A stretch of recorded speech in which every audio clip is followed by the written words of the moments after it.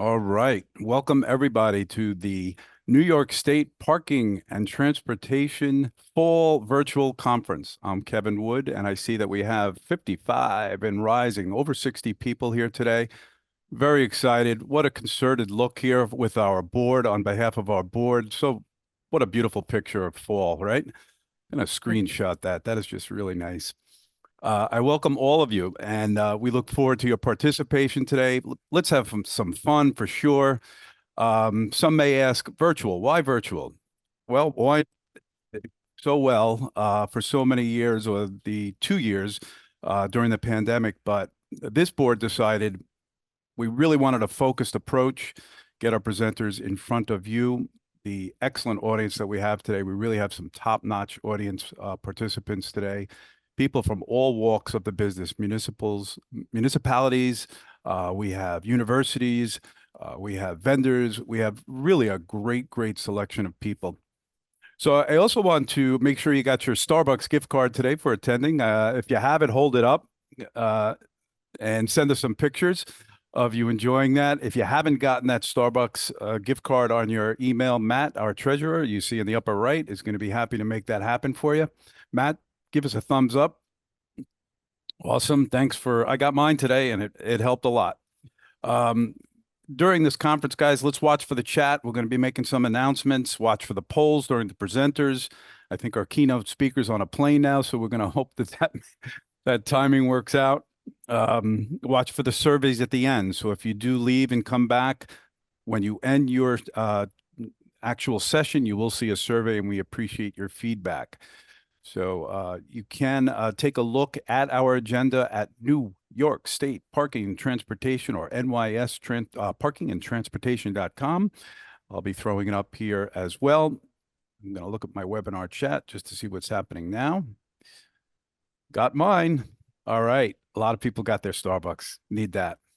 The other thing I want to mention is our virtual booths, where you can quickly go and see some of the folks that are not only supporting us, but giving you services. We added a quick text there, so you can talk to these folks real time today. That's NYS Parking and Transportation / virtual booth. I will be putting that URL in the chat as well.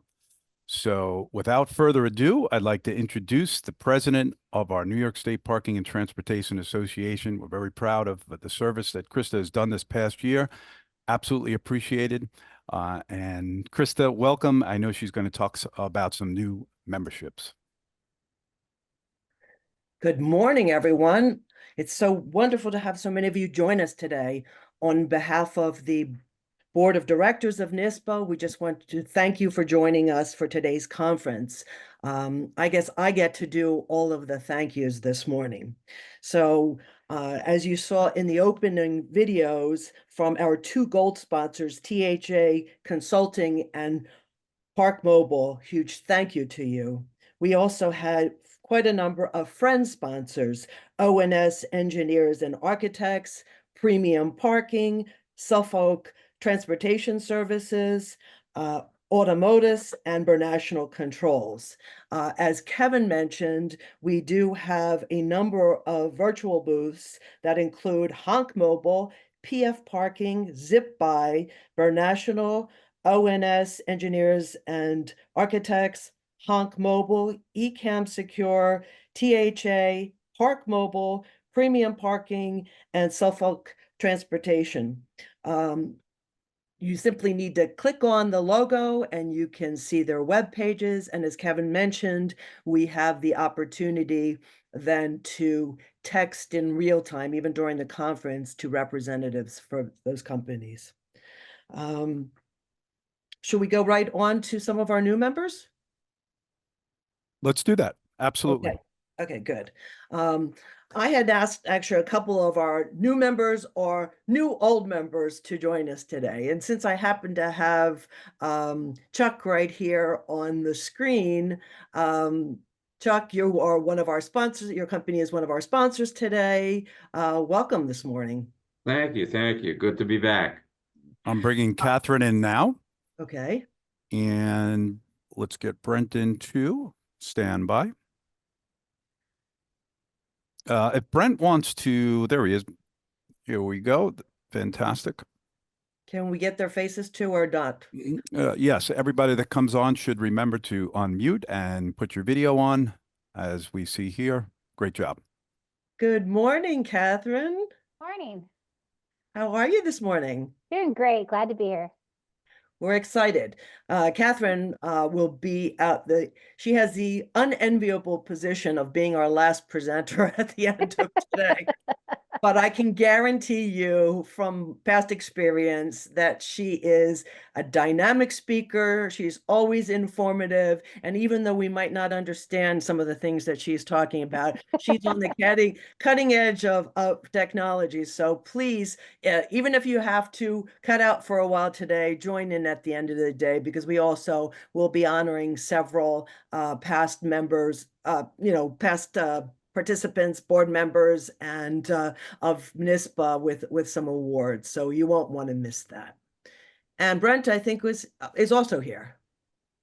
Morning, everyone. Brent is from Albany University. Thank you so much. So those are the three that we have. So it's interesting. We have three different areas of interest here. We have a university, and Catherine more on the vendor technology side, and Chuck representing engineering and architect company. I remember, Chuck, you from the days of Mike Klein. We met back in 2008. And at that conference, I remember holding up my phone and saying, oh, this is going to be the future of parking. And lo and behold, this many years later, in the post-COVID era, or during actually COVID, it became really ubiquitous and now continues to be so. And Catherine, I actually look forward to hearing what is next. Why don't you give us a little bit of a preview of what you're going to be talking about later? Oh, okay.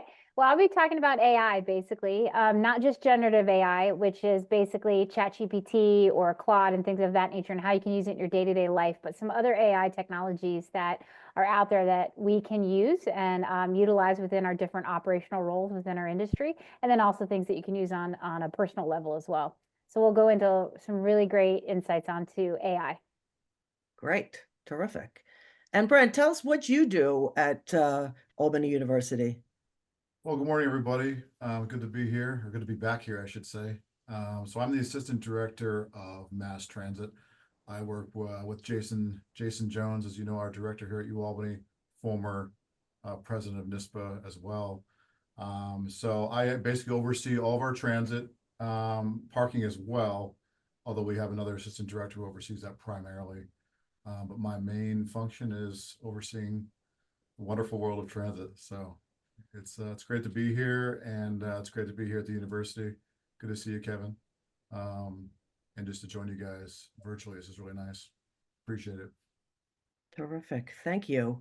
Kevin, do we have any more of our newer members that have joined? I haven't been able to. So I would ask any other newer members to raise their hand. I'm more than happy to bring you in. If you want to raise your hand, I'll bring you in. We're so excited about our keynote speaker, Julius Rhodes, who is going to be with us. He is off the plane, and we're happy about that. So if anybody wants to speak about the New York State parking experience as a new member, that would be great. I'm here to also announce that because you've made this conference today, if you're not a member yet, for the next 24 hours, you can't be a member for half price. This has never been done before, but we're offering this today. We'd certainly love to grow our group over the next year to be as strong as possible. So make sure. Wait. Sorry, go ahead. Yeah, I was going to say, make sure you just gone over to the website and take advantage of that. Again, if there are any new members, just raise your hand. Actually, Julius, if you wouldn't mind raising your hand, because I want to make sure someone can raise their hand. Let me know if you can't raise your hand. Yeah, great. Okay, fantastic. So Julius, we'll bring you in shortly. Anybody else that wants to come in right now during this new member coffee hour is what we're calling it, or coffee. Yes, I can actually mention a few names, and if they happen let's do that. Online right now. So we should have Jim Kozubinski from Lean On It. We have Jason Goldfarb from Falcon Rappaport, Berkman LLP. I know that Shirley Rodriguez from ZipBuy is not available today, but I believe one of her colleagues is going to be joining us today. We also have a number of new board members that were just board members elect, Eric Reed from Premium Parking and Mark Schleyer from Ames. I mean, Ames has been a long time supporter of NYSPA, but I'm not sure whether Mark individually has been a member before. We also have our returning board members, Kevin Wood and Chris Susko, that are here. And Kevin also, for those who don't know, happens to be our president-elect. So he will be the new president of NYSPA come January. Thank you. Thank you, Krista. We have a new member, Jim Kosabinski. I hope I didn't butcher that. Is on. Say hello to Jim. Hi, Jim. Hey, good morning, everybody. Thanks for the opportunity here. So first, I'd Absolutely. like to thank both Krista and Kevin for the coffee. I'm a very simple whole guy, board. and that makes me very happy. And also very happy to be here. So by way of introduction, my name is Jim. I'm the owner of Lean On It, the largest and fastest growing lean processing company in the state of New York. What we do is offer a garage as a remedy when customers don't pay. So we do this by compelling garage customers to settle their bill. If a settlement's not reached, a lien sale is facilitated by us that allows the garage to sell or take possession of the vehicle. The fact that we're the fastest and largest company is really a testament to word of mouth. Our competitors our customers basically by word of mouth have gotten out, and we've grown by over 50% this year. So, along with the growth, it's been particularly satisfying to work with our customer base. They really appreciate the service we provide. Like what I said, we're faster, easier, more reliable when compared to our competitors. And, we're viewed quite favorably in that regard. So for those of you out there that are existing customers, a big thank you. We're really grateful for the opportunity to serve you. And for those who are not yet our customers, I look forward to exploring, how we can make a difference for you. I run a 24/7 shop, can answer questions anytime. We're always available. If you go to our website at leanonit.com, you've got all the contact information. And I also have an office that's that man the phones from Monday to Friday, 9 to 5. And you can reach out anytime. Good job, Jim. Thank you. Thank you so much for coming on. I appreciate that. Just Thank you. looking while we have a few minutes here, if anybody else wants to come on, I don't see anybody. So, Krista, you can wrap this segment up when you'd like. We're going to show a video and then we're going to get Julius on again. I thank you. This was the opportunity to get out in front of the other members. We so rarely get to take some time and really get to know each other. We're always so busy in our own booth. So this was a great opportunity to feature a few of our members. We hope you'll take advantage of that in the future, and also the offer to join today at half price. Okay, I think we have Kent King coming on. Kent, if you are on, let us know.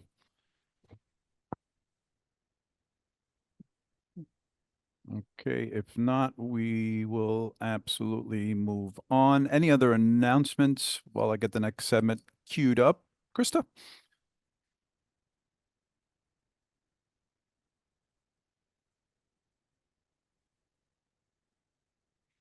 All right. Stand by, guys.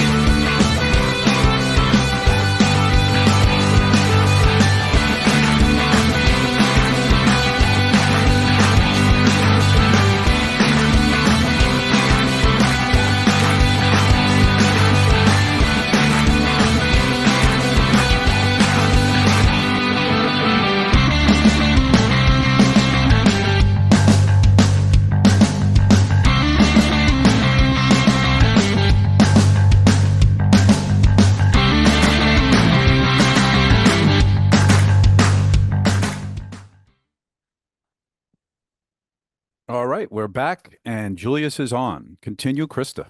Terrific. It is my pleasure to introduce you to a longtime friend of NYSPA, Julius Rhodes. That same year of 2008, when I met Chuck and Mike Klein, Julius led at our summer retreat that we have. He led some team building exercises for NYSPA members, and subsequently has been a featured speaker at many of our events. Julius, for those of you who don't know, is the founder and principal of NPR Group, which is a human resources and management professional services company.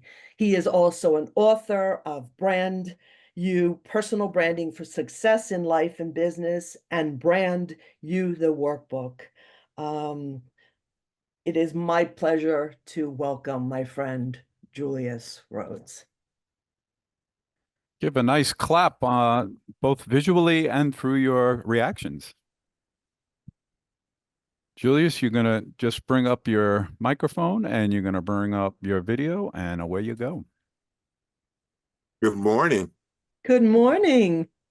I hope that everyone is doing well, and I want to say thank you to Krista and Kevin for allowing me, as well as all the members of the Planning Committee, the New York State Parking Association, as it was formerly called when I first became acquainted with it, and now the New York State Parking and Transportation Association, has always been a good friend to me, a dear friend to me, and I always look forward to the opportunity to share with each of you. Some familiar faces in the crowd with Krista and Kevin and Mr. Gonclaves and a couple of other folks that I've had a chance to get to know over the years. Today, I'm going to talk to you about this is where we are today. Where do we grow from here? And I want to start off by asking a favor. I want you all to close your eyes.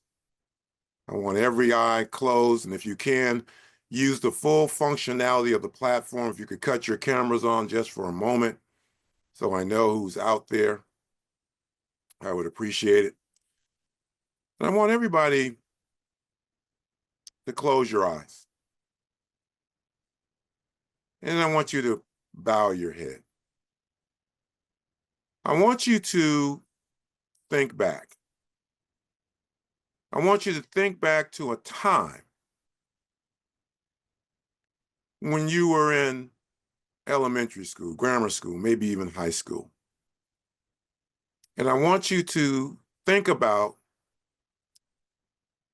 the most demanding educator, coach. You went to a Catholic school like me, maybe it was a priest or a nun. Who was the most demanding? Who was the most demanding? I want you to recall what they looked like, how they engaged you, what they did when they interacted with you, what their expectations were of you during that period in time. Now I want you to think about who was the best person, coach, educator, teacher. So you've got an image in your mind of who was the most demanding and who was the best. Now, using the functionality of your platform that we're on, if you can open your eyes, if the person you identified as the best is also the person who was the most demanding, could you raise your hand?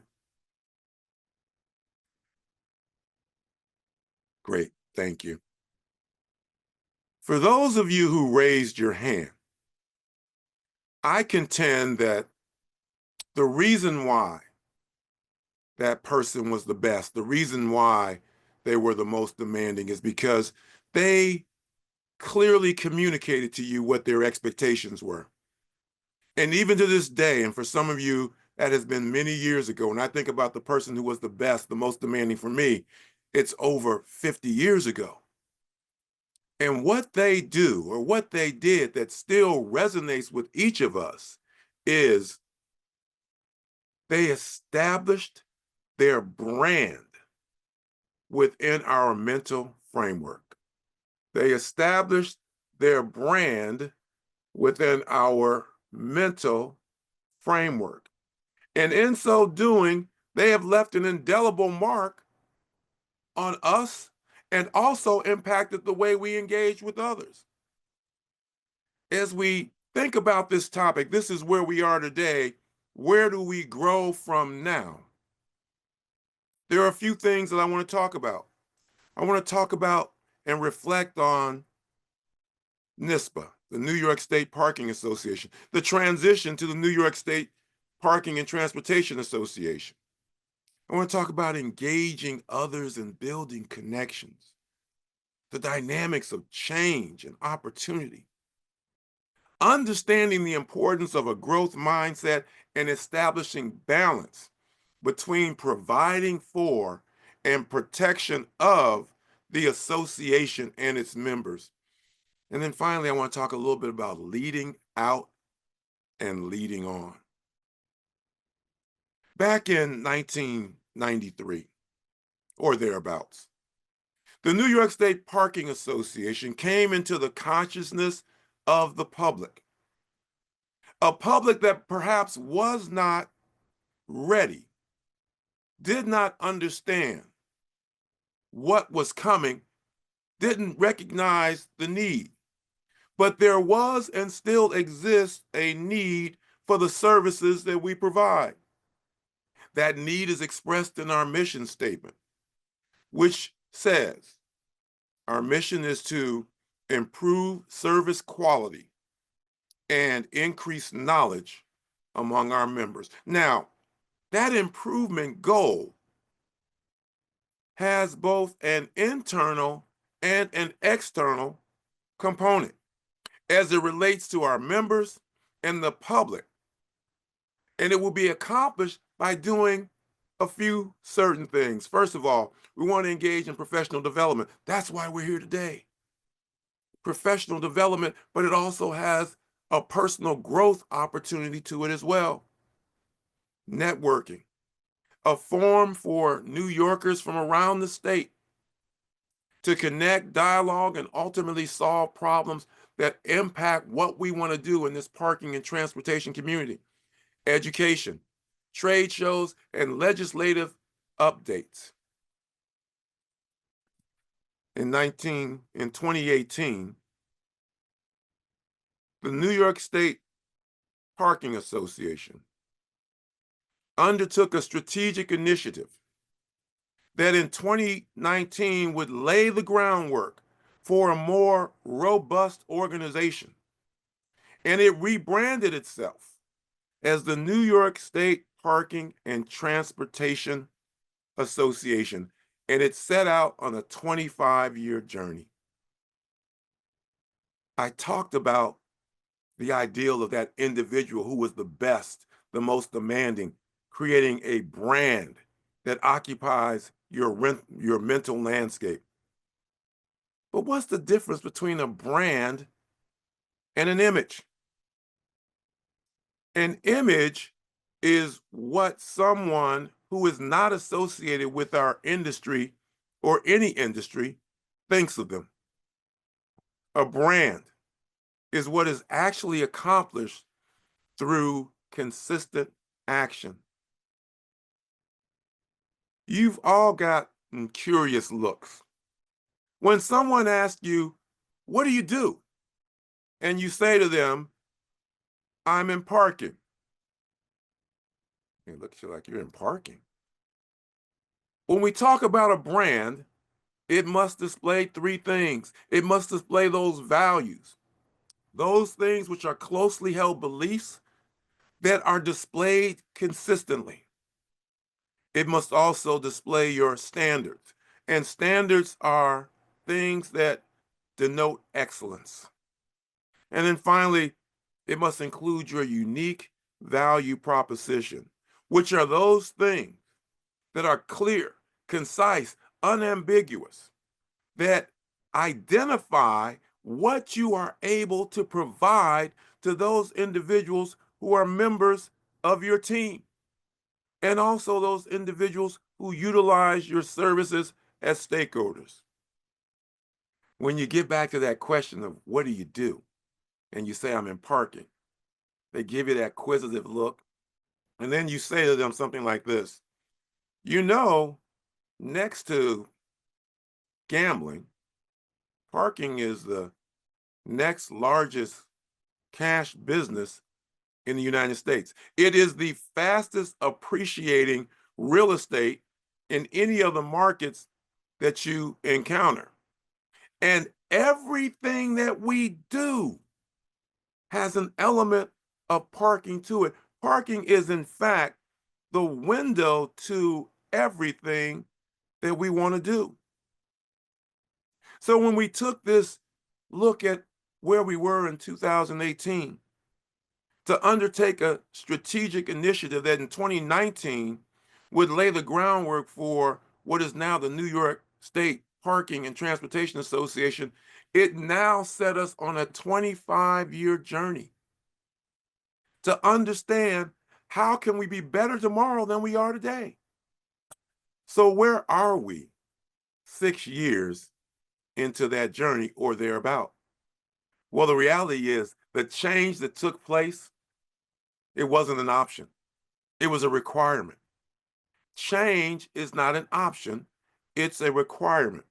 And in making that change, the association recognized the continuing evolution of the parking, transportation, and mobility industry, and the fact that we needed to be sure that we were not the last coin-operated meter left standing. This is what Jason Jones stated in his 2019 article, Changing for the Right Reasons in New York State, that was published by the International Parking and Mobility Institute. It was during the transition from NYSPTA to NYSPTA that Todd Helmer, who many of you know, in my opinion, coined this phrase, parking has gone from the outhouse to the penthouse. I vividly remember Todd saying those words when we were at Turning Stone Casino playing a softball game in their newly renovated or newly built dome. I remember him saying it in Buffalo when a freak snowstorm shut the city down for a couple of weeks. I remember Mike Klein echoing that same sentiment many times over. You see, a lot has happened in the history of this proud organization, but you need to understand this.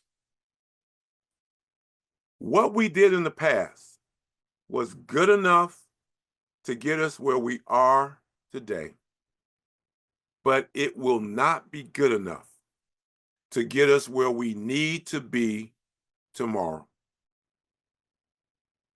What we've done in the past has been good enough to get us to where we are today, but it will not be good enough to get us where we need to go in the future. We need to not just go, but we need to grow into the organization we are capable of becoming. E.E. Cummings said, it takes courage to grow up and become the person, or in this case, the organization you are capable of being, to become who you really are. And that's the question. Who are we really? Not just to ourselves, but to the world within the New York State Parking and Transportation Association that we hope to serve. So, how are we going to accomplish this task? The question can be answered in one word: connection. Connection to self, connection to others, because what we desire for the New York State Parking and Transportation Association, what we desire, we can have. What we desire, we can have if we can help others get what they desire. And we have to do it faster. We have to do it by moving from a fixed mindset of one that says, we've always done it that way, or that's good enough. The reality is, good enough has never been good enough, and it never will be. We need to embrace not just the now, but the horizon to which all of us are headed. It's not just seize the day, it's seize everything.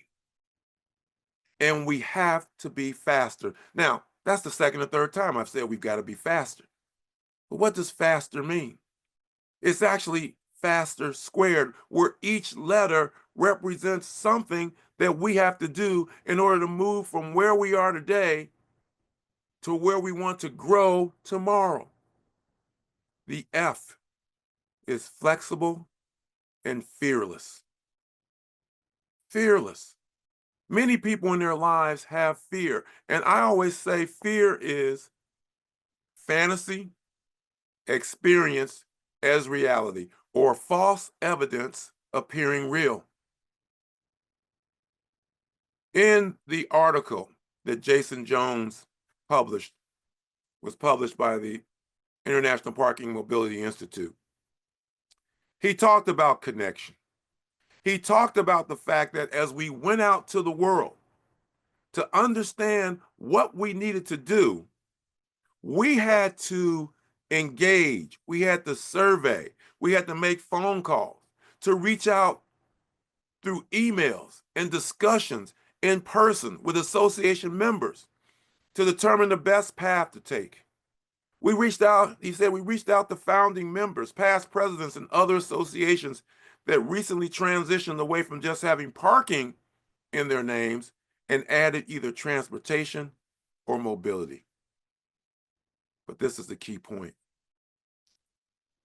He said, these decisions cannot be made in isolation, and any association is only as strong as its members and the research they conduct. When you know better, you do better. And we get true insights into how to be better when we build relationships. Is it scary moving from where you are to where you want to be? It is scary. And fear is a natural reaction to the unknown. But we've always got to challenge our assumptions and be strong enough and have enough courage to step through that fear by doing the things that Jason talked about in 2018, by connecting with people. The A is accountable and adaptable. There's a difference between responsibility and accountability. Responsibility is about self. I'm responsible for the content of this presentation. Krista was very helpful when we initially began to talk about it. She said, we need somebody to do A, B, C, and D. I said, okay, Krista, let me do this. Let me put together an outline, give it to you, let you look at it, see what you think, share it with the planning committee, share it with the board, see what they think. We'll revise it, and we'll come up with an outline, an agenda. That was my responsibility. But in assuming that responsibility, I'm accountable to all of you. Responsibility is about self. Accountability is about how we relate to others. And we've got to be adaptable. We've got to be malleable in the approach that we take so that we're not trying to be a one-size-fits-all. If we were a one-size-fits-all, we would not have the membership that we have, because when you look at our membership, it's very diverse. It spans a number of industries directly related in parking, but also tangential to parking. The S is We've got to be supportive and, of course, sustainable. Supportive and sustainable. We need to support. That's what we're doing today. Today is an opportunity for us to come together to support each other and to support the association that we said we wanted to be a part of. The T, we need to be tenacious and trustworthy. Tenacious in identifying those things that will allow for the betterment of the association, first by providing for the betterment of opportunities for our members. And we have to be trustworthy. Mark Twain said, the best way to know if you can trust someone is to trust them. We need to be trustworthy in the way that we deal with our members, the way we deal with each other, and most importantly, in the way that we deal with ourselves. Because sometimes the hardest person, the easiest person to fool is ourselves. The E, we have to be empathetic and empowering. Think about where we've been over the last 2 years. Think about where we are now. Think about the landscape that we sit in at this moment in time in this country in which we are all proud citizens. We need empathy. Every one of us on this call needs empathy. And we need to take that empathy and allow it to provide us with opportunities to empower people, to give them the tools and the resources they need to do the things they need to do, and then get out of their way. And then finally, we've got to be respectful and resilient. When we talk about respect, it differs from the word dignity. Dignity is what all of us should be afforded by virtue of being members of the human race. Respect is earned. And in order to get it, you have to give it. If you close your eyes and you think of that famous Aretha Franklin song, Respect, RESPECT. When I think about those letters in my mind's eye, they are always capital letters. But not only are they capital letters, they're capital letters and they're in bold print. I respect myself. I'm going to show you I respect myself. I respect you. And I expect you to show me that you respect yourself and that you respect me as well. Respect. And then resilience. Resilience is being able to differentiate between that which is on the horizon and that's what is immediately in front of you. It's the difference between endurance, where you put your head down and you just run, and you just blow through everything in front of you. You can only do that for so long because all you're focusing on is what's in front of you. Resilience is head up, head on a swivel, looking around to see what's coming at you from left, right, what's in front of you, what has been behind you that may be coming back up to you again. We have to be respectful and resilient, which means we have to, as individuals, as members of NYSPTA, we have to continue to evolve and change. And the way we see ourselves, the way we serve others, and the way we build this organization. Because we live in a dynamic and not a static world. And I have a poll question. It's just one question. When it comes to behavioral change, and Kevin, I think you have that question up. If not, I can just read it. When it comes to behavioral change, what do you think is the biggest impactor of that type of change? Is it A, education, B, training, C, support systems, D, personal motivation, or E, all of the above? So the question is, when it comes to behavioral change, what do you think is the biggest impactor of that type of change? A, education. B, training. C, support systems. D, personal motivation. Or E, all of the above. What's the biggest impactor? What do you think?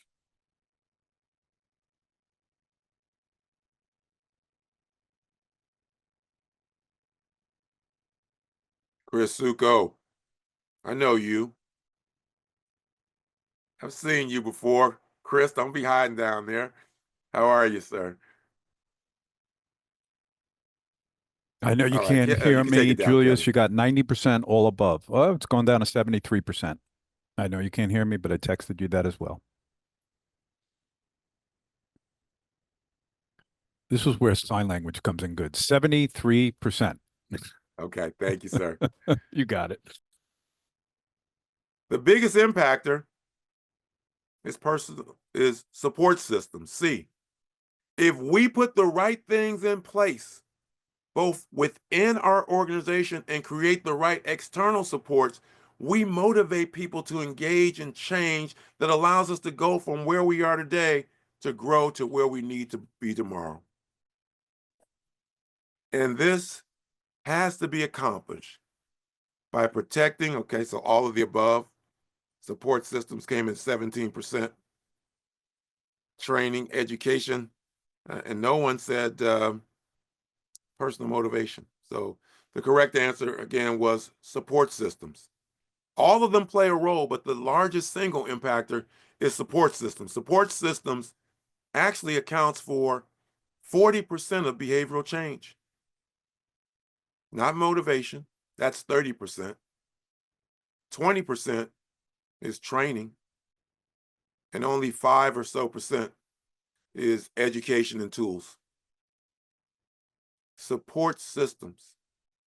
And when we think about the need for change, both organizationally and individually, and the synergy that's required to achieve collaboration between those two, we have to understand that this goal of moving from where we are today to where we want to be tomorrow through growing, not just going through things, has to be accomplished by protecting the association through intentional actions, but also providing a place, a continued space where our members can have their voice heard, feel included in the process of activities that impact them, regardless of the role they play.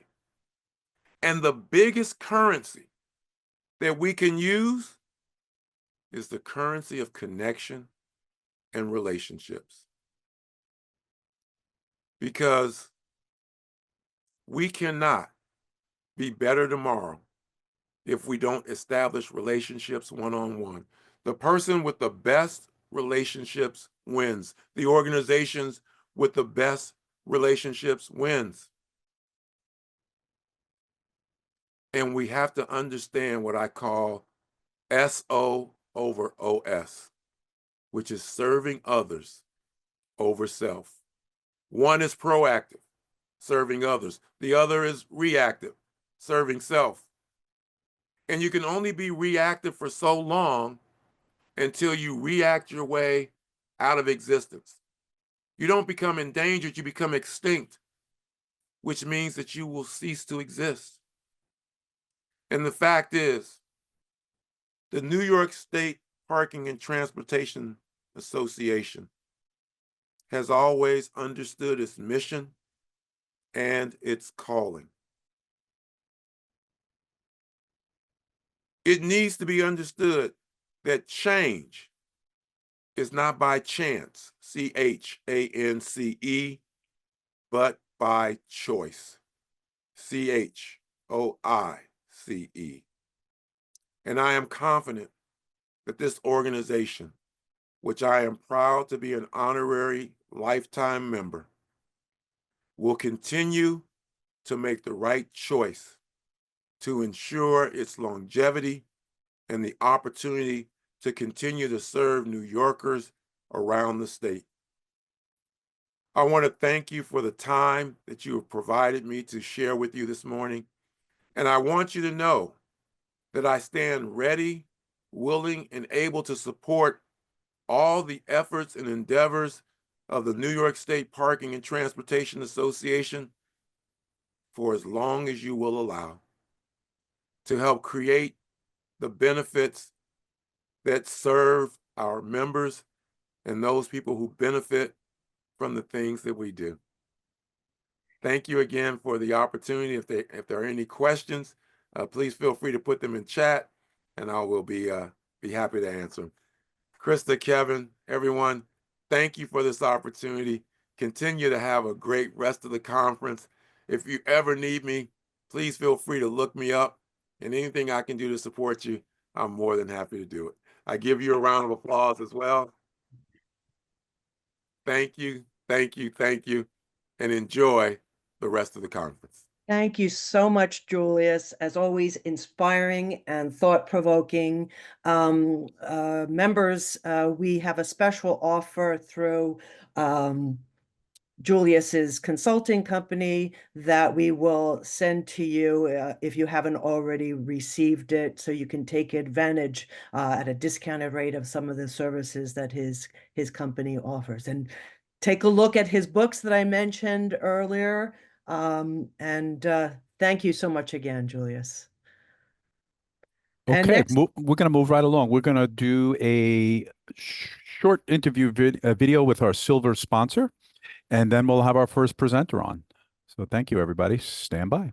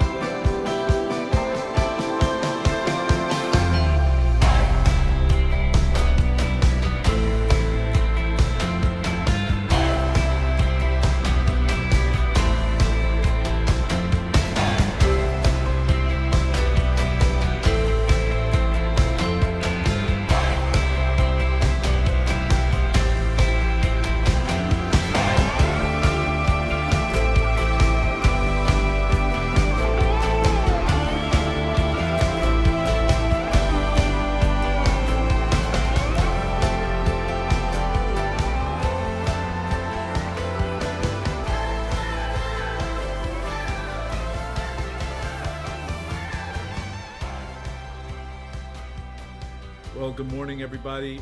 We are, again, so excited to have friends in the business, sponsors, and people that support the New York State Parking and Transportation Association. We are so proud to have with us today Jim Zullo of THA Consulting. THA has always been a real great supporter, and Jim in particular, to the New York State Parking and Transportation Association. I remember about 7 years ago, Jim, I met you at one of our events upstate New York. You've always been just really, really supportive of what we're doing here. We really appreciate it. No, thanks so much. And Kevin, you've brought a lot of color to the organization as well. We really enjoy some of the events you host and some of the activities you've promoted to kind of add a little bit of excitement and vibrancy to the group. So it's been fun. And you know, the state association in New York has been a lot of fun in general. A lot of good people from all over the state, and just good people to learn with and to do business with, and to get well educated about parking with and transportation. So yeah, I would even go as far as to say that I would not have gone as far as I did. As you know, I was previously with Port Jefferson Village so quickly without the support and people like you. So definitely appreciate it. So let's get to THA Consulting and your exciting firm, and tell us about, what your core services are and who might be a core customer for sure. Yeah. No, well, thank you for the opportunity. So, THA Consulting is we've been in business for 30 years. Formerly Timothy Haas and Associates. Mm-hmm. Our core business is really design and engineering of parking facilities And, as today, that includes mostly mixed use facilities as well, a little retail, office space, whatever it may be. But our firm consists of about 40 people. Offices are headquartered in Pennsylvania, Blue Bell, Pennsylvania. I'm in New Brunswick. We have an office in Atlanta and Miami, and we design and provide structural engineering for parking facilities. We also do a significant amount of restoration work, inspection work, and then repair work related to parking facilities. And, and then the other major component too is parking consulting.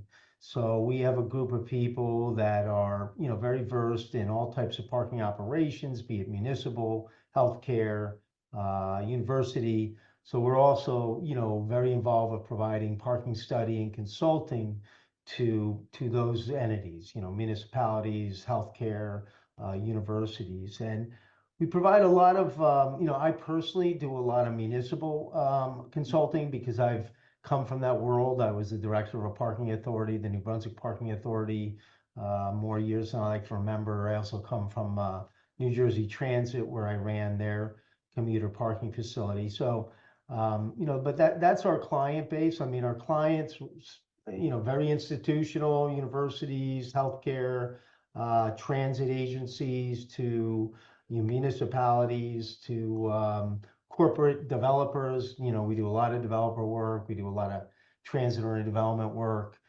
throughout the different areas. So it's a lot of fun. We have a very diverse group. We have a very diverse geographic area. I said we're primarily focused on the East Coast with our offices, but we've recently did a huge 10,000 space garage for Tesla in Texas, and Really? garages out west as well. So 10,000 spaces? yeah, How many levels is that? That's incredible. I don't have all the detail. It's probably Mhm. it's multiple, obviously multiple levels, but it's But a acres very and acres. vast piece of property that Like they in did. back of me. Yeah, that's Yeah. that's incredible. I didn't think I'd go here, but I'm going to ask, when you talk about some of the things that might be incorporated in a, I like to call them multi-decks. Sometimes I know the public is described by the garage, they get a little thrown off. So I'll call Yeah, it. yeah, yeah. What are some of the really newest features that might be incorporated in a Sure, sure.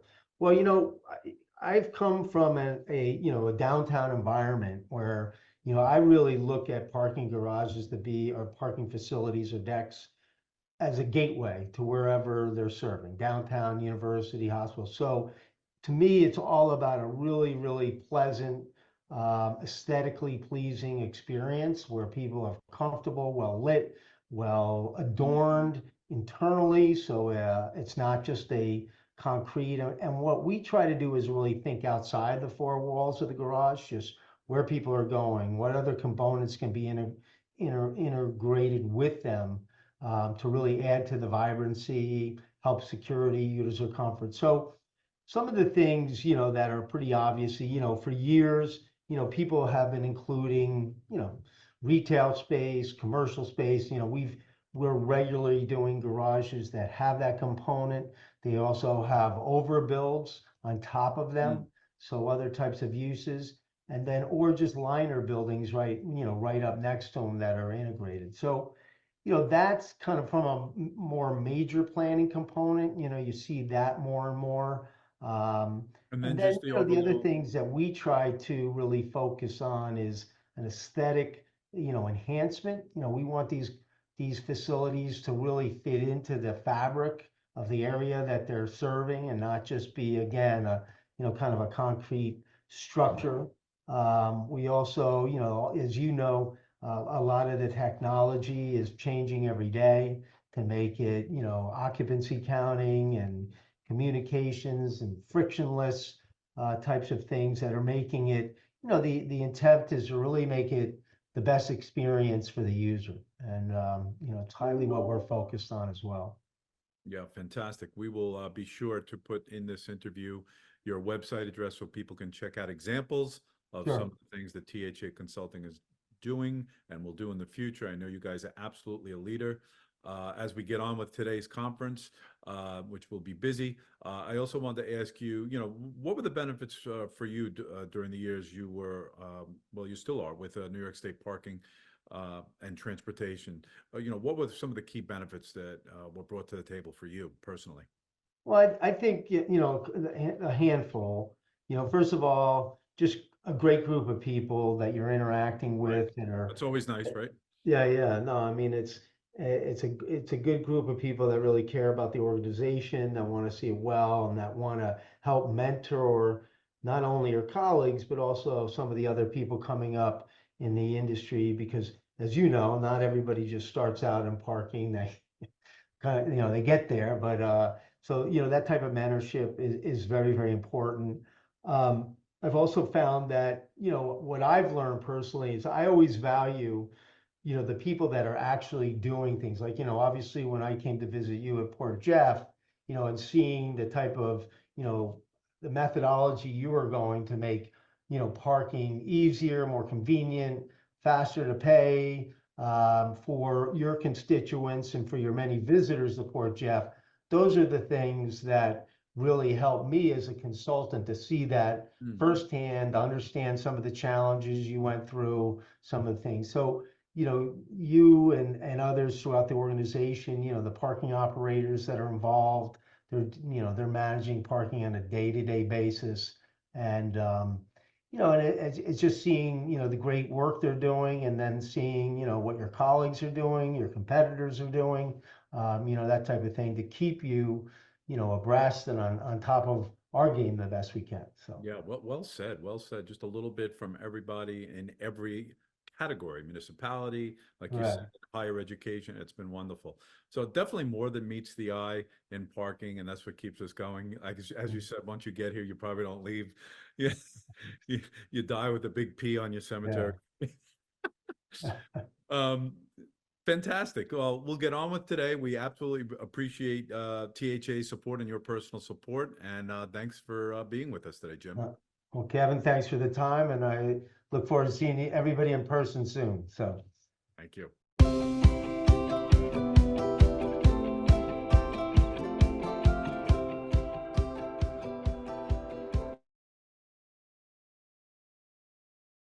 All right. You ask yourself, how can I be at two places at once, right? That's the magic of technology. Thank you, Jim. Always a great company and great support. Thank you so much for having that small interview. We are exactly on time, 11:10, 3 minutes late. I apologize for that. And I want to just introduce our next speakers and just say that about 2 months ago, I visited this amazing municipality under the direction of Hernani Gonçalves, one of our board members. And he today is going to explain the technology that was just happening at the time I was there. And this is now, I think, fully implemented. So without further ado, Hernani and Matt Brooker from Automotus, you're on. Thank you, Kevin. Thank you, Krista. Welcome, everybody. It's truly has been a pleasure to be part of NYSPTA, and the networking and the friendships that I've established in the last 2.5 years being part of this organization has been incredible, and truly has helped me, assisted me in moving forward with programs in Fort Lee and really delving deep into the parking world. And it's certainly a hard act to follow after Julius's presentation, but Matt and I will do our best. Just a little background on me. I am a retired law enforcement officer. I spent almost 27 years in law enforcement, and I took the helm of the Fort Lee Parking Authority about 2.5 years ago. It's been a challenge, but it's been a good challenge, and it's been a learning challenge along the way with many partnerships. But before we get started, I want to introduce Matt Booker from Automotus, who I've been working closely with for close to 2 years now, Matt, on this program. Yep. So I'll let Matt say a little bit about himself before we get going. Sounds good. Thanks, Hernani, and thanks everyone. Really excited to be here and appreciate the the opportunities created by NYSPTA and all the networking and knowledge sharing, and happy to contribute here. A bit about me. I've been in the space about 8 years now. Been at Automotus for about 2. We're really focused on helping parking authorities and cities solve tricky challenges around managing the curb. Prior to joining Automotus, I was at Park Mobile, so pretty well acquainted with the on-street municipal environment. So yeah, excited to talk through our program here with Hernani. So Hernani, I'll hand it back to you. Thank you, Matt. So to get going and kind of better understand Automotus's platform along with what we implemented in Fort Lee, we'll start off with a little background on our challenges that we deal with on a day-to-day basis in Fort Lee, as well as the automated curb management program overview, insights and data from other cities, and at the end we'll have an opportunity for a quick Q&A. If at any point in time my information's up, you could always send me a message, an email, and I'll be always more than glad to return the email or even give me a call, and I'll call and answer any questions. So one of the biggest problems in Fort Lee is a surging growth in e-commerce, and the on-demand delivery has really created a safety hazard and congestion and emissions at the curb. You know, when we talk Vision Zero, we talk about in Fort Lee is reducing pedestrian accidents, reducing the amount of motor vehicle accidents, and truly also reducing the amount of summonses, and creating a setting driver standards and really teaching people and having them learn and creating a new behavior as far as parking is concerned. So a little bit about Fort Lee. We are the town right outside the George Washington Bridge. We have the busiest bridge crossing in the world. Over 300,000 cars cross our roadways to the GW Bridge every day. So when you add that along with 40,000, a little over 35,000 residents on a day-to-day basis, the word congestion is just, it starts at 5 in the morning. It doesn't let up till about 10, 11 o'clock at night every day. So when we met with the members of Automotus approximately 2.5 years ago, there was many undertakings that we had to look, and it was really seeing what the behavior of the drivers and the parkers were doing on a day-to-day basis. And there's some streets that we couldn't even pass, and our emergency vehicles were really having a difficult time passing to respond to calls. So we connected with Automotus, and the journey began where we decided to implement this, the curbside management programs. A little bit of the smart loading program overview. So the scope, it was a pilot program, payment and invoicing in high demand loading zones. So what we did with this was we went out, and it took a little bit between 6 to 8 months. And we did our own studies, in-house studies, and with the assistance of parking enforcement officers who really are the backbone of the organization. They told us where the majority of these commercial vehicles were parked, where the majority of the Uber vehicles were parked, Uber Eats, also the taxis. And we identified at the beginning 10 loading zones in the downtown area of Fort Lee that really had a problem on a day-to-day basis for approximately about 7 to 8 hours a day. And that led to us sitting out there and really looking at what was happening in the area for, like I said, for those 6 to 8 months. And from there, we implemented the program. Now, the objectives obviously were to improve the safety and support our Vision Zero and increase turnover and revenue and gain insight into multimodal curb activity. But the difficult part for us in Fort Lee was we were the first municipality in the state of New Jersey to look into a program like this. So there was no laws written, there was no resolutions passed, there was no ordinances written, and it was really a difficult process navigating all these countermeasures to implement a program like this. Now, on this slide, you'll see what a traditional loading zone versus smart loading zone is. And this is something I had to learn myself. And thanks to the team at Automotus, they really brought some insight. So a traditional commercial loading zone, the impact excludes gig economy, mom and pop businesses who use a passenger vehicle for loading and unloading. with the smart loading zone, it supports the short-term parking needs of all drivers. In today's day and age, we have delivery, like I said before, we have the delivery drivers from Uber Eats and Lyft, and in Fort Lee, we have all these little pickup shuttles that pick up commuters going into New York and dropping them off at certain locations. And with the traditional zones, the impact really is on the consumer and the local businesses to subsidize the commercial loading. Here it gets shifted. Now, commercial vehicle, these major companies, they're charging our businesses the loading fees and the unloading fees, including also the summonses. And correct me if I'm wrong, Matt, I believe 2 years ago, FedEx paid nearly $13 million to New York City. Yep, I believe so. Okay, so that's really getting passed on to our businesses and to the consumers. So everybody's a stakeholder in this, from your delivery companies to your local restaurants, and that passes on to the consumers and to our residents. So creating this, the commercial operators pay for what they use, and that doesn't get passed on now to the consumer and to your local businesses for these delivery fees, where they have a quick place to park the vehicles, make the deliveries or the pickups, and move on, as compared to double parking, causing an accident, or being issued a $60 or $70 summons at the end of the day for a double parking or impeding a walkway. We had to come up with rates to incentivize turnover. Obviously, the biggest key with parking is turnover, especially in the business districts. You want the cars to move out of the meters and the parking zones as quick as possible. More turnover means more business for our local businesses, which betters the economy.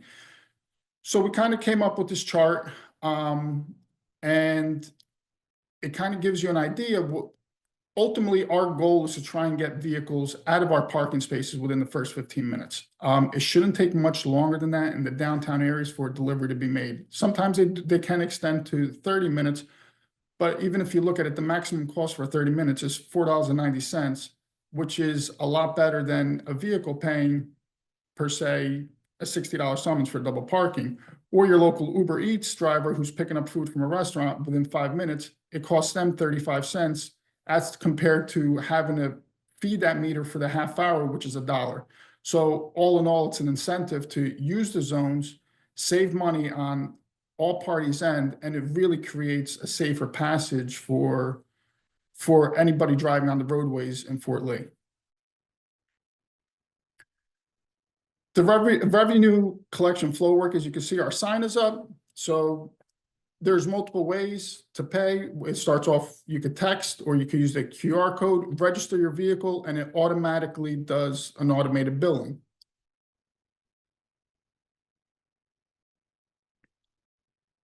If the individual parking the vehicle is not registered, we really sat down with our governing body in Fort Lee and with our stakeholders, our local businesses, our Chamber of Commerce, our Business District Alliance, and wanted to afford everybody an opportunity to register their vehicles for those locations without being fined right at the inception. So we came up with this platform, and kind of, the first notice goes out.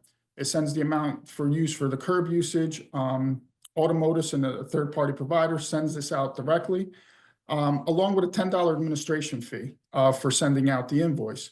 If the individual or the company utilizing the space registers their vehicle, creates an account, there's a $10 discount on the administration fee along with the registration. So really all they're on the hook for is the amount of time that they used at the meter.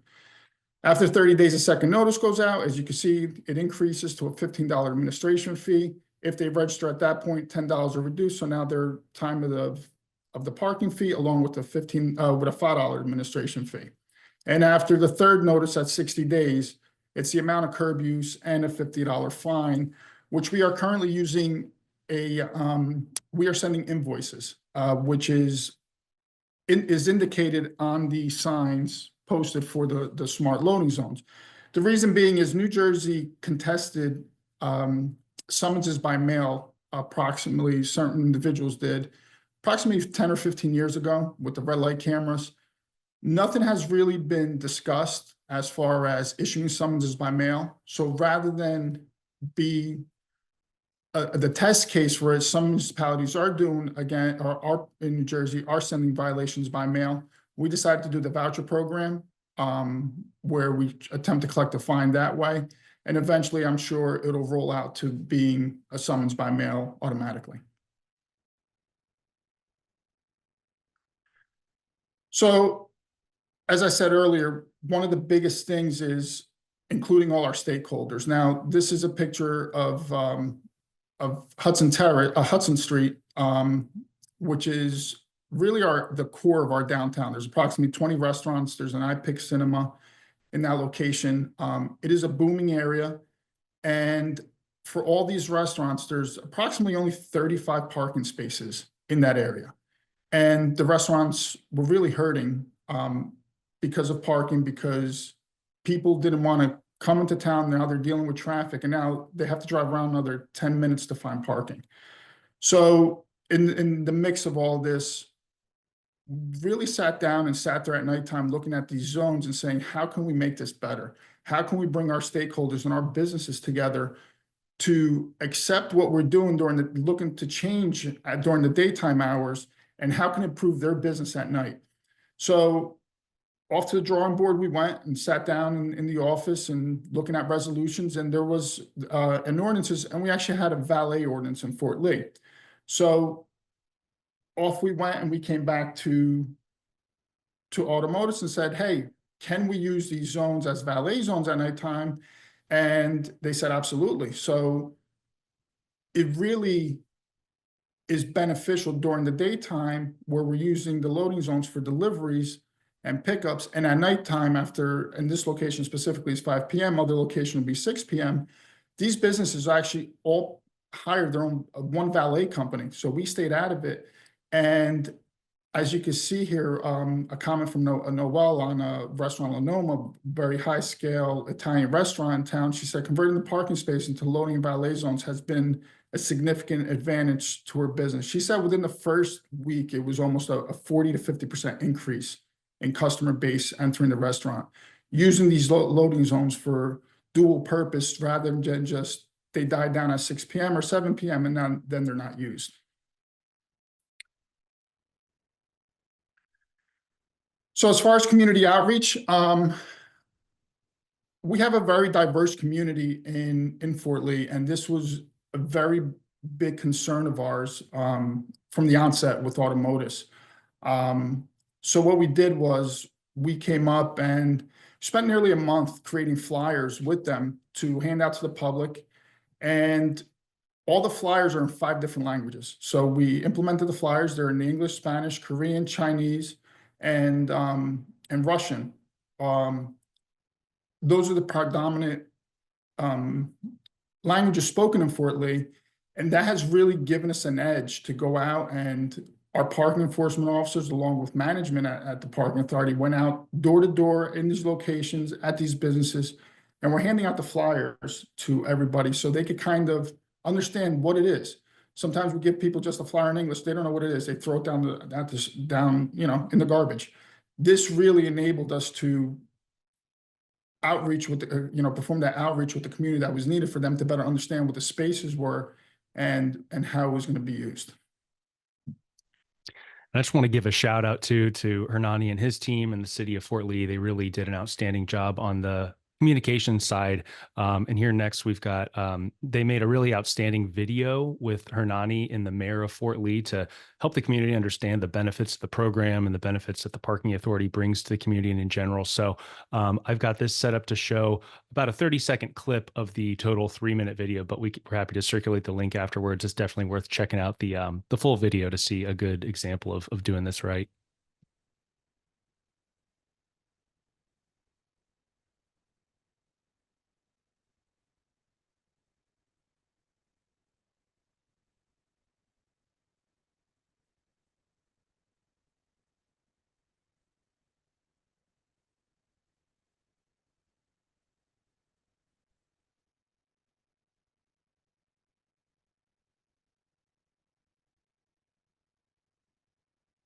Sorry, is this sound not coming through?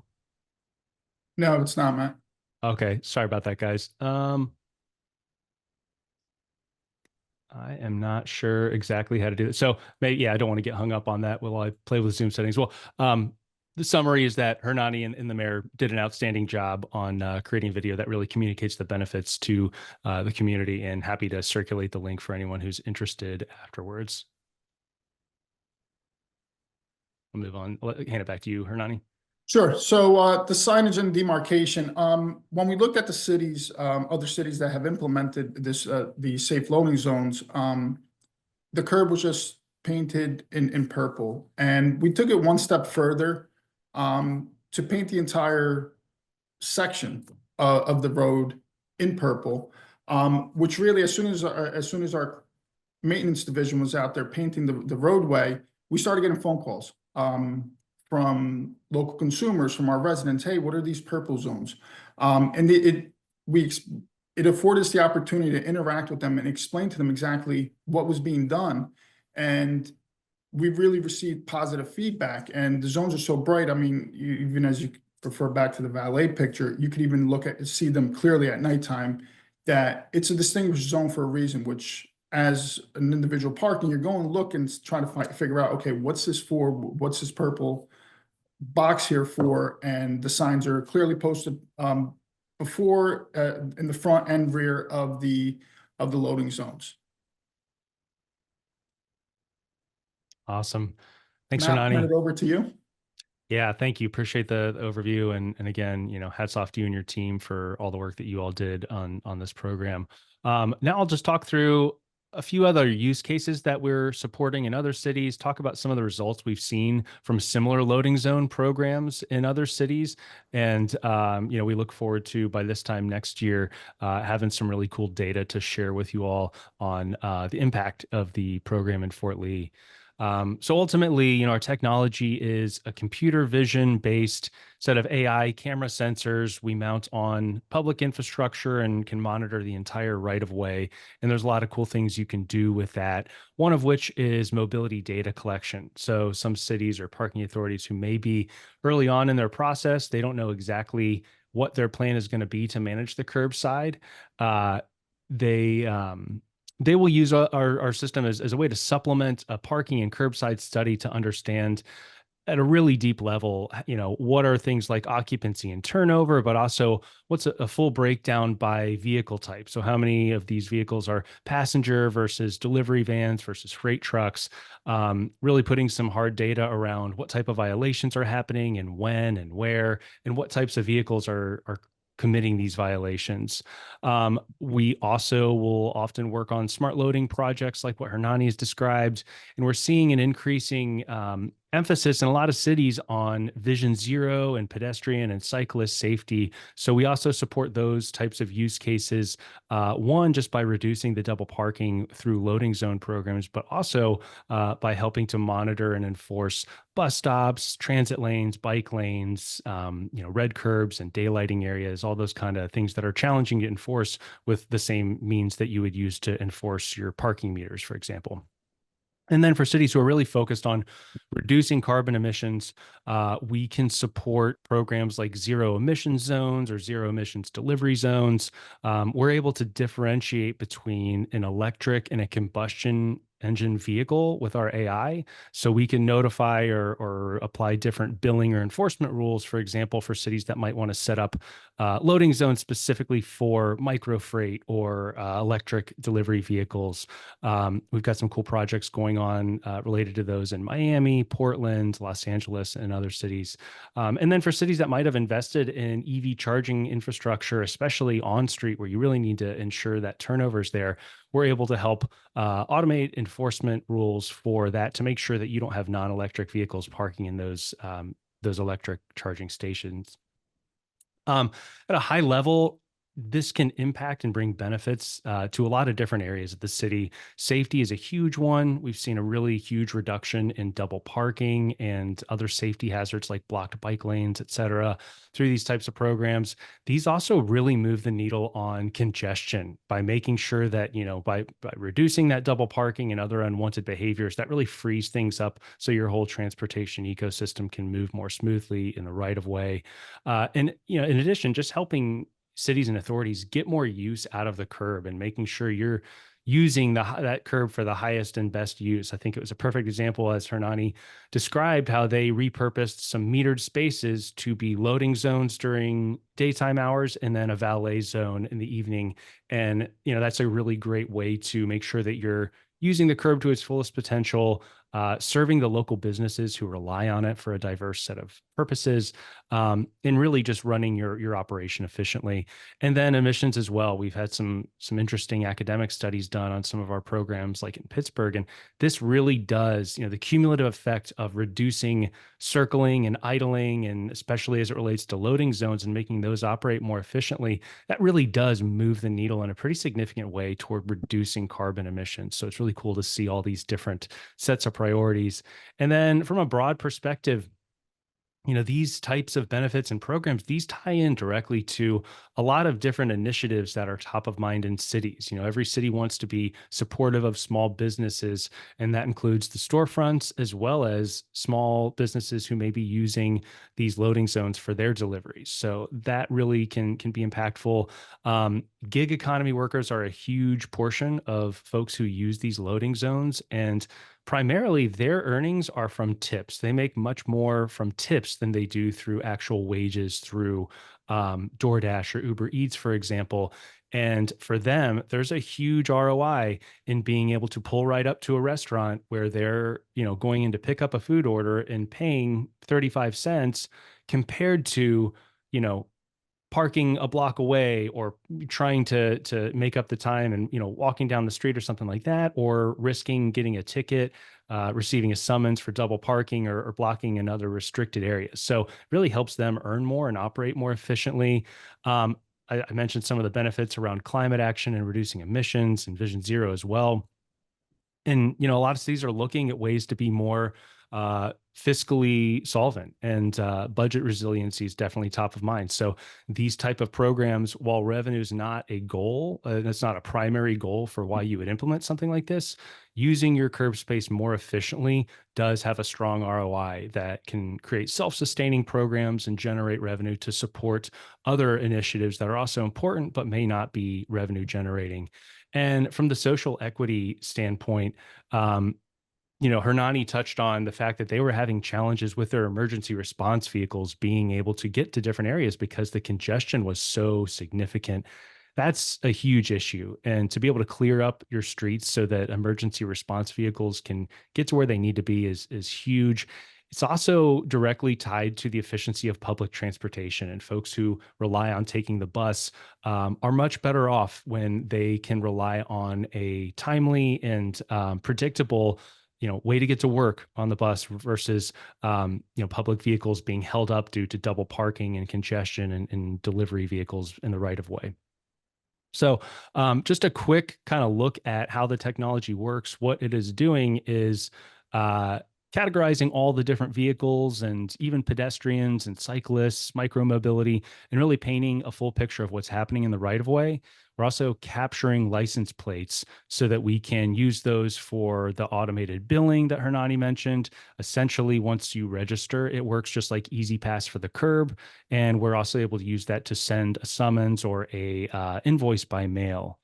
The data I touched on, but it's really interesting to see there's a wide variety of data points that you can get from programs like this. So you can see and plan what maybe your city is looking to do, or what makes most sense to inform, what are your peak hours or peak times of day, but also to measure the impact of programs like this. So, it's very powerful to be able to see the needle move in terms of increasing turnover and reducing violations, with that ability to break those down by different modalities and different propulsion types.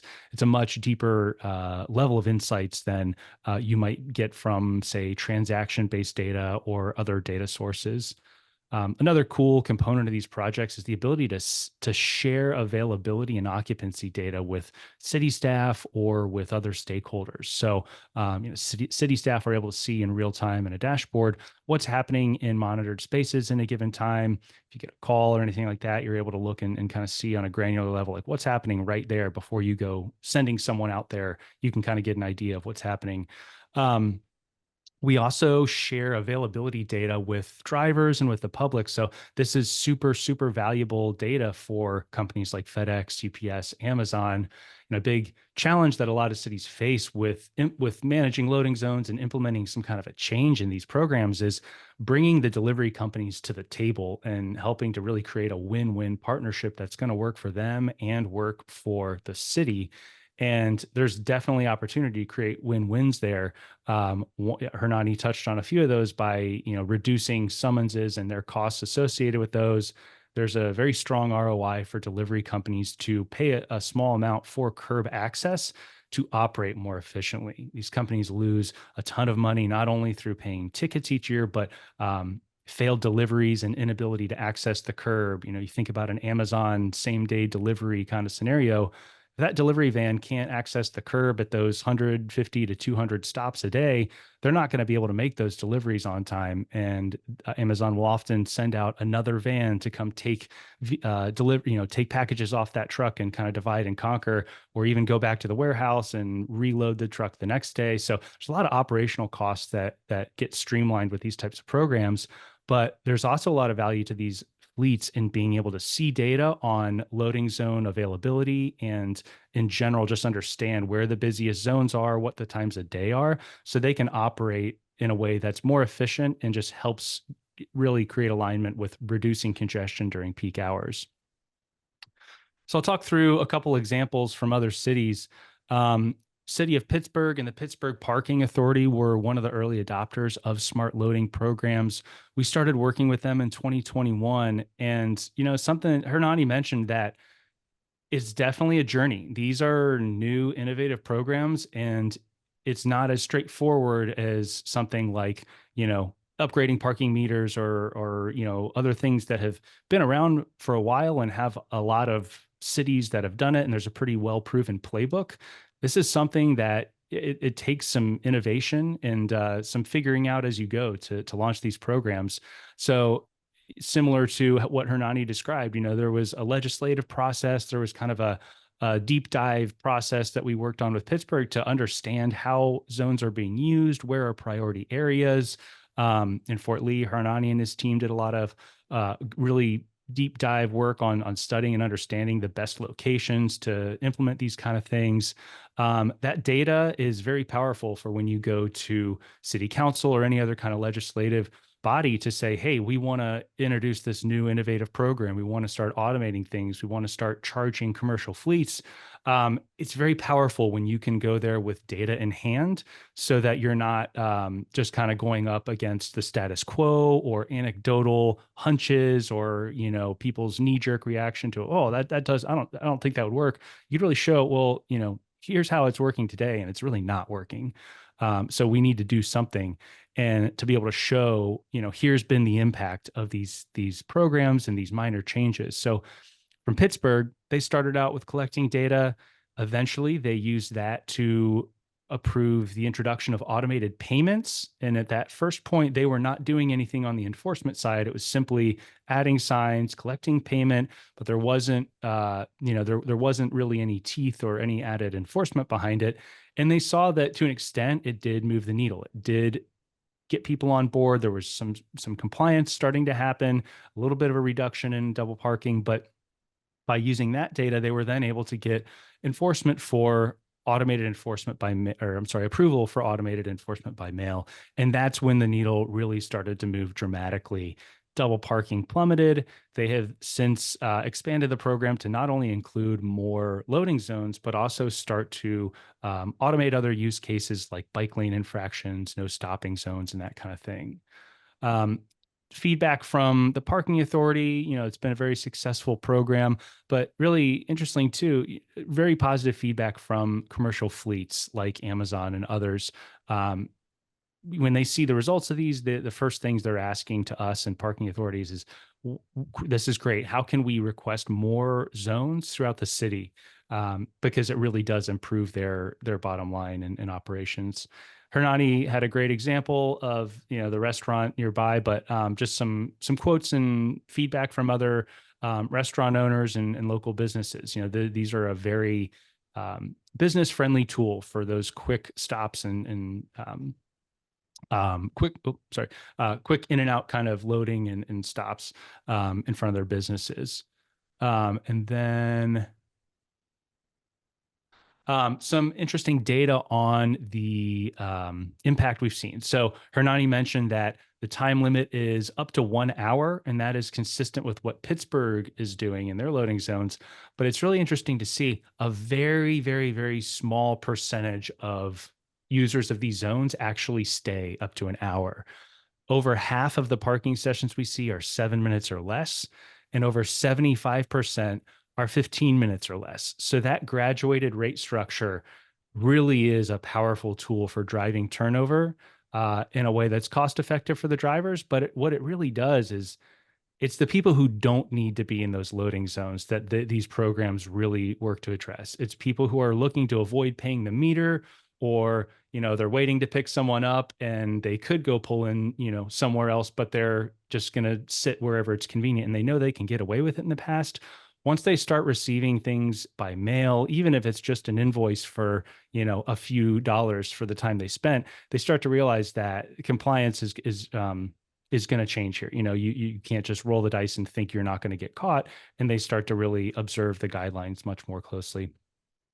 Interesting to see a breakdown of the vehicles. Hernani kind of touched on the flexibility of smart loading zones, and it's a much less rigid structure than a traditional commercial loading zone. The vast majority of folks using these are not traditional commercial vehicles. The vast majority are passenger vehicles, which is interesting. I'm going to wrap this up very quickly. I know we're coming up to time, but double parking is down 95% since about 2 years ago, which has been huge. We're seeing that dwell times are continuing to decrease. We're seeing that compliance is continuing to increase. And most importantly, folks who are receiving a notice by mail are, by and large, not receiving another one. So this is not a system to issue more citations. This is proving to be a system that changes behavior and increases compliance. So I'm going to go ahead and stop there because I know we want to leave a little bit of time for Q&A. So yeah, I really appreciate the opportunity to be here, and Hernani and I would welcome any questions from the group. Great job, guys. Amazing technology. Thank you so much. Any questions from our attendees? We have over 60 right now. Just raise your hand. Raise your digital hand, I should say. Raise hand if you have a question. I'll bring you in. Got Gabriel coming in.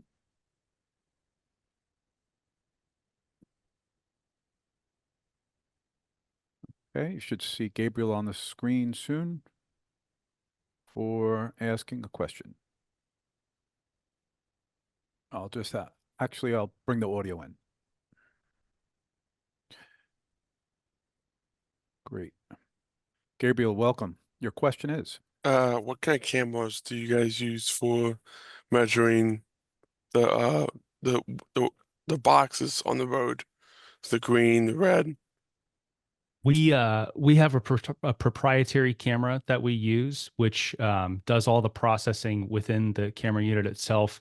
Notably, it also blurs faces and blurs license plates of vehicles that are not needed for billing and enforcement. So it is compliant with city privacy guidelines. Thank you. Thank you, Gabriel. Anybody else? Just raise your hand. No other questions, guys. Great job. Perfectly on time. Thank you so much. Thank you. Thank you. Let's give a hand. Yeah, definitely. Let's throw that digital hand up there. Guys, hopefully you've received your Starbucks coffee. Again, announcing that if you haven't, email us at nysparking@gmail.com. I'll put that up in the chat. We're now going into a 40-minute video, and our next live speaker will be 12:35. So stand by for that.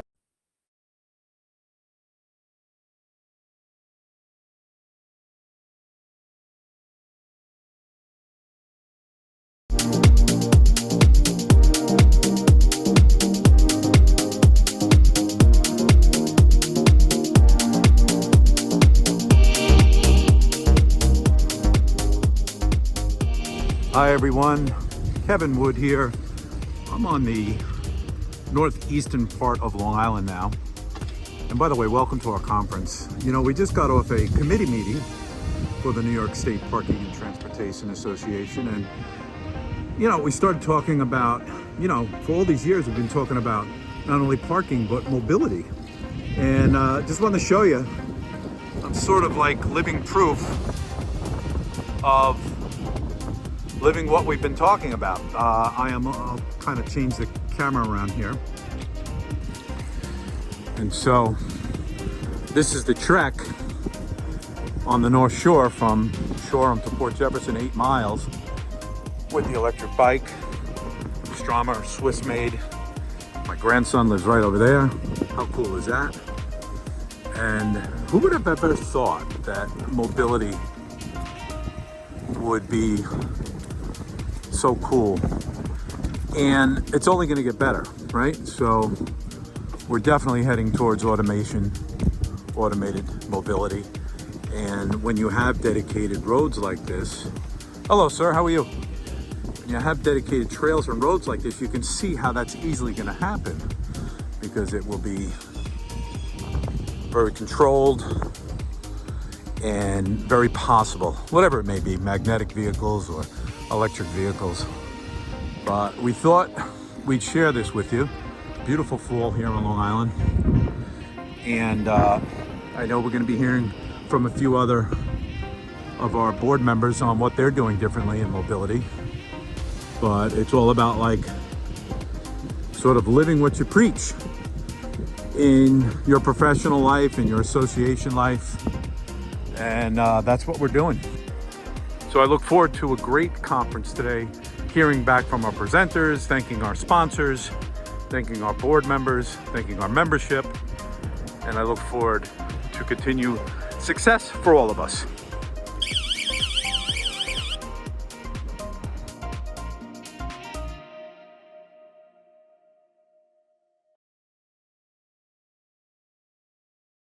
In this video, we'll show you how to take the free shuttle from JFK Airport to Stony Brook University.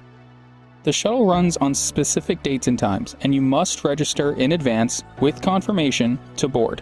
If you haven't registered, received a confirmation, or if you miss your shuttle, you'll need to find an alternative method to get to Stony Brook. The shuttle is direct from JFK, with no service from LaGuardia, and allows 2 large pieces of luggage. Once you arrive at JFK, head to Terminal 4. This is where the shuttle will be located. If you're not already at Terminal 4, take Airport Terminals Loop on the AirTrain to Terminal 4. AirTrain is free within the airport system. When you exit, look for the large charter bus in passenger pickup C1 through C4. Next stop, Stony Brook. Upon campus arrival, you'll be able to exit at any of the shuttle stops. If you live off campus, you'll have to arrange for further transportation from there. Thanks for watching this video. To learn how to get to Stony Brook from JFK via the Long Island Railroad, click the link in the description of this video.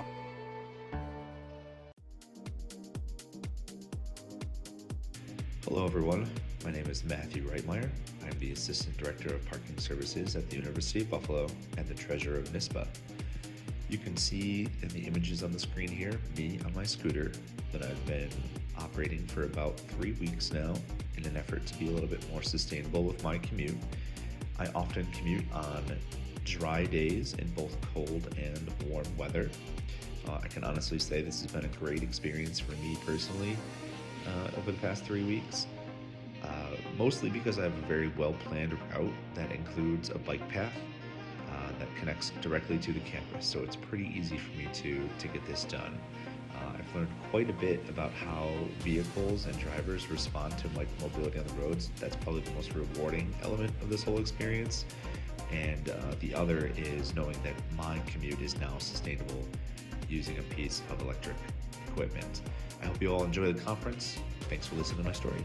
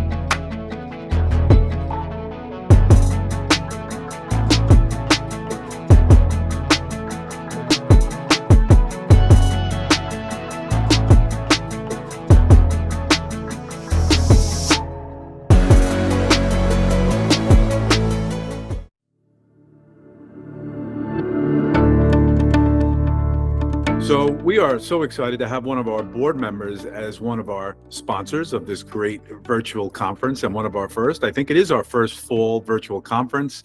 Will Bernatovich of Burr Nationals. So good to see you. Thanks for joining us. You know, we truly want to get an elevator pitch to you, but we're going to also go deep. But let's tell our active audience out there, we have so many parking and mobility professionals out there that want to know what Burr Nationals does. So let's start with just a little bit of a background of this multi-generational business that you are, I know, so proud of. Yeah, very good. Honored to be here. We're a 34-year company that started with my grandfather in bank vaults of New York. Did a lot of work with banks installing the vaults. And my dad worked for him for many years and started to realize that we need to expand into more security devices, including parking.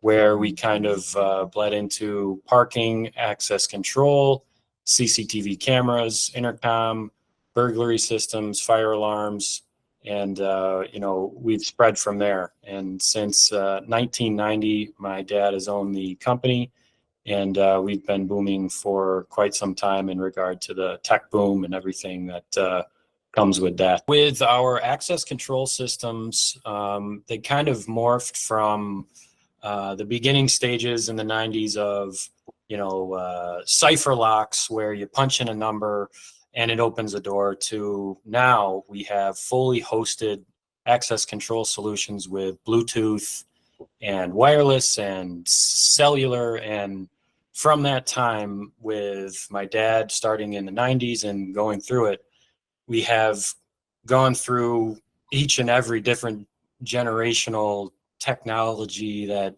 has gone, throughout the system. So Yeah, what's amazing about that is you've taken your core, if you will, expertise, and you started before the internet, and then 95 to 2000 was the birth of the internet. And I'll just fast forward right to today. I'm quite sure if you're not already, you'll soon be on AI. Absolutely, are probably there with camera recognition and 100%. Things related to that. By the way, what town or cities did you first start in?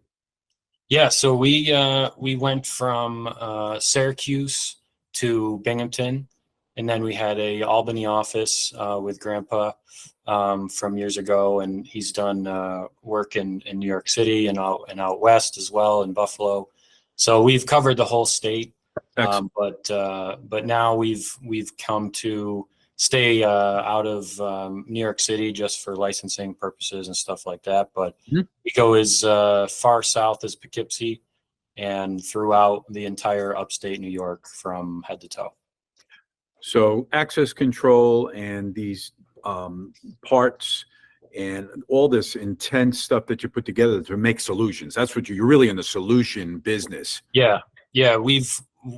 We have 5 major pillars of the company. So we have our access control, our parking, our CCTV, our burglary systems and fire systems, and our hosted solutions, which is kind of in its own realm, if you will, using the word realm. We'll get into that. But access control ties to a barrier gate, and that barrier gate needs to see a camera, or a manager needs to see the lot from a camera. And if somebody's in trouble or needs help, we have a burglary system. So if a customer needs a full suite, they would hire us to look at the situation, see how we could fit their property with multiple solutions and not have to remember who's in charge of what. We can do the entire suite. So it really makes us recession proof, if you will, with regard to if the economy's down, people need security because we need to be safe. And if the economy's up, we have money to add to our security. So good place to be in. Yeah. When you joined the New York State Parking Association, was it through one of your customers? I was wondering what was the affiliation that first got you started with the realm of parking? Yeah, we did have, I believe it was John Forsini at MCC. And we have always had a great relationship with a lot of colleges around New York State. Obviously, we do most of their barrier gates. So for their parking system. So we joined, I believe my dad was a board member as well for many years. So I knew that going in, that I needed to fill that role eventually. So I'm glad I'm there now. Got a great team that, meets every week to make sure we have a good setup for, for future meetings. And, being virtual is a good shift. We still can get a lot done with our meetings, and the core of why everyone is there, to communicate, see what's out there, new new products, new solutions. So it's ever changing. So I'm glad we're still in it. Yeah, I think like no other time before, we're able to, as you and I work in the background to make today happen, we're seeing that we're able to get a couple of hundred people together very quickly. And that's not easily done physically today because of budgets, because of travel constraints, because of different reasons. So very, very happy with the way this has come together. Can you give me a typical solution that you might have worked on recently so that the parking and mobility professionals that are out there really understand exactly what the company can do in a parking situation?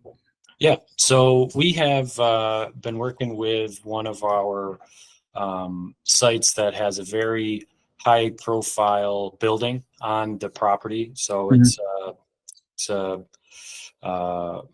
National Grid site. So we have one particular building that has very expensive or high level equipment stored on it. So what we've been asked to do, a prime contractor has called us and said, "Hey, Will, I have a project that he explained to me as a fence project where we need to provide a barrier of some kind to control the entry and exit of this parking lot." And I said, "Okay, no problem." And he sent me the plans, and it was somewhat generic, very design build type of situation. And we took that and we told them we can set up the subcontract with a fence company. We can set up a subcontract with the electrical contractor who would be trenching the ground and providing power to the area.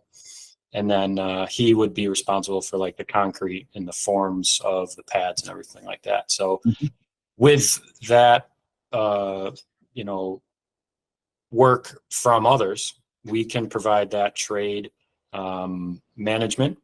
And then Bernational will actually provide the electronic operators to control the lot, as well as the access control, the cameras, the intercom, to let people interact with the gate. So what we designed was a slide gate system where the fence is controlled by an electric operator. It slides,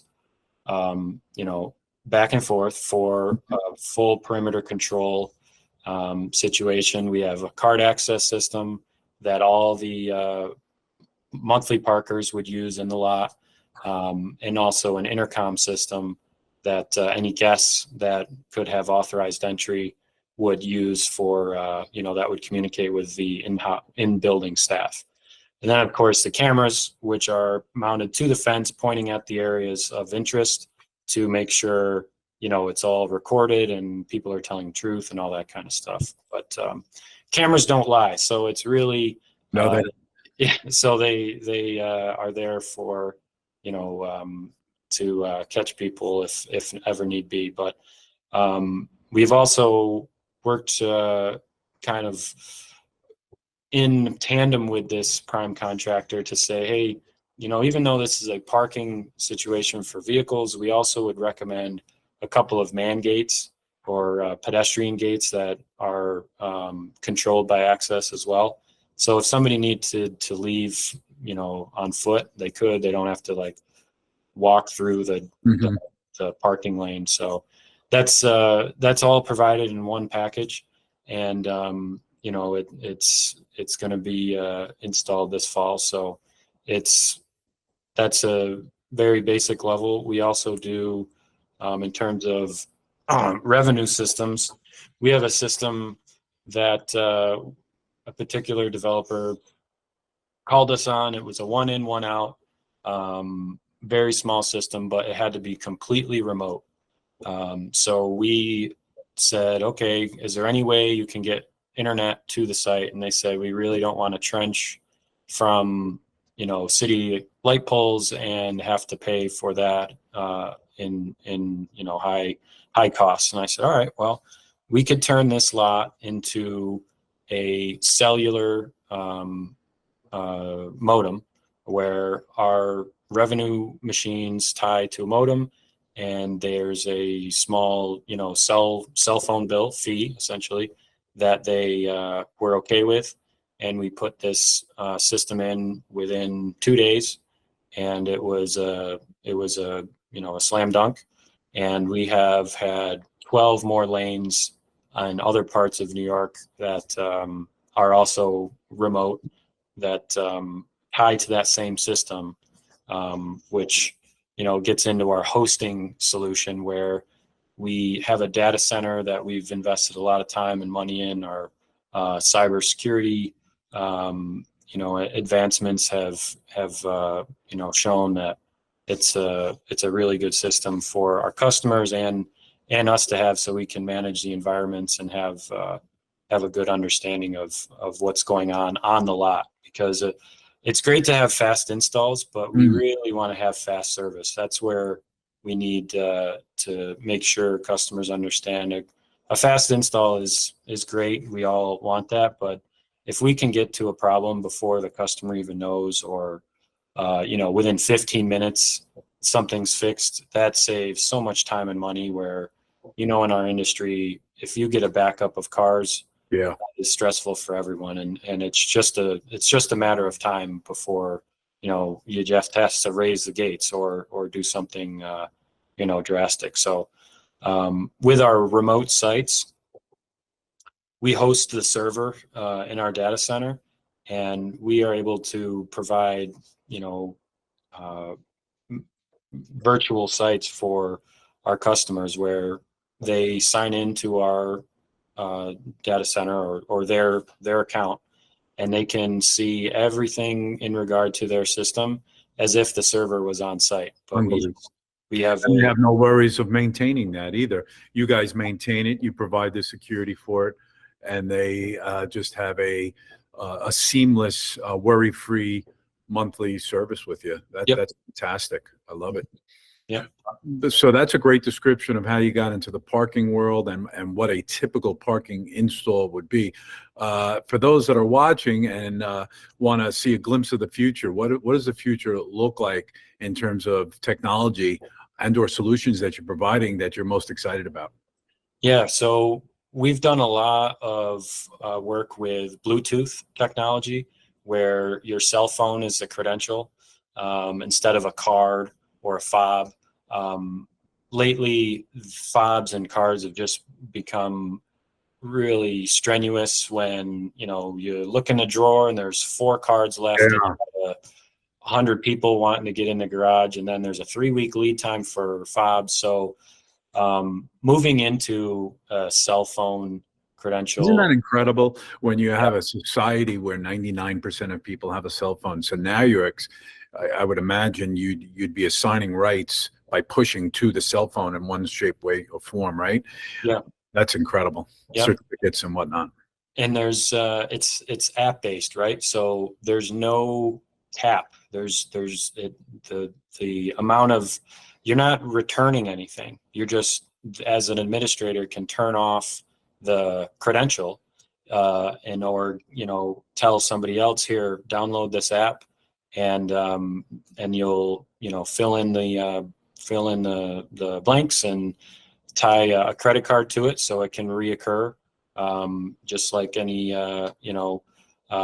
Easy Pass or any kind of application like that. So right away, if you're a monthly parker, you're already in the system and you already have all of your credentials straightened out from the get-go. So we have Bluetooth settings being set up, working with our manufacturers on making the equipment smaller. We're seeing that tickets are soon to be a thing of the past. So with Bluetooth and just a credit card machine, that is what we're seeing as just a lightweight machine in the lane. You're speaking about tickets as receipts when entering a parking area, or enforcement tickets?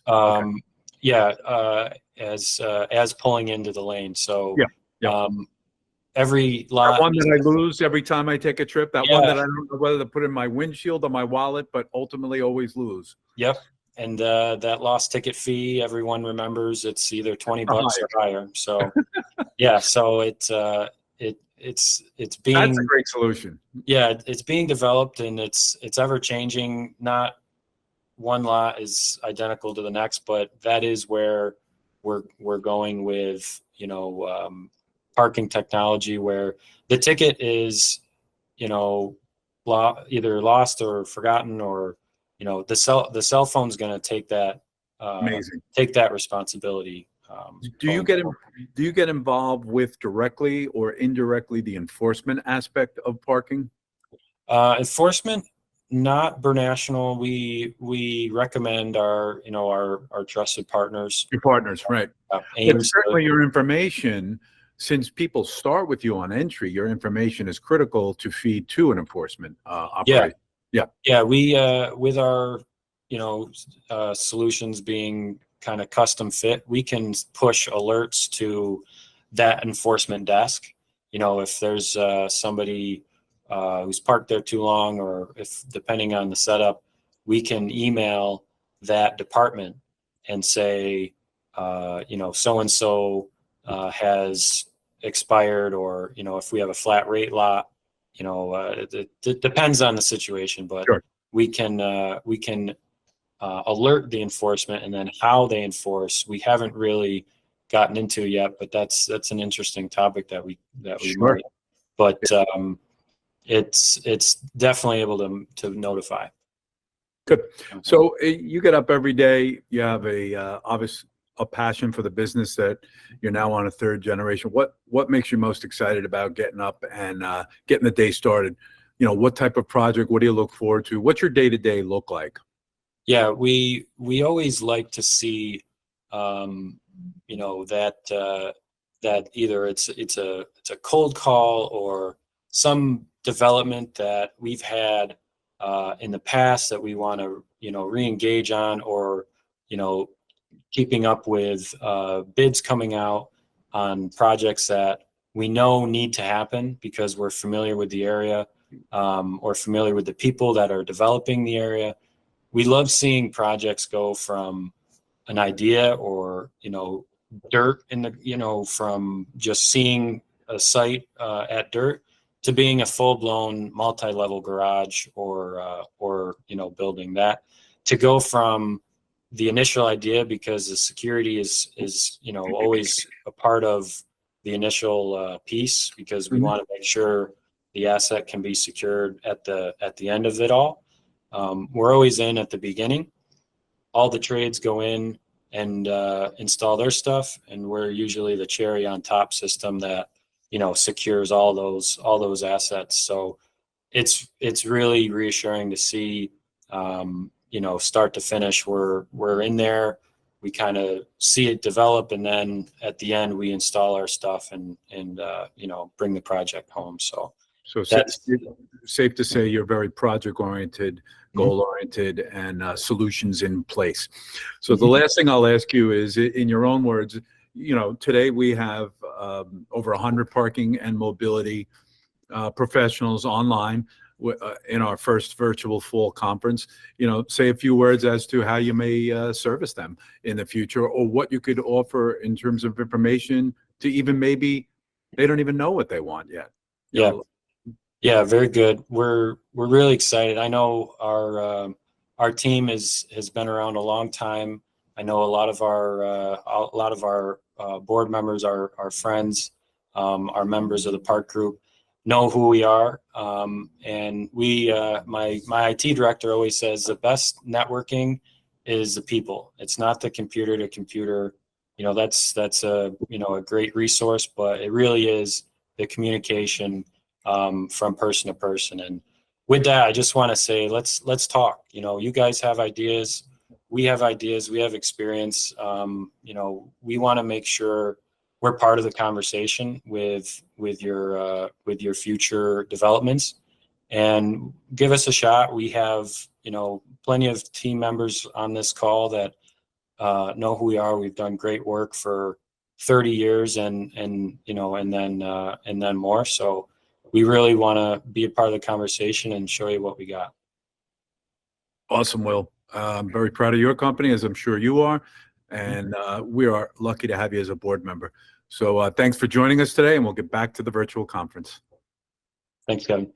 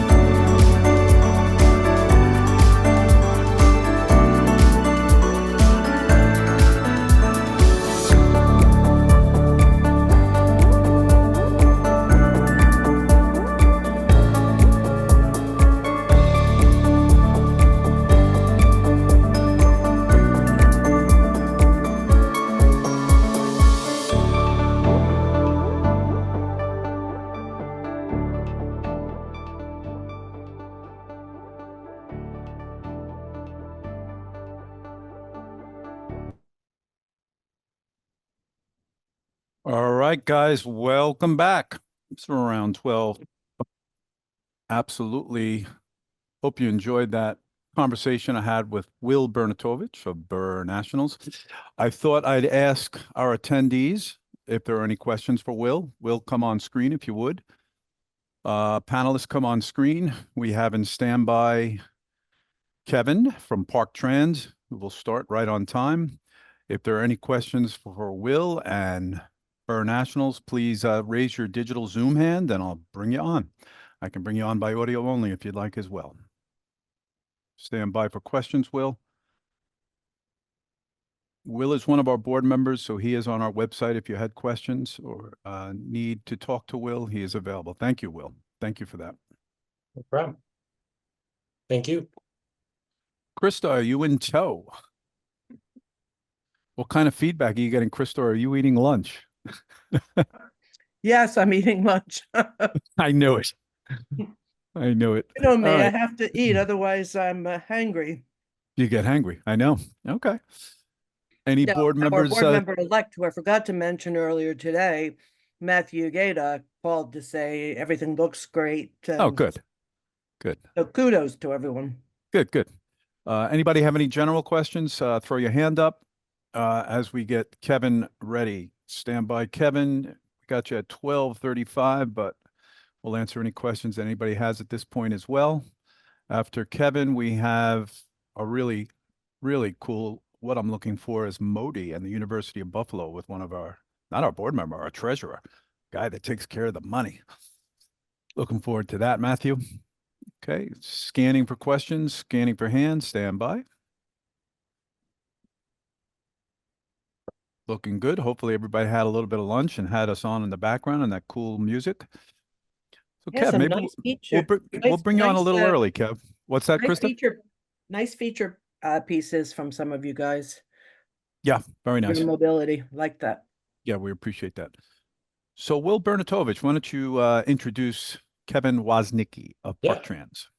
Yeah, great. Kevin Woznicki is from Park Trans. I met Kevin a long time ago. He's known me and my father for probably close to 10 years. And recently, Kevin met with us at IPMI this past year and talked to us at our park group, which is a national group we're a part of. But he brought to our attention a company he's working with called Urbiotica. And they are an AI-based software company that can connect all sorts of parking security devices together into one dashboard, and it gives kind of the multiple facets of you know, a municipal organization.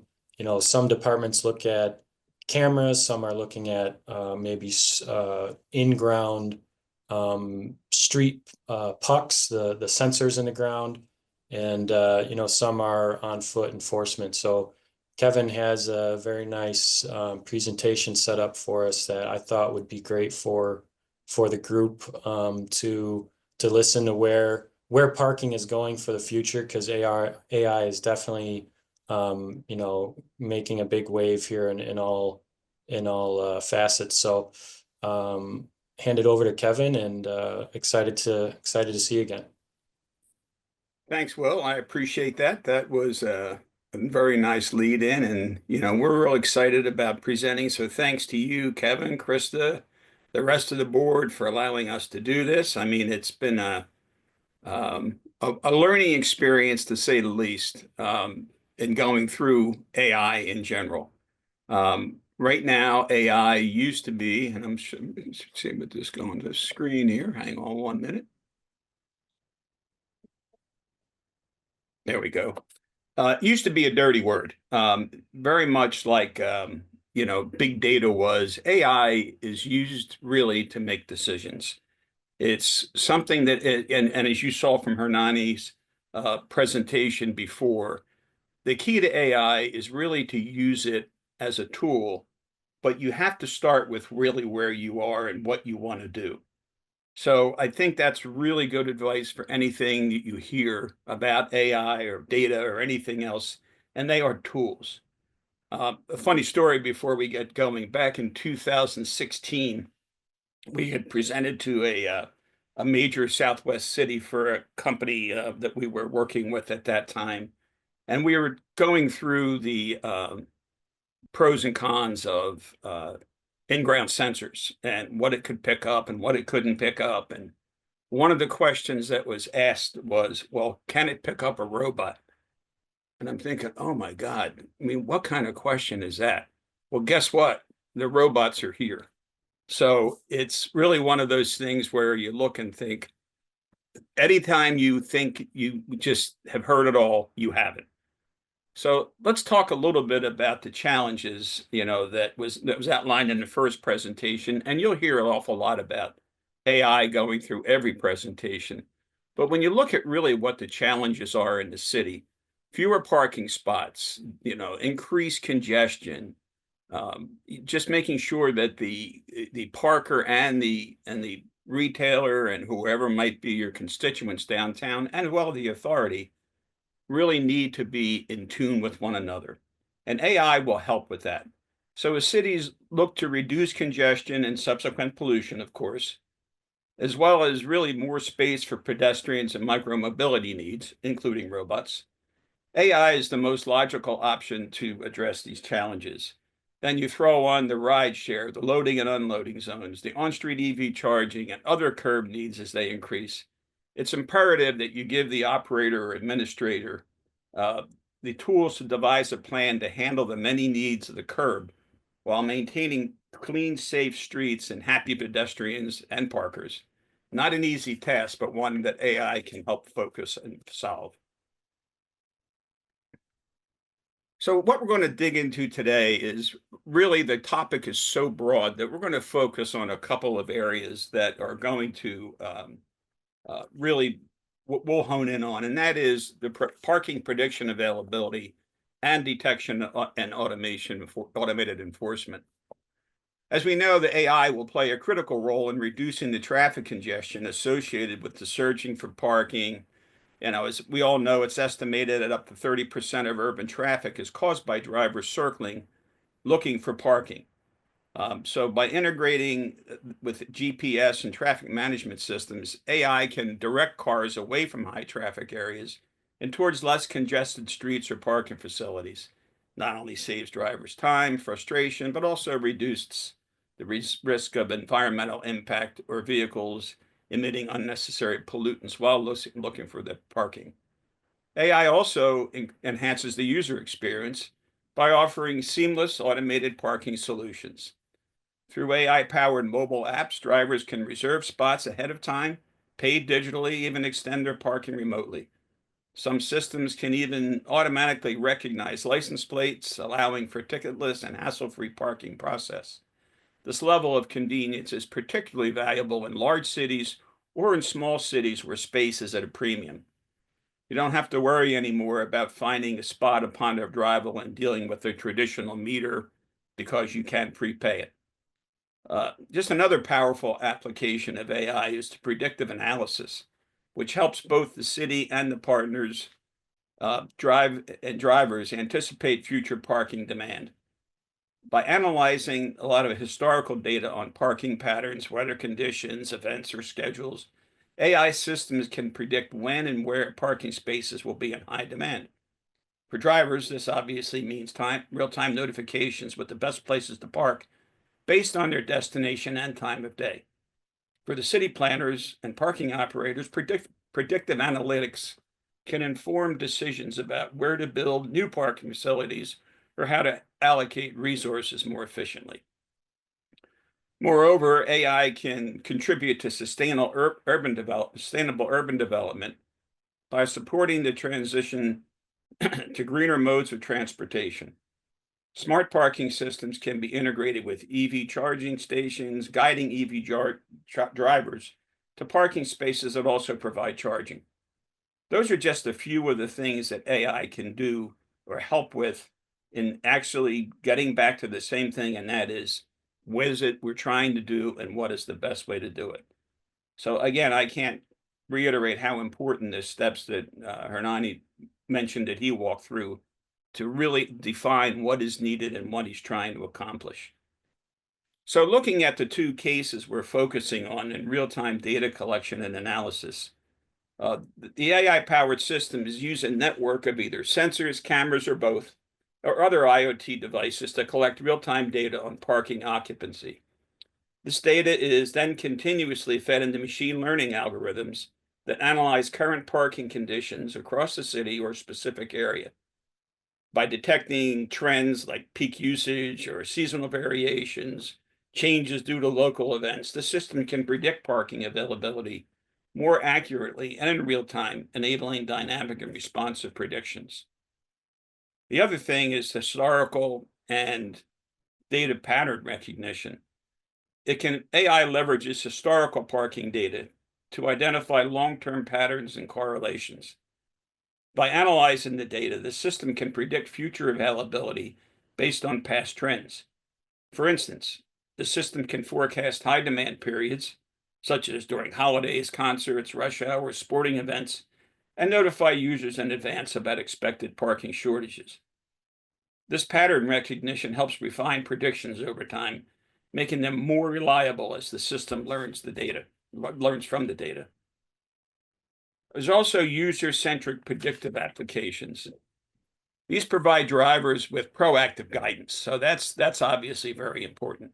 The apps notify of availability near their destination based on predicted demand. By combining real-time data location services and predicted parking ability, can suggest optimal routes that reduce the time spent looking for parking. It not only improves the driver experience, but also reduces congestion and pollution by minimizing unnecessary driving. Each of these functions works in tandem to enhance parking efficiency, save drivers time, and streamline urban mobility, which is a big issue. Looking at and again, feel free to jump in if there's any questions. This is not meant to be death by PowerPoint. So if you do have any questions as we go, please raise your hand. So let's talk a little bit about detection and automated enforcement. AI systems utilize cameras, sensors, or computer vision algorithms to detect parked vehicles in real time. These systems can identify whether a parking space is occupied or vacant by analyzing images or sensor data from parking lots, streets, garages, etc. The automated detection is highly accurate and eliminates the need for manual inspections, ensuring the parking data is continuously updated and available to users and operators. Moreover, this technology can distinguish between properly and improperly parked cars, making it a crucial tool for enforcement. AI-based LPR, or ALPR, if you will, systems are central to enforcing parking regulations without human intervention. Cameras equipped with AI can scan license plates of parked vehicles, cross-check them with parking permissions, payment databases, zoning rules, etc. If a vehicle is found in violation, such as parking in a restricted area, staying beyond the permitted time, or failing to pay entirely, the system can automatically issue warnings or fines. This minimizes human error and also human intervention, which of course has become a bigger and bigger issue with the PEOs. People are not taking kindly to the presence of a PEO. And unfortunately, we have way too many instances of either physical threats or physical violence being, afforded a PEO.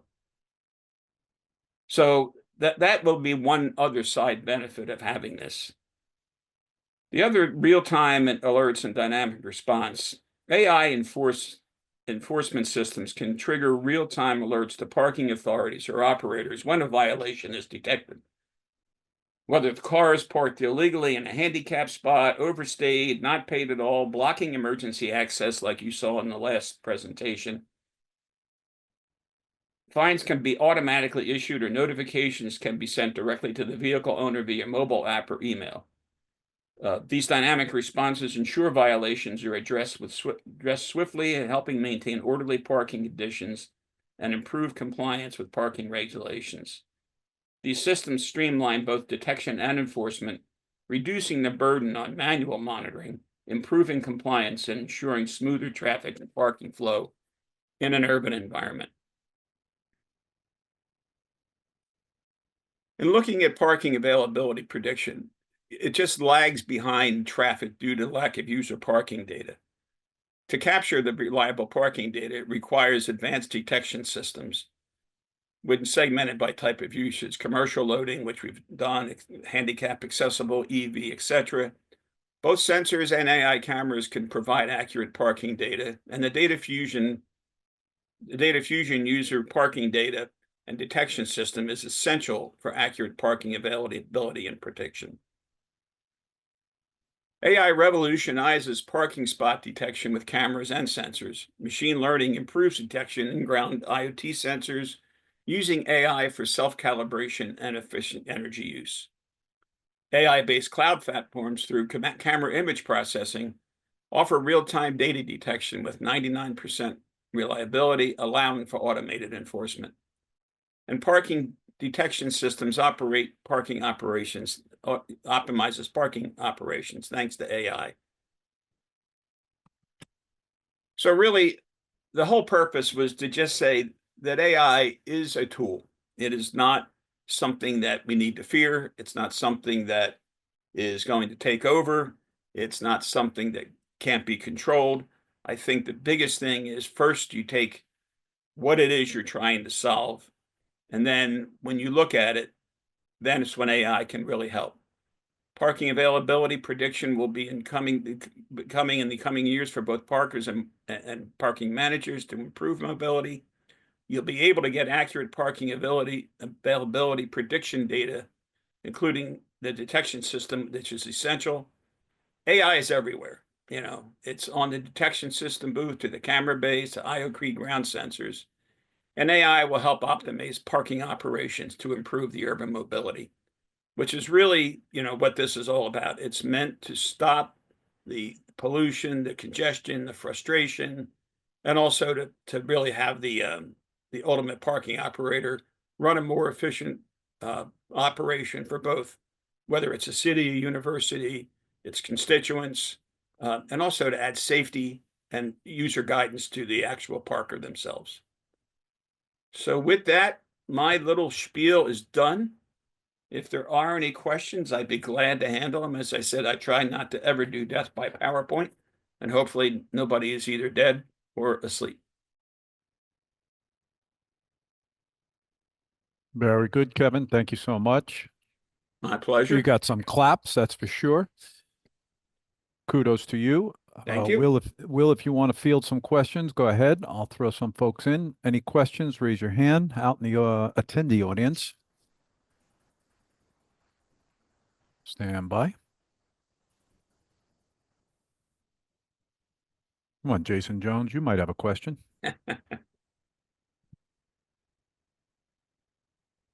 Any of our panelists have a question? Just shout it out.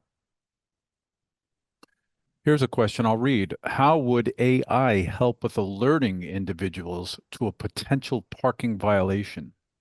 How would AI help with alerting individuals to a potential parking violation? I would think you meant enforcement, John. Let me know. Yes, he does mean that. Kevin, if you want to answer that, how would AI? Yep. Sure. Yeah, the AI certainly is going to add to the accuracy of whatever it is you receive. So via app, and you've seen it already with a lot of the parking apps or the parking payment apps, where you'll get some type of a notice prior to your time being up. Now, on an enforcement situation, there really isn't anything from a user standpoint, at least that I know of, that AI can say, hey, you're going to get a ticket. The AI will actually inform the enforcement people through an app that you'll be in violation. There is a violation there or a potential violation. But as far as I know, I don't know anything that will warn the user of a potential violation, if I understood the question correctly.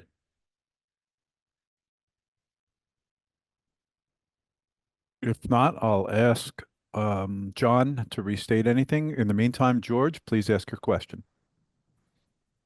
Yeah, Kevin, thank you for that great presentation. So I can say, as being involved with transportation and also fleet, I've seen a number of presentations on AI and how it can be useful.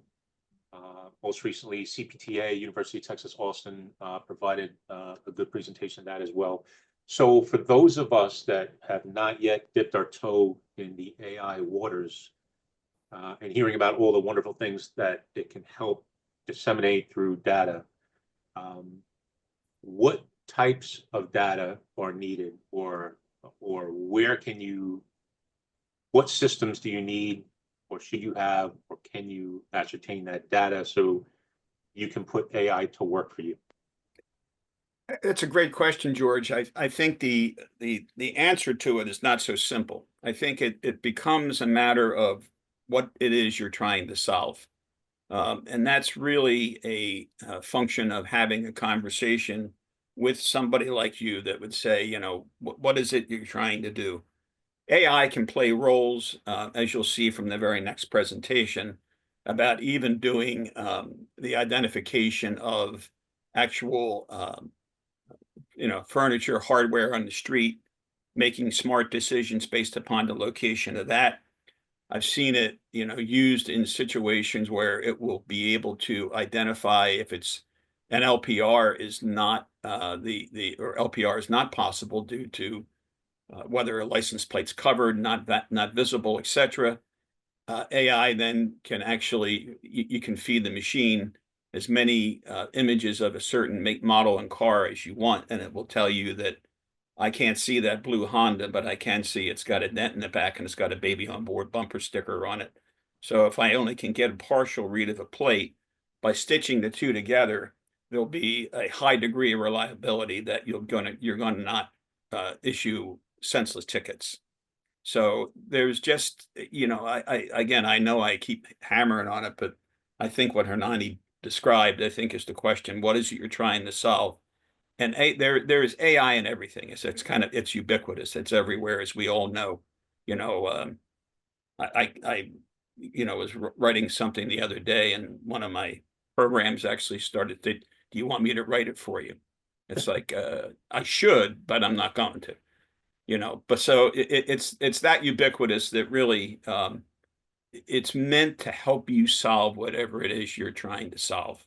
And depending upon what type of a problem that is, you know, there's going to be AI involved in any solution. Thank you. Yep. Thank you. Any other questions from our panel, our board, or outside of the board? Panelist question from Matt. Go ahead, Matt. Hi, Kevin. Hi, Matt. Great presentation. Love the topic of AI. Little scared, but very excited for the future of it, right? I think like everybody else. So I was wondering if, and forgive me if you mentioned this during the presentation, but are you working with any colleges or universities? And if you are, or have plans to, if you could share a little bit about that.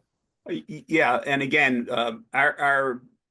the sensor technology, the answer is no. We have not done anything with a college or university yet about that. We are in final conversations with one in Florida as we speak, but with some of our other partners we handle, the answer is yes. Whether that be through typical LPR or automated ticketing enforcement, where somebody will put up a camera in a lot for free and then monitor payments. And then if somebody doesn't pay, whack them with an invoice on its way out. I will not call it a ticket right now because some of those people cannot issue tickets, just invoices. So there are other, not particularly with this particular client, but across the board, yes, we have done that with other people and continue to do so. So if you need a list of them, I'd be glad to share it with you, Matt.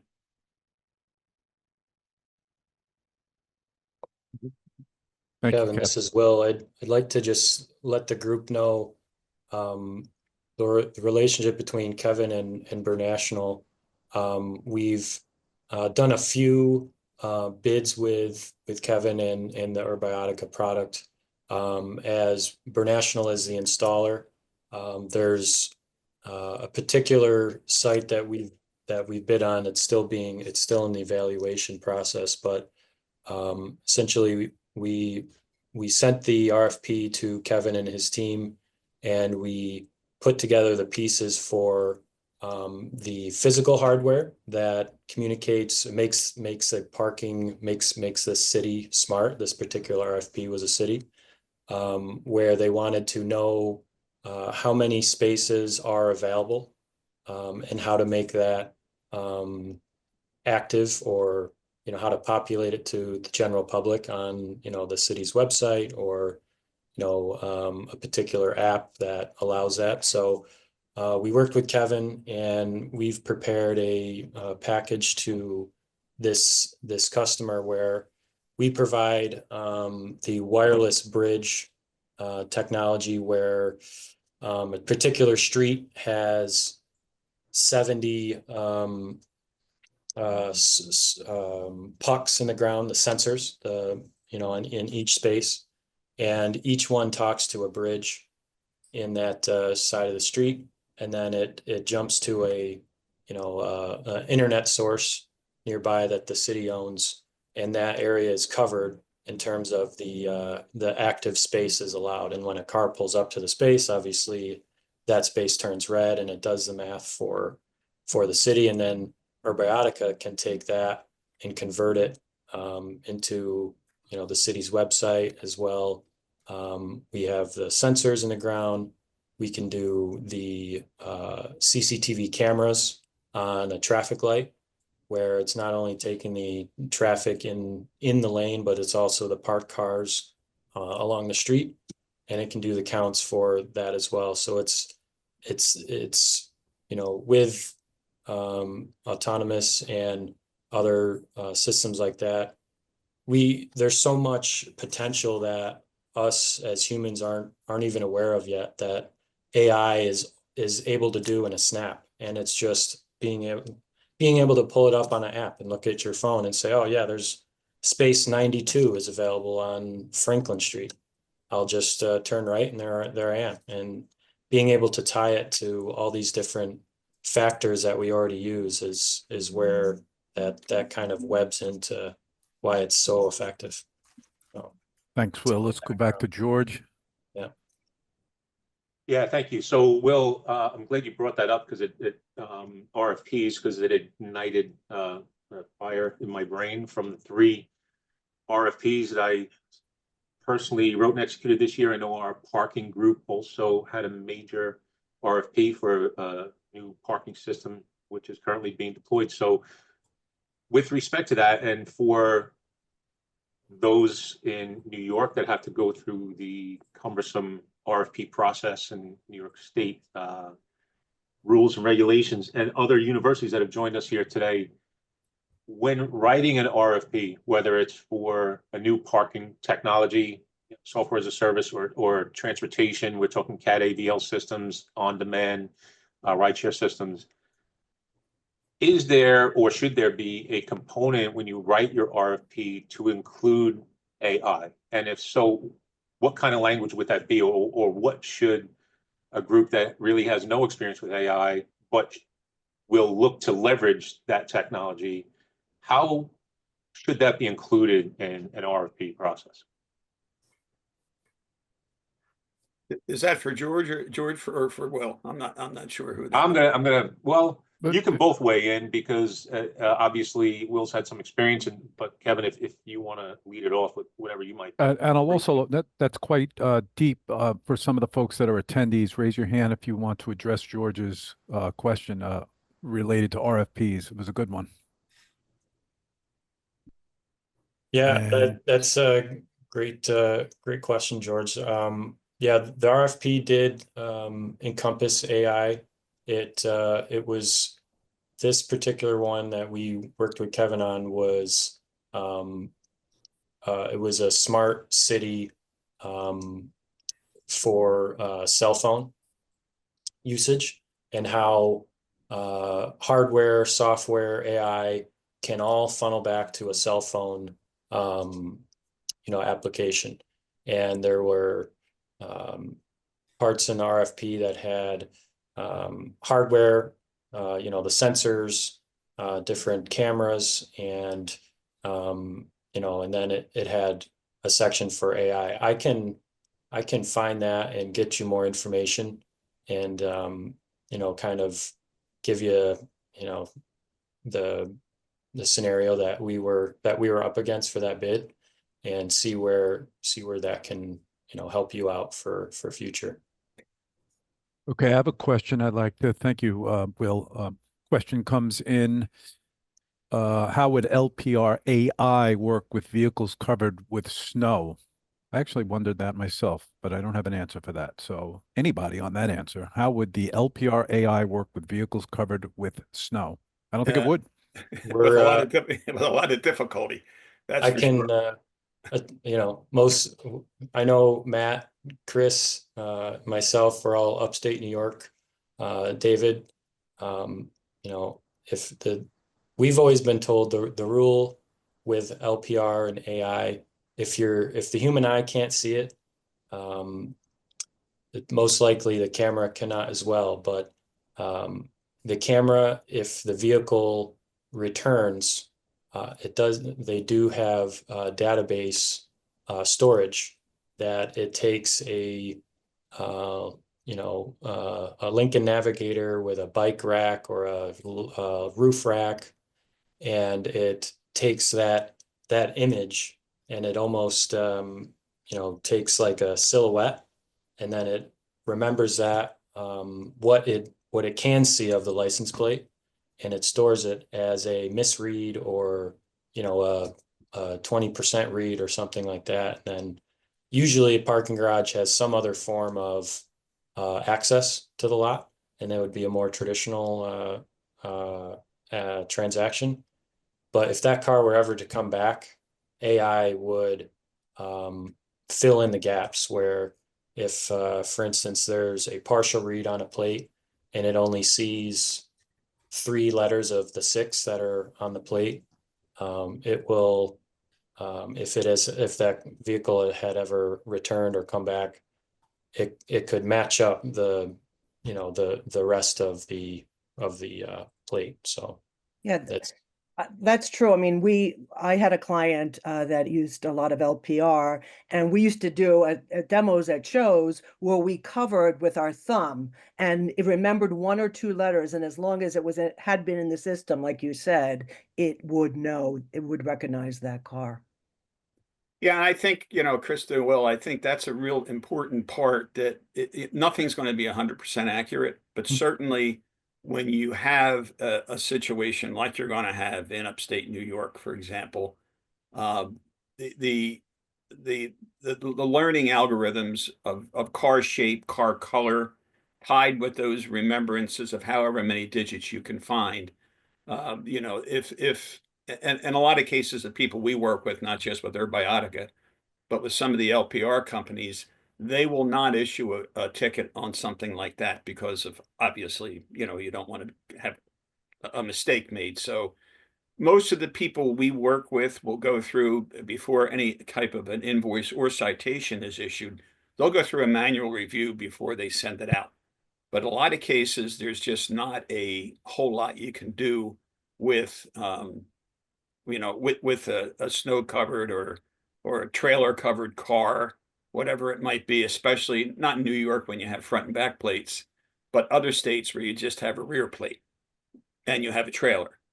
And honestly, one of the things that you can do is you can have some sort of remote monitoring where people can Vendigate or something like that. That's something that one of the companies I work with can do for you, so that you're not stranding people who may have a legitimate access to that facility and being penalized because of a snow-covered plate. Correct. George. Back to a question you had asked a little bit before. One of the things we can share, and I just made a note to do that with you, there's an awful lot. There's a big smart city push over the last couple of years with RFPs being written all over the country. And this was one of the ones that Will was talking about with with the customer we're working on together. I can send you some samples of those to figure out how to incorporate them into that. And also, the other thing you had mentioned, that's kind of a deviation from the topic, but with the problem with writing RFPs and pulling your hair out, I'm not sure specifically what New York State rules are, but there is a national contract from Sourcewell. And I'm not sure if anybody's a member on Sourcewell or not. But Sourcewell, well, they've already done the RFP work. If you're a member, you can buy off the Sourcewell contract. So I know Herbiotic is on there. I know our previous presenter was on there. So you would not just have one customer or one vendor to choose from. You'll be able to really buy what it is you've been shown without that process of going through an RFP. Again, I'm not sure how much use Sourcewell is for anyone on the call, but I know some states it's very heavy, and some of the states in the southeastern part of the country almost non-existent. So I'm not sure if that's an option. Yeah, that's a great suggestion. And although my SUNY partners will understand this, we can use it for commodities, but for software, no. So that's why we have to dip into it and do all the research. And as with any contract that you write, you want to make sure that you include everything you may want in an agreement. And if it's not included and not part of a price submission list, then you won't be able to get that. So just curious how to include some of that language and some of those things that we might specifically want to write and include in a scope of work while writing RFP. So yeah, anything you can send, and Will, I appreciate that. And whatever we can share with the folks on here as well. Thank you. Yeah, Will, you and I can get back to George on that. I actually just want to add something that someone wrote in one of our audience members, Dennis, wrote in the comments about, and I remember this from the client that I was working with LPR, where it took pictures of the cars and all the measurements and all of that. So in that instance, rather than license plate, it might actually recognize the car itself. The AI is advancing so much more than when we used to have pretty large failure rates. It gets better and better, as we go along. Great stuff, guys. Thank you, Kevin, for a wonderful presentation. Well, thank you. No, it was my pleasure. Anytime you have any questions, I certainly can be reached by, you have I think the contact information somewhere, or the board can share it. Any questions you might have, I'd be glad. If I can't answer it directly, I can certainly point you in the right direction. So thanks again for the chance to do this. And Will, thank you for initially getting this started. And Krista, Matt, Kevin, all you folks on the board, thanks again. Absolutely. Thank you. Okay, we're just about on time. We try to have our speakers and presenters start at the time that we advertised. For those that are tuning in, I think that's important. So let's go to a couple of breaks and we'll be back. Stand by.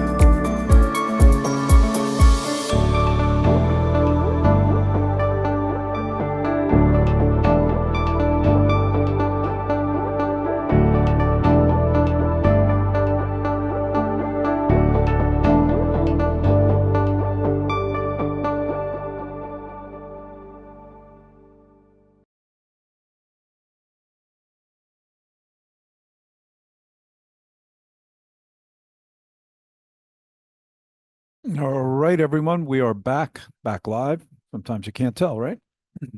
Thanks for sticking with us. We still have a good 50 attendees online. I know people are going in and out. That's one of the great things about a virtual conference. You can go in and out, but we see that most people that are in are mostly hugely focused. So I see our next panel is up. I'm really excited about this one. So I'm going to hand this one over to Matt from the University of Buffalo and our treasurer.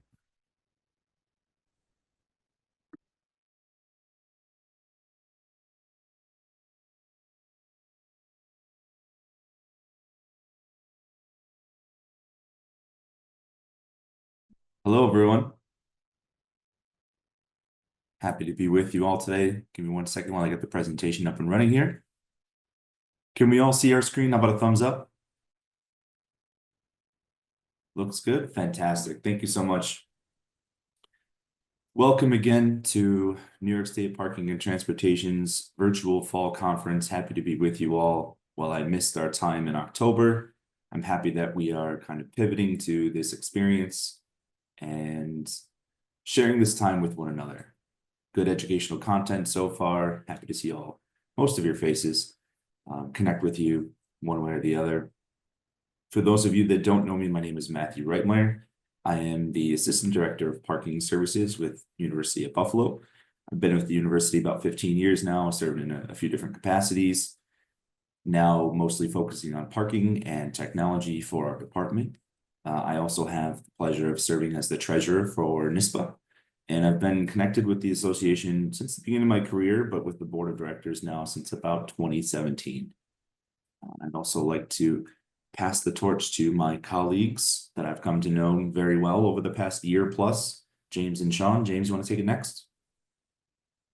Absolutely. Thanks, Matt. Appreciate it, buddy. My name is James Emery. I am the Senior Vice President of Operations and Revenue at Modi. I've been in the parking industry for a little over 15 years in both the public and private sector. It was an accidental career choice, which I'm sure is probably pretty common with everybody else here.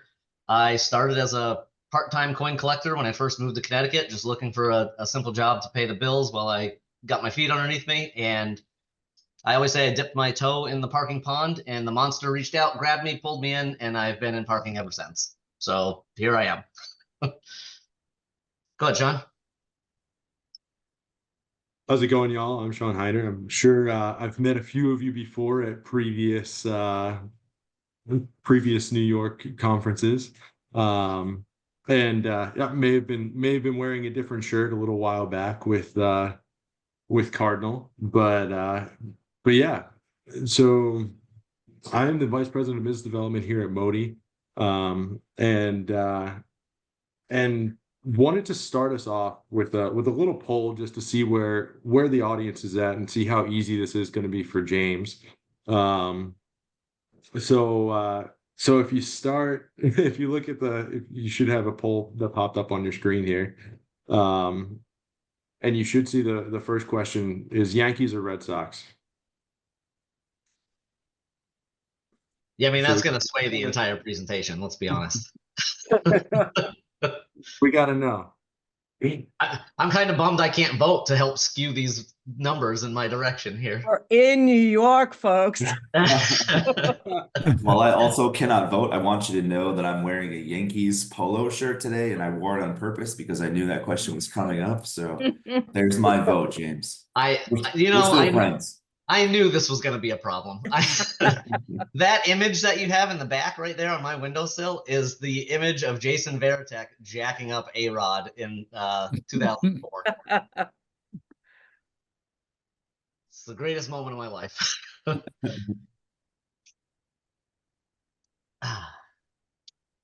All right, it's overwhelmingly Yankees, 81%. Well, it was nice to meet everybody, but I'm out of here. But we do have North Carolina in the house and New Jersey in the house so far. I've put the poll out there, so who knows, what teams are represented there. I'm sure they'll give you some other option. Yeah, well, that is heavy Yankees. I mean, to be expected, but I do appreciate it. Awesome.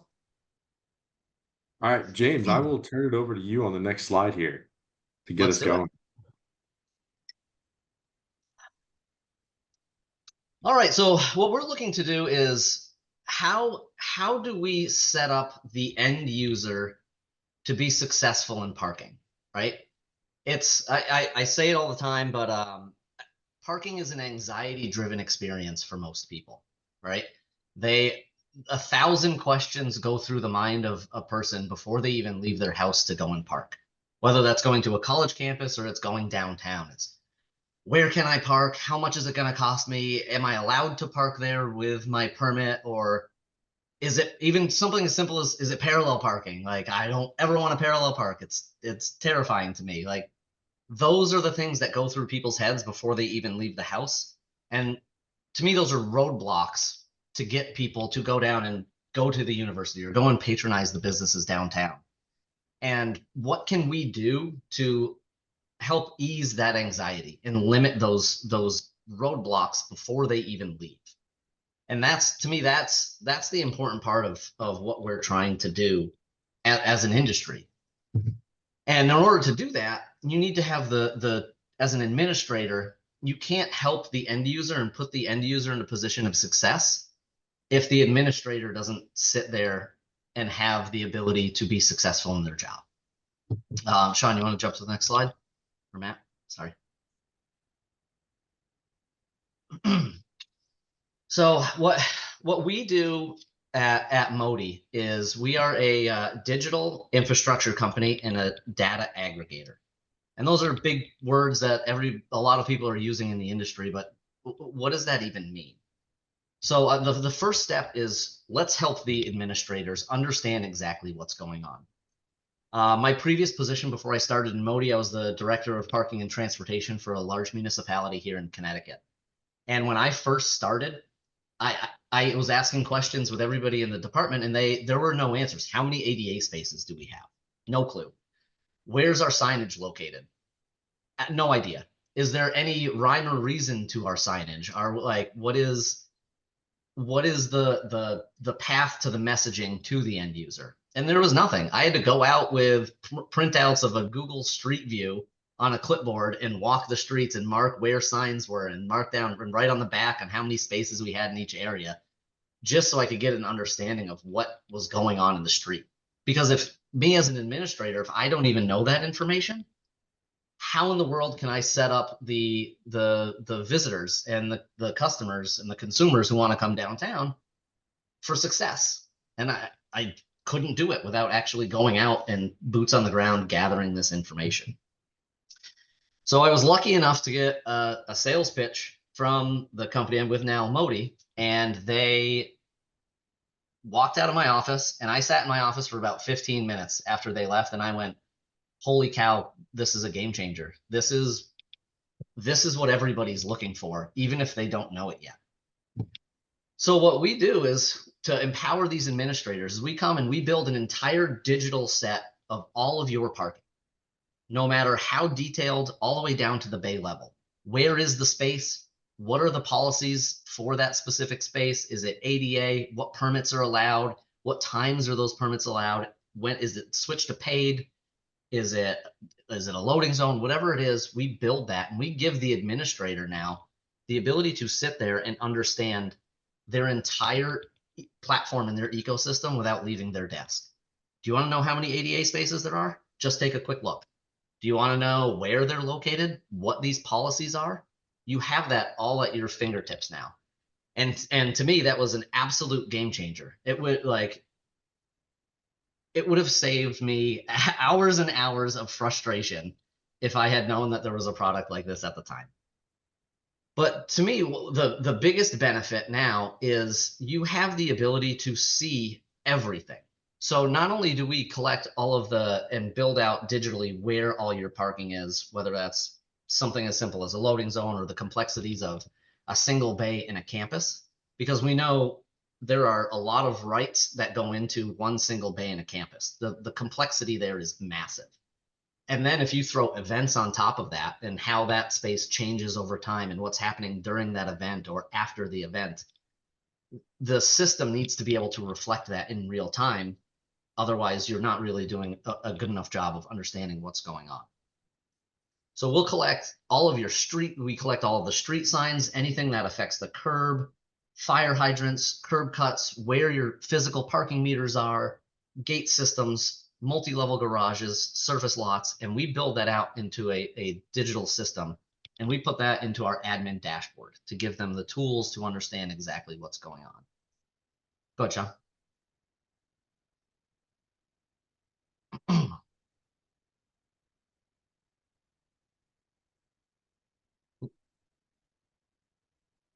So once we do that, now you have this digital infrastructure where you can just hop on your computer, pull up your admin dashboard, and you can see everything that exists in your entire parking ecosystem.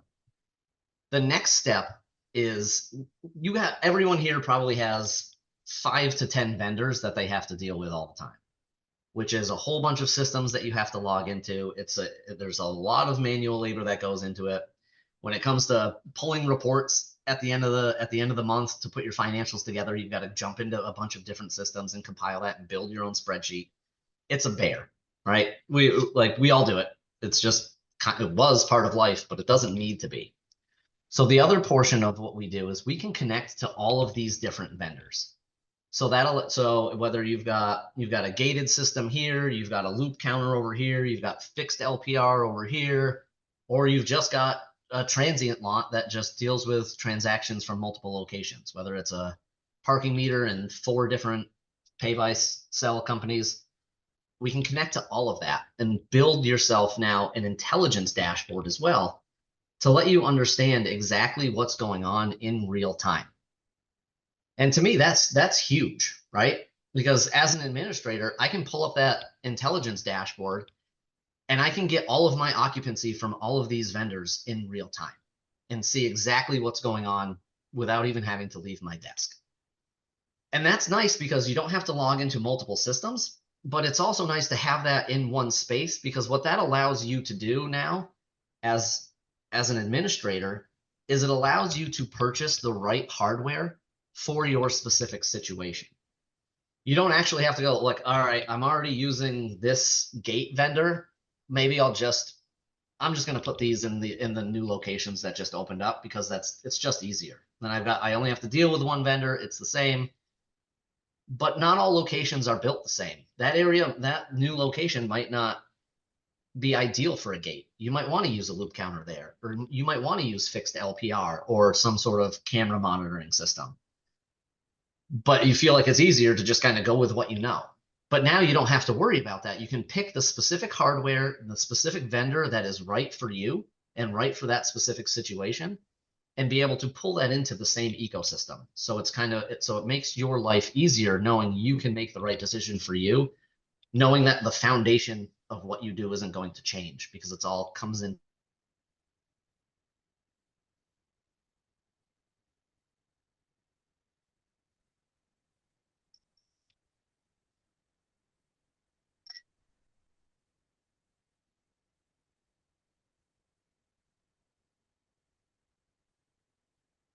Did that work? Yep. I'll share when you'd like. Perfect. Thank you. So that's the first part, right? Let's go through, we digitize everything. We get everything that the admin needs from their hardware providers all pulled into one unified dashboard. So now you have everything. You can see where your parking is. You can go in and change policies on the fly. You can close a garage and say, I woke up this morning and the top level of the garage, there's an issue. We have to shut it down. You can shut it down. You can build messaging around that. And it allows you to have all of this information. Now what you can do is take this and put this in the hands of all of the consumers. And this is where when I said earlier about that anxiety of parking, this is how you can help reduce that anxiety when it comes to parking. So now as an end user, I can pull up my phone and I can look at what we call our parking finder. Very super simple name. We don't dive in too deep. We just try and make it simple. And that parking finder is a web-based application. It's not an app that you have to go to the app store and download. We make the entry level as low as possible because the idea is to pull up the phone, look at it for 30 seconds. You can see where you can park. You can see how much it's going to be. It's going to answer all of those anxiety questions that I talked about in the beginning in about 30 seconds. And then you can just hit directions and it'll take you right to that spot. And you're going to know before you even leave your house if that space is available. And we do that because, like I just said, we're pulling in all of this data and information from all of your vendors. So why not take that and now give it to the end user? So it's a seamless transition, whether you're using a gated system over here or fixed LPR or whatever it is. As an end user, when I pull up the parking finder, I can see in real time what the occupancy is at that location. And I know, all right, it's going to take me 20 minutes to get there. It's already at 92%. Maybe I don't want to go there, or maybe I don't want to go to that block. Let me just go right around the corner. And I know that's exactly where I want to go.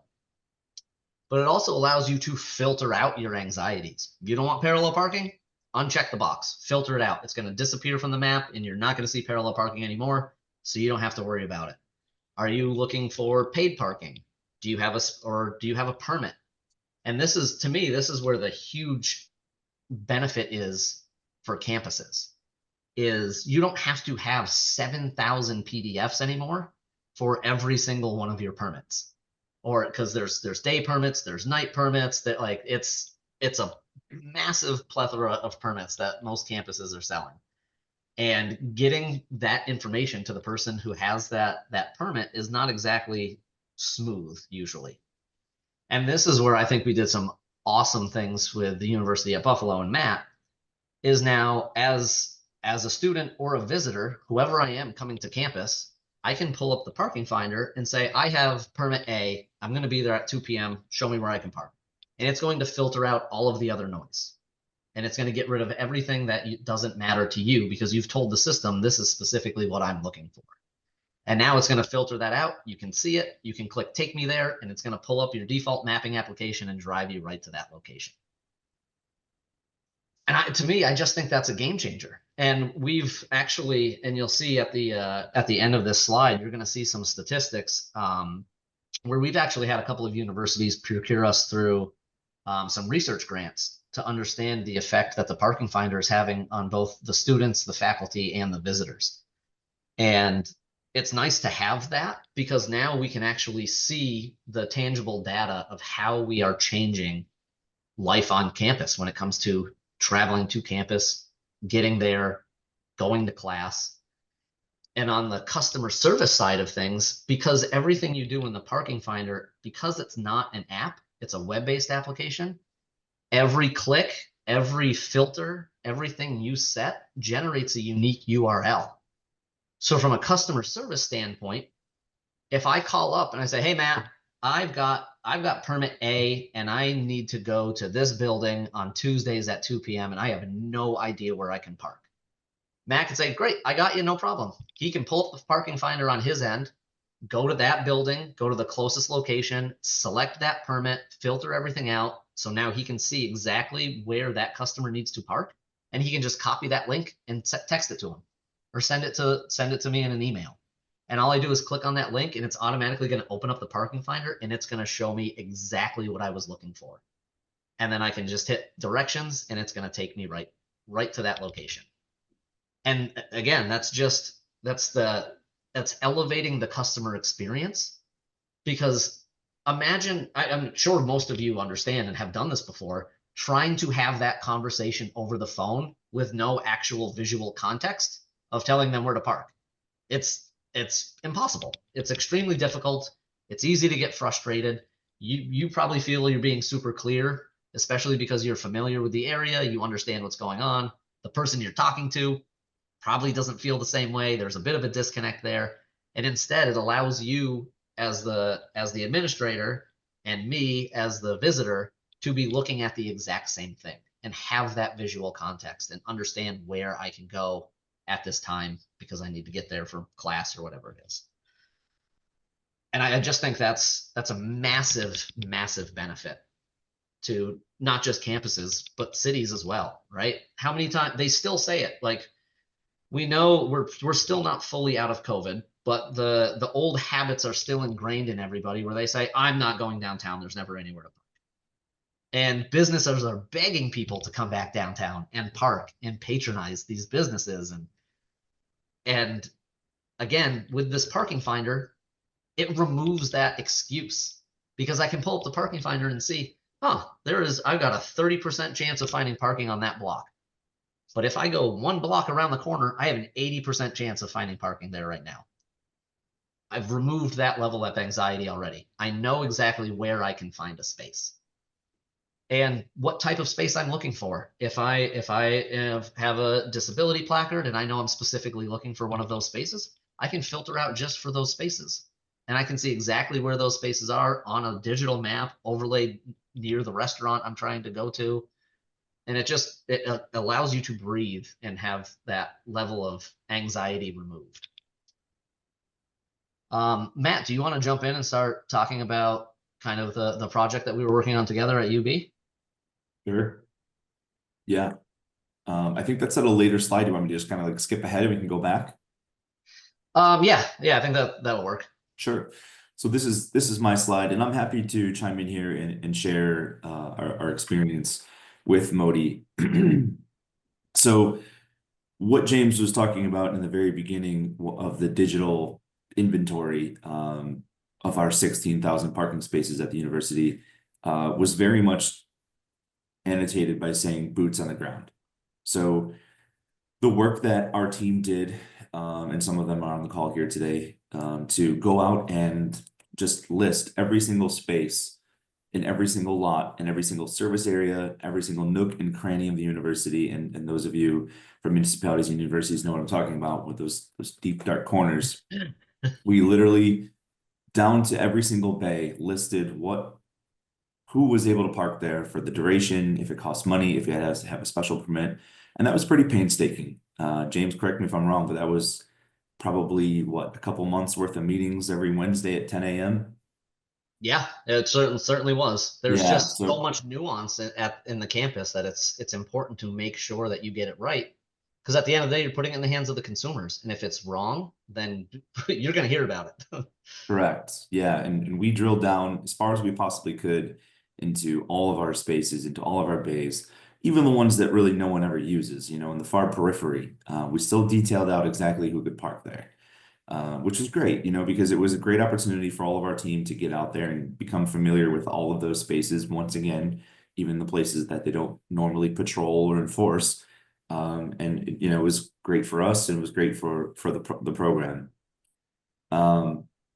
The dashboard piece. So accessing all of our university parking and transportation information in a single interface. While I can tell you that we are like a few days removed from an official launch and promotion of this tool, we are working towards this unified dashboard. So to step out and zoom out a little bit, we also have a new transit partner with some new transportation technology coming on board in terms of like a transportation tracker, GPS tracking of vehicles. And once that is fully off the ground and operational without any kind of errors or hardware issues, we're going to sync that with this dashboard for it to become really like a smart piece of technology where someone can go and get parking and transportation information in one place. And I'm very much looking forward to that because it's not really something that I've seen at other institutions. So to kind of be a first or to be an innovator with our partner Modi is really exciting. And I think, when we talk about parking and transportation in this industry, first mile, last mile, to be able to park your car in a lot where that there's parking because of the Modi tool, and see that there's a bus route connected to it and grab the schedule from the same piece of technology with as minimal clicks or changes to apps or mobile web platforms or pages is going to be really, really innovative. And I'm really looking forward to that. The personalized parking experience is something that I really wanted to drill down to for this presentation, because I think, when you think about this tool, we as the administrators of a parking department at an institution or within a municipality, we are very intimate with the parking operation. We know the spaces, we know where there's availability, but our folks, say on the academic side of the house, they might not be, right? And this tool is not going to be for your 30-year employee who parks in the same space in the same lot every single morning at 7 a.m. This tool is going to be more advantageous for your folks that are working in a hybrid environment, right? That don't come to campus all the time, but come to campus for different occasions, different meetings. Or I think the best use case, the best experience of a user will have with this tool on our campus is for when groups are planning events, right? So, you know, I can't see everyone in the crowd, but I would definitely do a raise your hand type of experiment where everyone that works at a college or university has their colleagues that plan, you know, a 300-person event and want to have all of their people park in the busiest lots on campus. We've all been through that experience. Using this tool, we know, right, and we've programmed where space is available and where it is not available.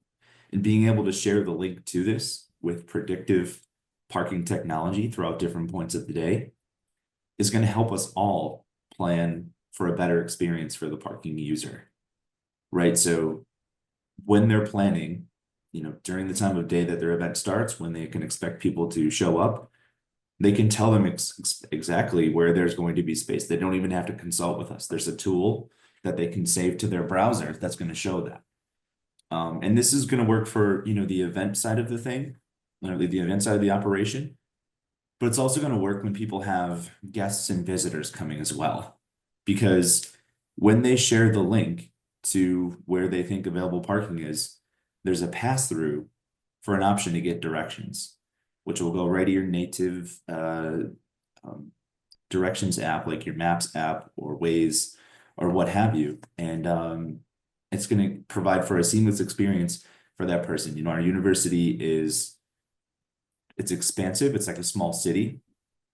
And folks often get lost, right? So we handle a lot of phone calls of, hey, I'm here for this, that, or whatever, and I'm driving around campus. I have no idea where I am. This is where I'm trying to go. And so we handle a lot of that, you know, wayfinding type experience. This is going to kind of like circumnavigate that, right? This is going to help people get to where they're going and provide a better experience. So that's kind of like an unintended consequence of this whole thing. I'm actually pretty excited about that too. Yeah, I think if I can just jump in real quick, Matt, Sure. on the events side, especially for campuses, events are massive, right?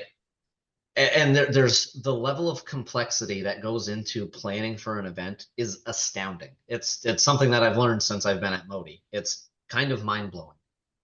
And to be able to sit down and just plan for that event is a massive time suck for everybody that works on that campus, because it's not just parking that's involved in planning these events, right? There's 8 other departments. I mean, sanitation, like it doesn't matter. Everybody has to be involved to understand what's going on.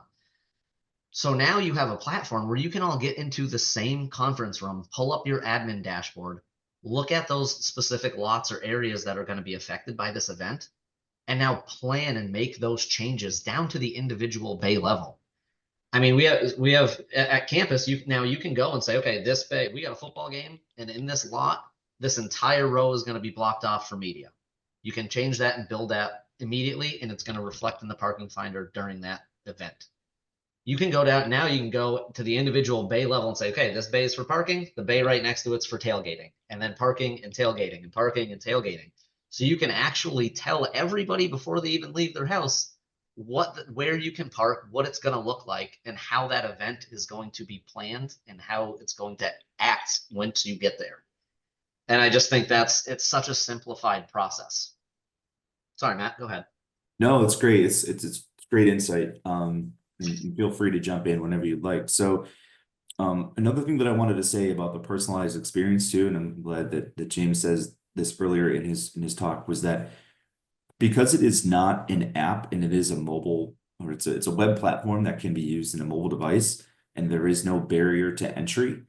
I think that's fantastic for visitors, you know, not having to download an app to have this singular or, you know, a couple times a year experience. But it also enabled us to embed this in our UB mobile app. So this UB mobile app has like literally everything in it: library, commissary information, of course, certainly our transportation information, and now parking. So what was formerly our transport, you know, icon in the UB mobile app is now parking and transport. And within it, you click to that, and then you click to the next feature, which is the parking finder. And it just takes you right over to your native web browser, and you kind of go through the experience of using the tool right through there. So it's very seamless, and it just works so well. I'm very happy with the way that it turned out.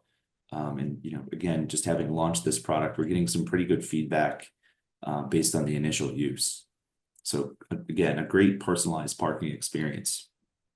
And James, I wanted to tap in to your thoughts real quick on real-time communication. So I know that you all have different ways that you can go about accomplishing, like real-time occupancy versus predictive. And I just want to let everyone know that, so we don't have pucks and sensors and things like that. We are not distributing information on real-time occupancy. We initially thought that we were going to use LPR data to feed this predictive parking. We found that the LPR route was a little challenging because it wasn't always 100% accurate. And I think we all know, or most of us know, that in order to gather that lot occupancy, the LPR has to run through the lot perfectly. Otherwise, you can have skewed information. And what I mean by that is it could be, under occupancy, or it can even demonstrate over 100% occupancy, which would be kind of classified as bad data. If you happen to read the same row twice or something like that, the number of reads could be greater than the space count, right? So we pivoted away from lot count via LPR, and we've had historical lot counts in our possession and do them several times a semester, every year. And we use that information to program predictive lot counts, or lot occupancy rather. So at different times of the day, the lots will show either parking is available, it's filling up, or it's mostly full, right? And we want to steer people away from mostly full lots and direct them to lots that are filling up or where parking is available. And again, James, I'll pass it to you so you can talk about some of the other solutions that you have for real-time communication. Yeah, absolutely. Appreciate it, Matt. So before I dive into that, there's what Matt just said, there's a huge benefit that we're seeing, especially from our campus customers with that, because now you're actually seeing the distribution of parking change. Like everyone probably has some lots that nobody ever uses and nobody parks there because everybody wants to they park there one time close to the front door, and then they always go to the same place and try and wedge their way in there and fight and try and find a spot that's probably not even there. With this tool, it's showing them right up in their face, do not go to that lot. It ain't worth it. So what we're seeing is the actual distribution of parking is changing, and people are using those underutilized lots a whole lot more than they used to, which now, as an administrator, I can analyze that data on our intelligence dashboard and go, okay, now it's time to make some adjustments to my permitting. Let me sell some more A permits over in that lot because the distribution is moving in that direction. So I can not only can I sell permits in that lot, I can oversell those permits to make sure that I'm covering the basis for how many people can park in there, and I'm seeing an increase in revenue in that situation. So there's tons of benefits to just saying, don't come here and park, it's full, go here and here.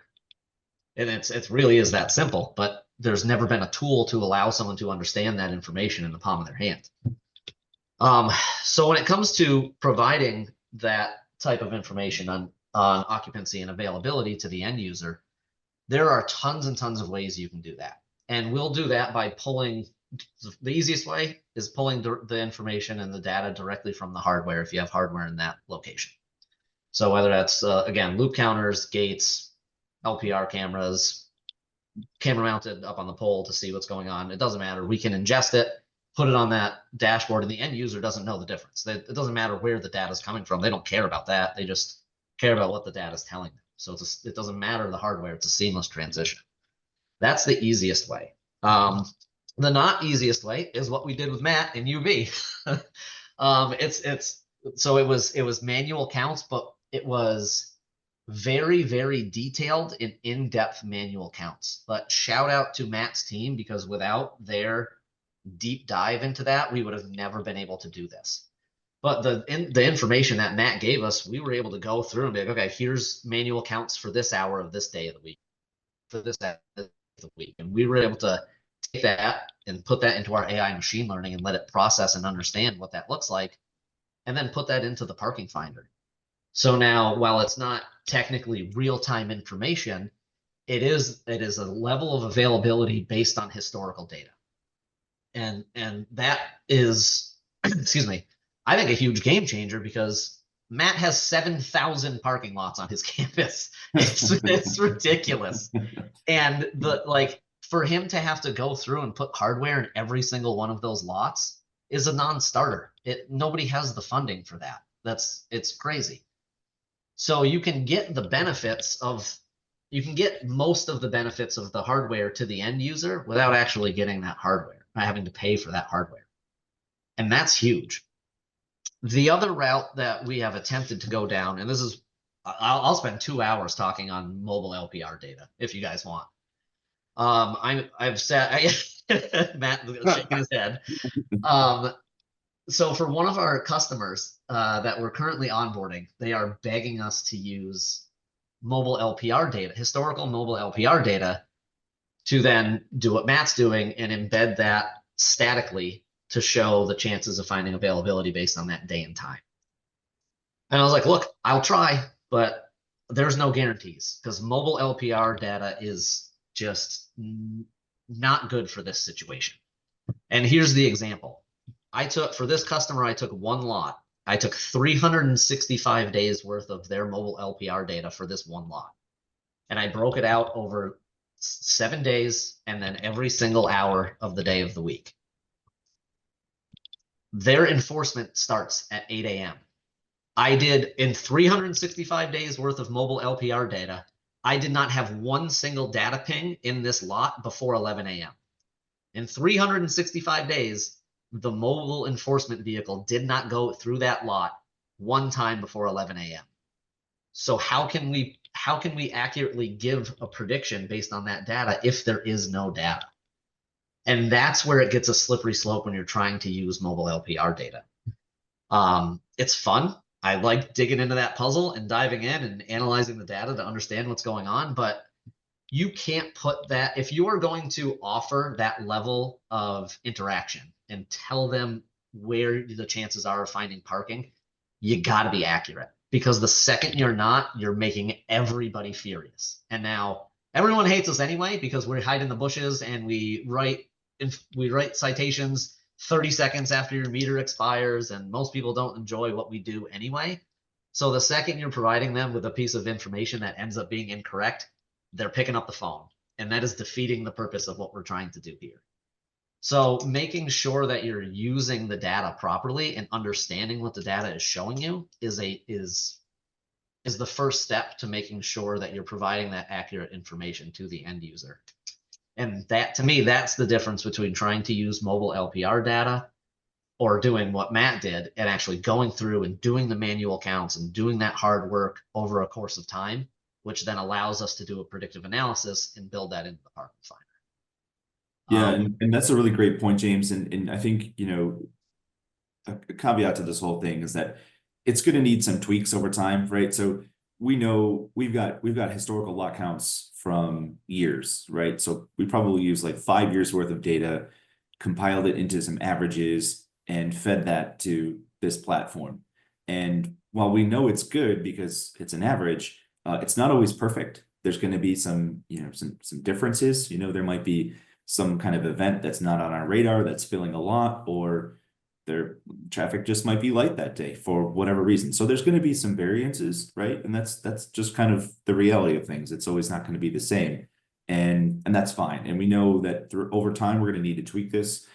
James and the Modi team, we've agreed to visit this quarterly, and if there's something that needs to be adjusted, then we can adjust, right? And it's a very flexible tool that way, and I'm glad for that, right? It's not just locked in forever. It's flexible. But I wanted to speak on one thing real quick, and especially about real-time communication. So while we're not projecting lot occupancy real time, something that we are working towards in the very near future is the event module within the parking finder. And that is going to be the real-time communication that we're talking about. So if there is a football game or a basketball game, or one of those large, regularly scheduled in advance events, commencement, for example, something like that, we can program that to say that these lots are offline on these days at these times. In addition, for those things that kind of come up spur of the moment, like elected official visits or grand opening of buildings, some things that we've experienced in the very recent past, for the need to turn off lots, we can do that through this module and communicate that out to folks, right? And link to it so they can click on, the reason being and what's offline. We can even provide guidance to the next available lot through the tool, which is, it has a lot of value. So excited about that real-time communication piece. I wanted to touch on these last 2 points as well, real quick. So the data that we're using and to communicate is super valuable, right? And to be the keeper of it is one thing, but to share it is another. And that's a great position to be in with this tool. So speaking to no end about, Modi's ability to use data to deliver information to people, I encourage everyone to kind of approach them and see what you can do to accomplish that. And I also wanted to touch on stakeholder transparency. So as we just launched this tool, I'm sure that there's going to be lots of people around the university that want to use it to communicate with their guests, their visitors, their interview candidates, and so on and so forth. And they'll probably have some feedback for us. And, my position is that we're here to welcome it, right? So we want people to use the tool as much as possible, and we want it to work for them. So I'm excited about the time when admissions will come to us and say, hey, we've got 30 people coming this week and they all need directions. Can we send a link? And I'll say, absolutely, please do. And I'm hopeful that in our partnership with Modi, we might be able to build on that, right? And build out like an admissions feature that has some preset, not only driving directions or like pathway to driving directions, but maybe some walking directions. Once you get to your lot, this is where you go. Walk to this building, walk through this door, take a left. There's the admissions office, right? Something like that. So again, something I'm really excited for as far as stakeholders. Yeah, you're absolutely right, Matt. And it can be something as simple as the chancellor calls you today and says, I've got 5 people coming to visit me tomorrow. You can jump in your admin dashboard. You can go to the lot nearest wherever the chancellor's office is, and you can take the 5 normally permit spaces that are there, and you can take those 5 spaces and change that policy and say that is for chancellor parking only. And then you can push that out in real time. That honestly takes about 2 minutes. And then that's updated in the parking finder in real time. And then you can take that link and you can give it to the chancellor, and the chancellor can give it to their visitors, and they're going to know exactly where their reserved spot is and exactly where to go tomorrow. And it's just a simple, easy process. And it allows you to have that flexibility to get that messaging out there rather than talk to them on the phone. Well, go over here, you're going to pass the first 2 lots, the 3rd lot, you're going to take a left, and then that's just a pain. Matt, if you wanted to jump back to the previous slide, I'll run through that real quick. Sure. So this really goes back to what Matt was just saying about, first mile, last mile, right? Because it's not just about parking. There's so much more that goes into it. We call it the parking finder, but this really is evolving into a transportation hub. So we can put points of interest on the map on where your micromobility hubs are. So if you've got e-bikes or things like that, we can show you where the hubs are, but we can also connect directly to their systems to show you in real time how many bikes are available. So you don't even have to waste your time if oh, there's no bikes over there. I'm just going to go to this one over here. Same thing with EV chargers. We can plug directly into that. We can show you where the EV charging spaces are. And then you can actually see in real time if that charger's in use or not. So if I know I need to charge my vehicle and those 2 chargers in that lot are in use, no chance. I'm not even going to go to that lot. I'm going to go to the one over here that I know is available. And Matt talked about his shuttle system, and we're working to pull that into the system now. So not only can you see where the shuttle stops are, you can see the shuttles in real time. You can click on that POI. It'll tell you how long before the next shuttle gets there. There's just, I ask our customers all the time to push us, right? Because that's how we learn and that's how we grow in the industry and how we get better. I don't want to sit here and tell you this is how you should do it, because that's crazy. That every campus is different. Every city is different. Every person we talk to has different pain points that we need to alleviate. And it's an uncomfortable position for me to tell you how to alleviate your pain points. You tell me what those pain points are and how you want to alleviate them, and we'll come with examples on what we've done across the country, and we'll work together to actually build that in. Because it really is it's about you guys. It's not about us. Like Modi pays my bills, don't get me wrong, but I don't care about Modi because we're not successful if you guys are not successful. So if we don't sit here and listen to that feedback and get that in real time and talk about things quarterly and understand how things are changing and evolving, then it's just not going to work. So this is like when I tell you to push us, like this is just a list of a random list that I put together of some of the things that we can integrate with. But again, think outside the box and push and talk, because you have all of these systems, you have all of this data, and it's just sitting there doing nothing most of the time. So why not be able to take that and put it in the hands and give the end users the power to understand what's going on in that system holistically, to again remove that level of anxiety. I'll jump in real quick, and while I don't work for Modi, I'll give you guys a little bit of a bump here. That it's been an interesting experience because I've worked with a lot of tech in this industry, and sometimes when you're working with a vendor, sometimes it's a hard no, right? But with Modi, it's never been no. It's always been a let's take it back to dev and see what we can work out. And if it's not something they're currently doing, they're going to find out a way to do it because, like they said, they like to push themselves, and if it's something they didn't think about before, they'll figure out a way. And I'm just very thankful for that. And where I thought we could have come across a no in the past, we pushed through that barrier and we made it. So happy to be at the current place that we're in because of their hard work. That's the fun part. That's the puzzle. Like without the puzzle, that's boring. I love that challenge, and I love understanding what your pain points are and how we can just power through those things. Can we jump to, I think we're getting close to time here, and I want to make sure we have time for Q&A. Can we, I think what do we have till 2:10? Let's go to the final slide, if you don't mind. You want to play the video? No, that's all right. If anybody wants to have a demo or something, we could. Actually, you have to 2:15, and you want to leave room for Q&A, and this is robust, so I think you might have some questions for sure. Yeah, absolutely. Let's just jump to that last slide with the OSU and UTA data. Sure. Yeah. So James, before you jump into that one, on the poll that was done, 100% of people that responded to the last question, they all said they heard the can't find parking anywhere. Shocking. I kind of felt like we were going to end up with 100% there, so that is not surprising at all. So why not remove that? That's at the very, very base crux level of what we do. That's the question we answer before you even leave the house. In 30 seconds, I pull it up, I look at the parking finder, I go, cool, I know I can park there. Give me directions, and it is just going to take me there. And the nice part is, I forgot to mention this, we integrate with pay-by-cell providers as well. So when you get there, now from the parking finder, you can click make a transaction, and it's going to throw you directly to your pay-by-cell provider, and it's going to pre-populate the zone information. So you don't have to, the end user doesn't have to worry about finding the sign or fat fingering the zone information and making a mistake.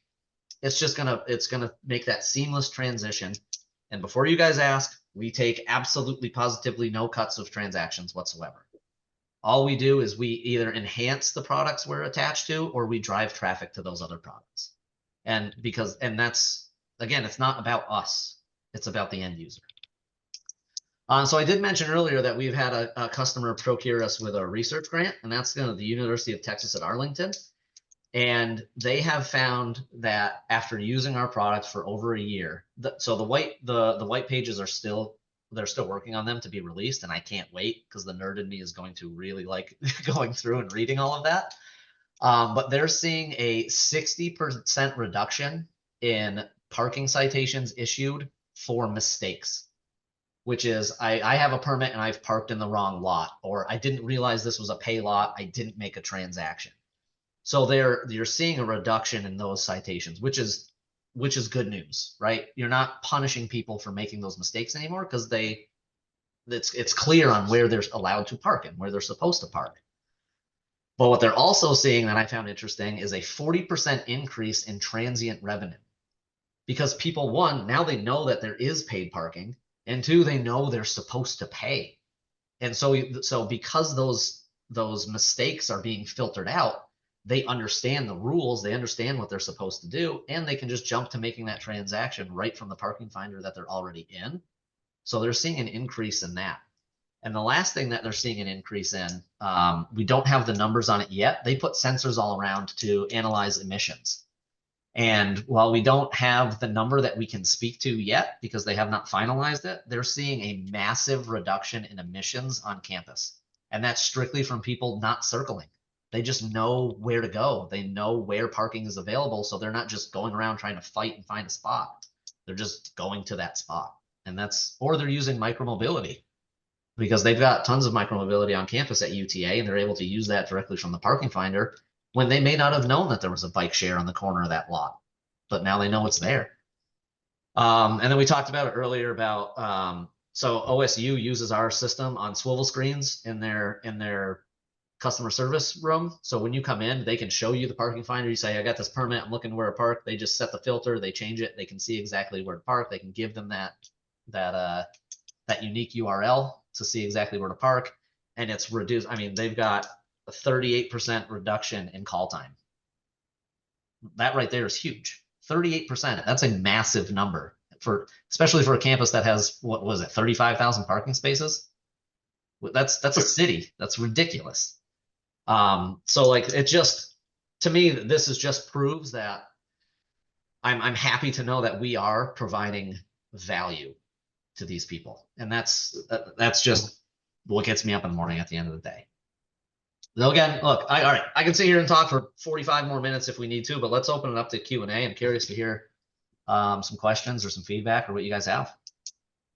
First of all, what a great presentation. I'm also excited about your technology, so thank you. Absolutely. Fantastic. All right. Yeah, for sure. Okay. Questions, just raise hands. Let's get to our attendees first, and then we'll get to our panelists. I have Jason Jones. God, I missed that man up north. We're going to see you in the spring, Jason, whether you like it or not. We're coming up there. Let me get Jason in. I'd like to see him, actually. Jason, where are you? Jason. Anybody see him on attendee list? Trying to get you in there, Jay.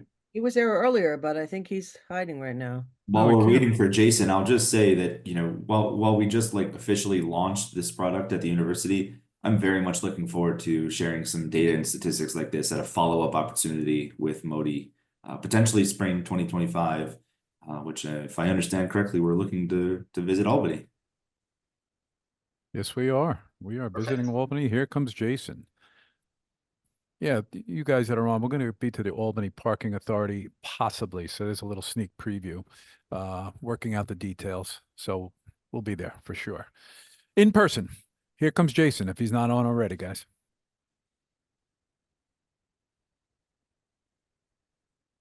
Jason, you're muted, Jason. Thank you. I got my audio off, and now the video. You're looking good. Previous We're good. president, We're good. everybody, We're good. previous president of this organization. Welcome, Jason. Yes, in a former life. Yes. Hi, good to see everybody. Great presentation, really informative. Just a couple quick questions. I don't think anything major. When you talk about the parking finder, is that an exclusive standalone? So if I'm leaving from my residence at home, can I type in the parking finder and it'll give me directions to the parking lot, like similar to like an Apple CarPlay? Or is it two exclusive systems where I would have to have maybe like a CarPlay on one and I'm looking at the parking finder app like through my phone or something? So right now there is no connection to like Apple CarPlay or anything like that. So you would use your phone. But we don't want you to use the parking finder while you're traveling. So the point is you pull up the parking finder, you take a quick look, you're like, okay, awesome. I know I can park in that lot. I click that lot and I hit get directions. And then it'll pull up my default mapping application, whether that's Google Maps or Apple Maps or whatever it is. And then that will connect directly to your CarPlay. Oh, that's great. Okay. So that will take you to your location. Yeah. Yep, James, if I can cut, yeah, exactly.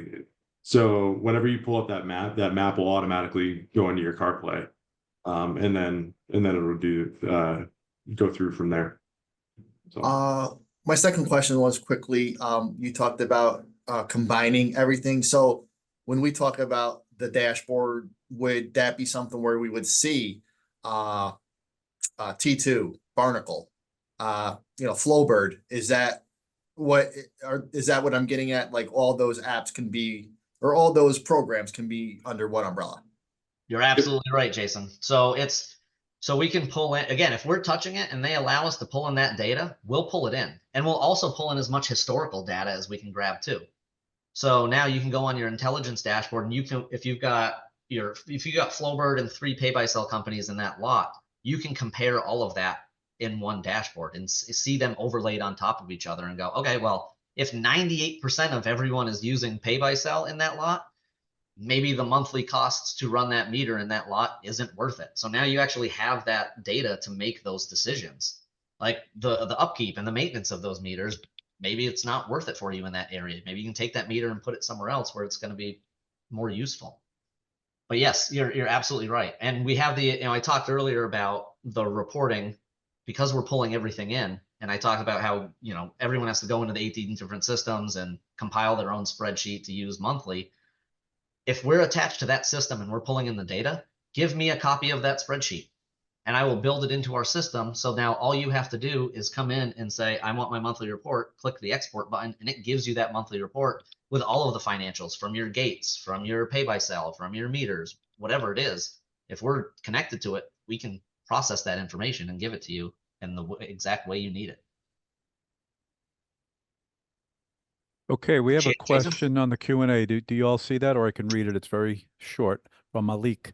Do you guys integrate with mobile parking enforcement bikes? Do you guys integrate with mobile parking enforcement bikes? I believe that is for this session because it came in at 2:02 p.m. I think I need a little more. The easy answer is yes. If there's an API available and we can connect to it, absolutely. I need a little more detail on specifically what you're doing with these bikes. But if it's a bike share, we can connect to that and tell you how many bikes are available at the docking stations. If you're talking mobile LPR, we can absolutely ingest mobile LPR data, and we can. This is something I do recommend people do, but it's only on the admin dashboard. Let us pull in the mobile LPR data, and we can tell you how many pings you've had in that lot or in that garage or on that curb. So it will give you the information so you can understand kind of what's going on, but I certainly don't recommend using that information to provide occupancy to the end user. Okay. If I would that love to didn't have a answer. session on what is it? Mobile enforcement bikes? Mm-hmm. That's something I would like to learn about. Yeah, that's a new one for me. I agree. Good one. Attendees, if you have questions, please continue. We have a few more minutes, and actually, There's a couple in the chat. It looks like. All right, you guys can look down at the chat if you'd like, or I All can right, read it. so when changing specialty designations on bays, how long would it take to update that information on the digital map? Seconds. And that's not an exaggeration. So if you have the policy already built, you've got your list of policies in your admin dashboard, and you just assign it to that space and click publish.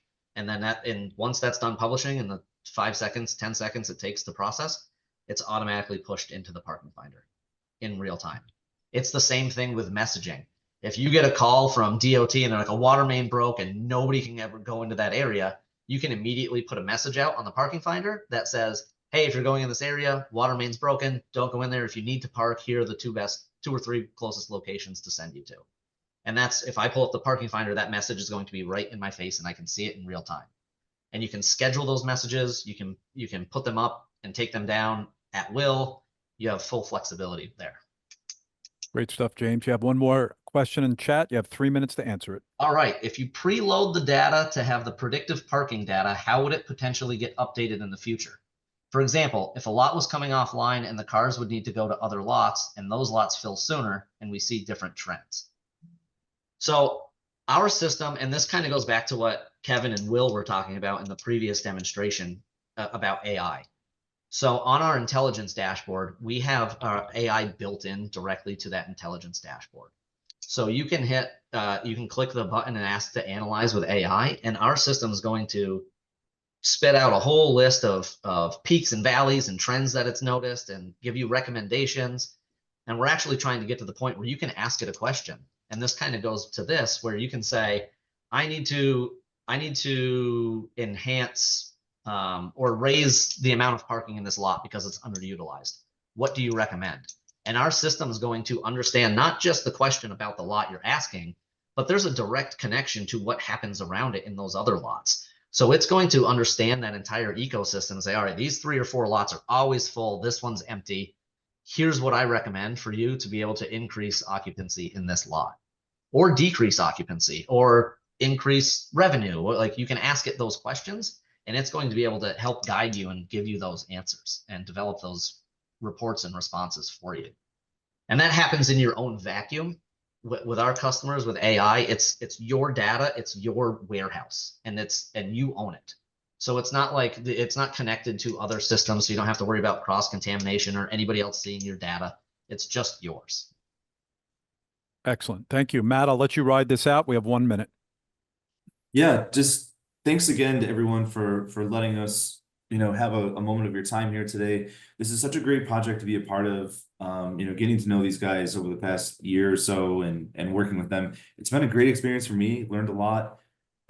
Great new technology. I hope you all, if anyone has, an inquiry, just reach out to Modi, talk to Sean, talk to James. They're great guys, super knowledgeable, really well developed in the parking industry. Thanks, Matt. I really appreciate it.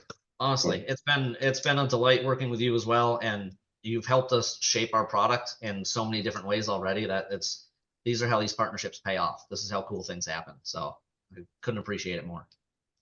Thanks, guys. Excellent presentation. To our attendees, we'll be back in 5 minutes with a name you all know, Laz Parking. Stand by. Thank you.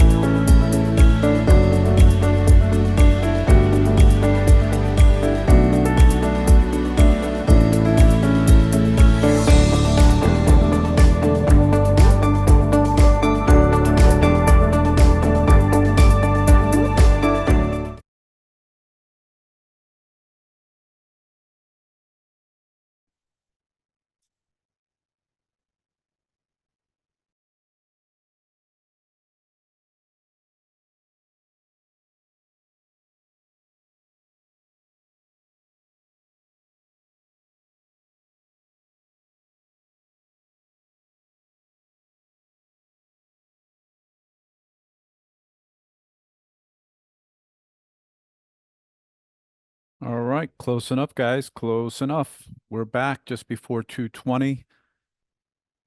And I'm going to hand this over to our fellow board member, Chris Susko. I hope I got that pronunciation right. I never know. I love that name. Take it away, Chris, for last parking. Good afternoon, everyone. A great conference so far. Thank you, everybody, for joining. Up next, Unlocking Potential, Transforming Ungated Parking for Smarter Cities, will be presented by Connor Buckley, who is our Vice President of Government Services, and Willie Walker, who is our Technical Sales Director for LAS Parking. They are both subject matter experts in parking technology. Their work focuses on integrating innovative solutions like LAS Business Intelligence and LAS Go e-commerce platforms, both of which significantly enhance the operational efficiencies and user experiences in urban settings. Their expertise not only advances LAS technological frontiers, but also advocates for smarter, more connected cities. They have worked directly with parking authorities and city councils throughout North America to gain approval and support for practices aimed at improving accessibility, reducing congestion, and enhancing the customer experience. So welcome, Willie and Connor. Take it over. Thanks, Chris. Really appreciate that intro. Hey, everybody. Great conference so far. Thanks for having us. And I see Kevin just put into the chat. Yeah, I'm replacing Rob today. He sends his apologies, but had some flight issues and is up in the air right now. So I'm really excited to step in and see a lot of familiar faces.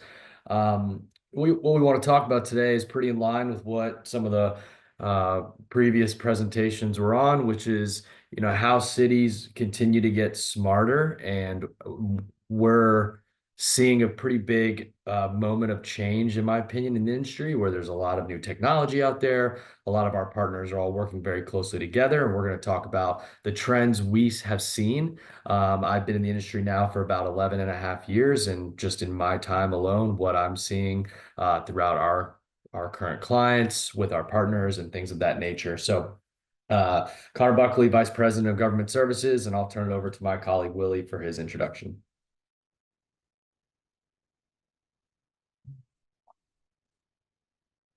Hey, Willie, if you're on mute, we can't hear you.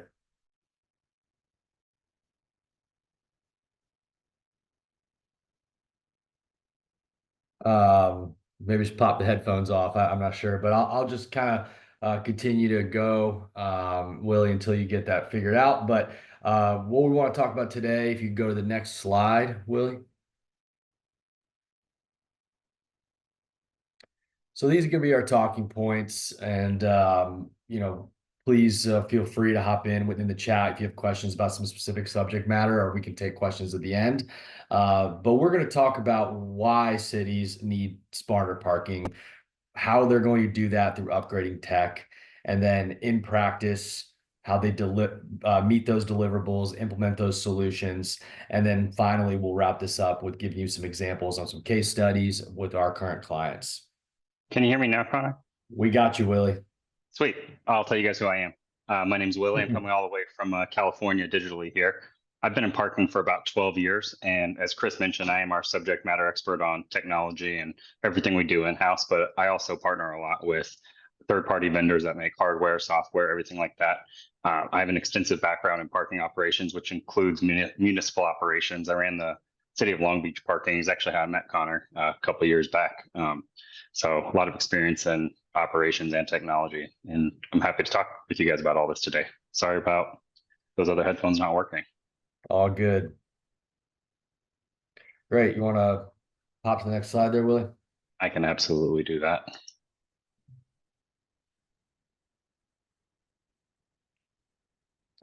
So, you know, as we go through this, I do want to reiterate, you know, this is not a one size fit all. Every city operates a little bit differently. There's obviously commonalities, and many of you have probably seen that throughout the previous presentations.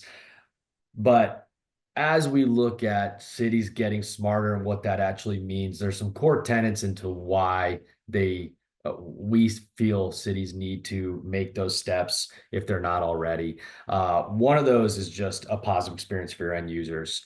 You know, in today's day and age, pretty much every single person has a smartphone in their pocket. They want quick and easy transactions. They want to not have to do anything, just get charged. Like everyone's got a different opinion on how they want to pay for parking or not pay for parking or have to be hourly restricted.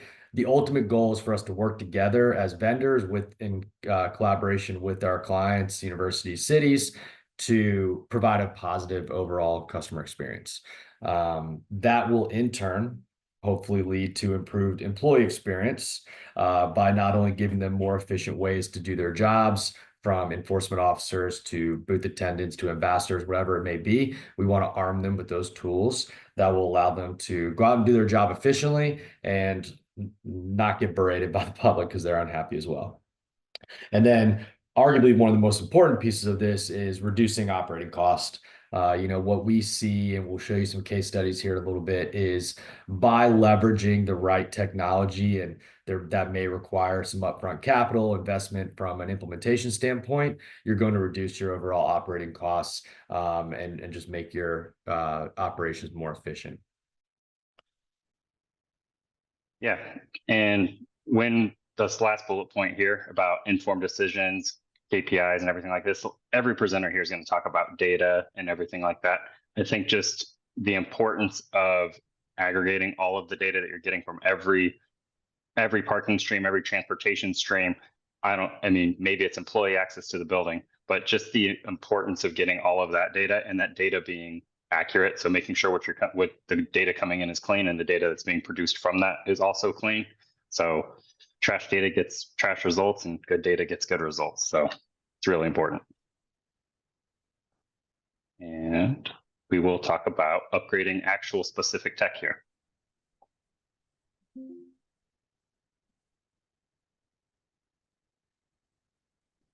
So like a lot of the stuff's going to be basic. You guys understand automated enforcement. We understand manual enforcement. There's always been visual enforcement. Like you're going to look at the meter, you're going to look at a ticket in someone's window and be like, yep, they paid.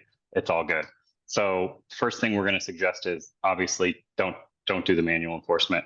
If you have the ability to do LPR enforcement, do that. Switch to a vehicle.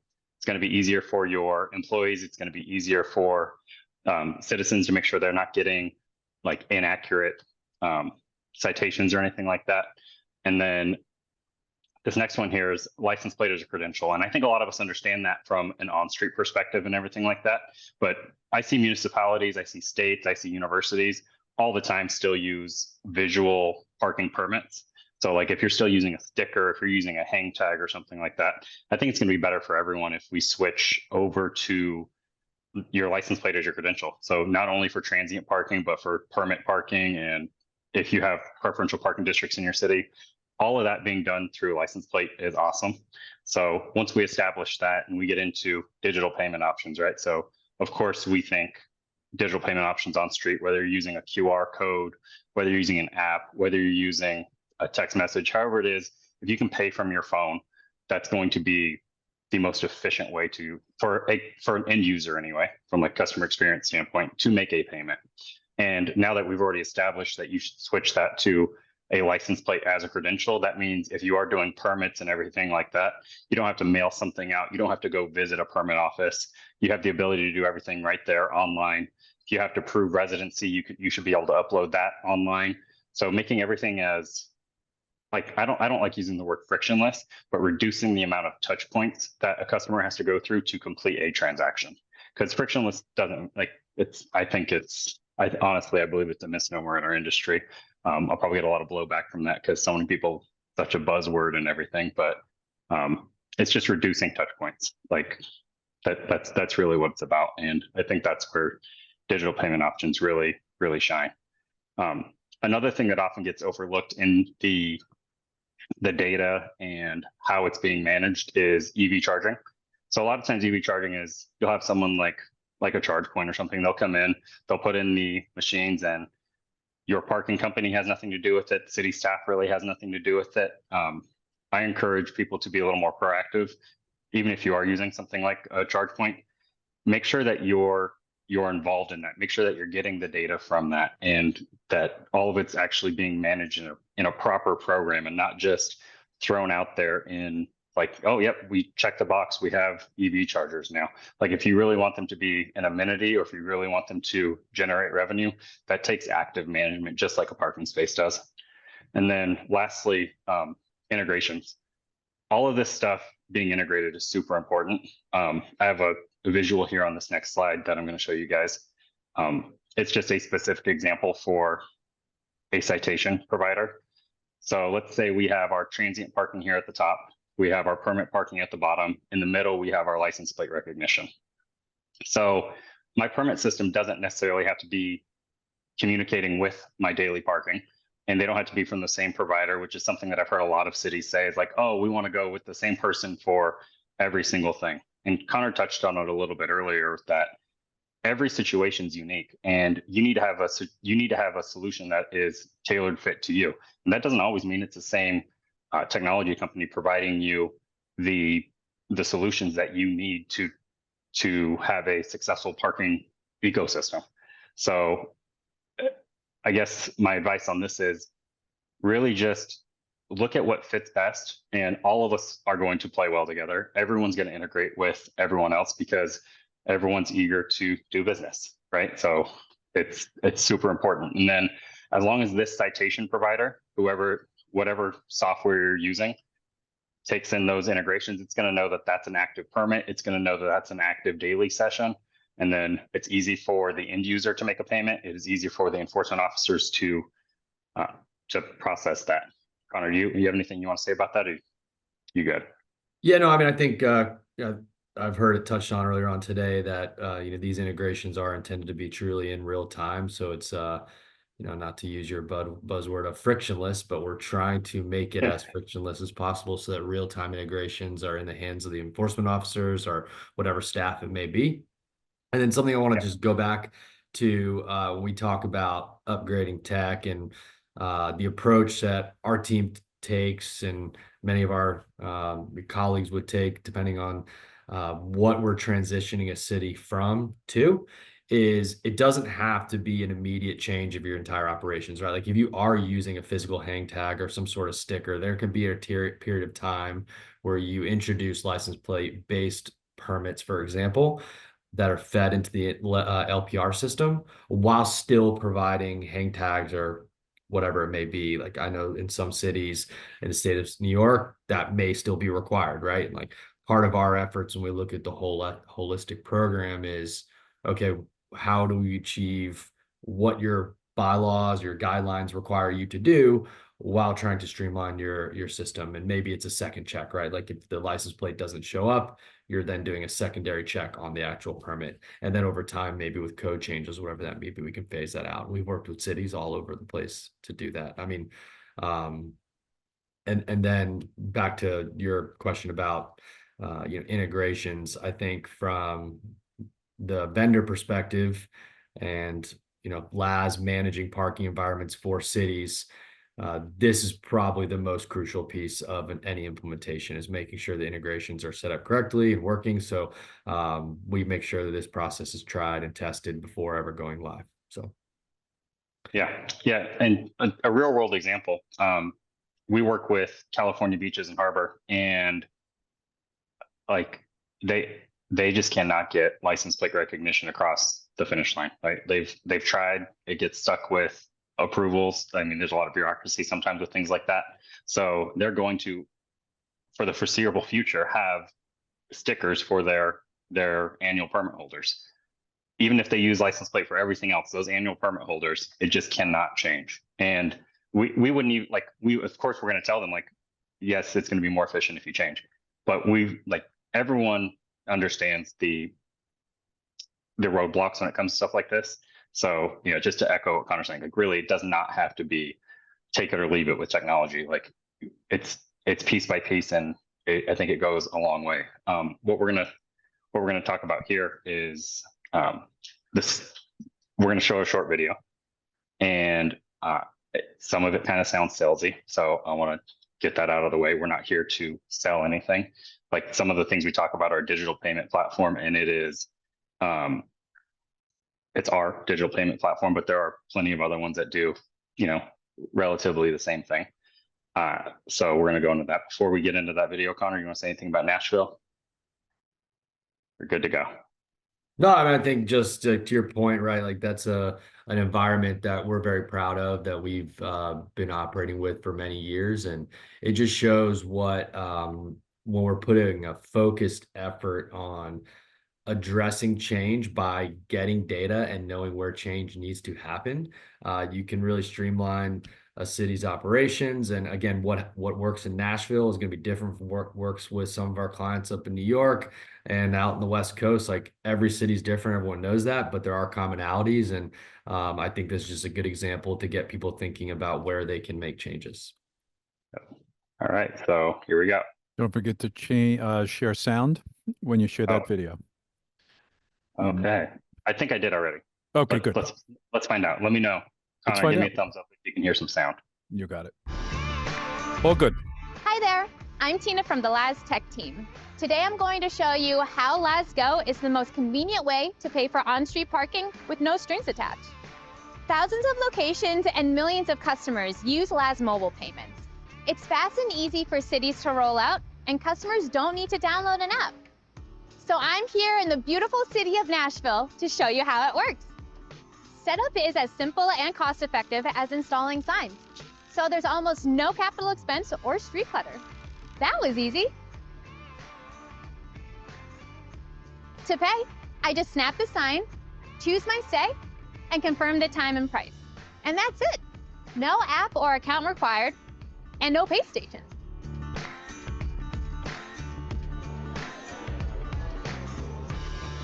Well, that was a bonus.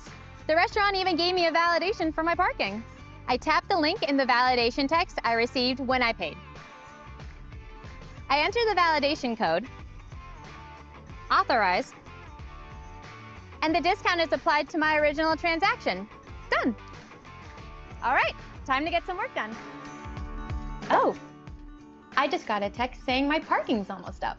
Luckily, I can add more time from anywhere right on my phone. I just tap the link, choose how long I want to extend, then click Next. That's simple. Great. Now I can enjoy my coffee without feeling rushed. Laz Go is integrated with all major enforcement systems. So while I'm away, enforcement uses mobile license plate recognition technology to instantly see that I paid. Now, it's time to talk about how easy it is to launch Laz Go in your town or city. With Laz Go, there's virtually no cost to the city, no long-term contracts, and no subcontractors or third parties. We're a parking operator, not a tech company. So we build your business, not ours. With just a few clicks, we can brand your customer's experience to your city, zone, or even neighborhood. Like this, or this, or this, or this. And while you don't need pay stations, Laz Go works seamlessly with them. But you won't need as many, which means less maintenance on your end. Laz has the perfect on-street payment platform. Rollout is as easy as installing signs, and customers love it because it's fast, convenient, with no app or account required. So your customers and you can skip the pay station.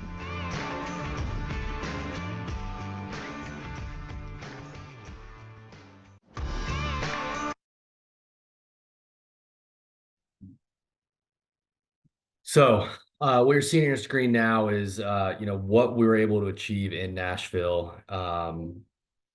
When we stepped in to manage their program, there was not a lot of eyes on any kind of data. Willie touched on this earlier, right? Like if you're gathering data in some capacity or not, if no one's looking at it, then it's not serving a purpose, right? So what we were able to do is address their need to accept credit card payments on street.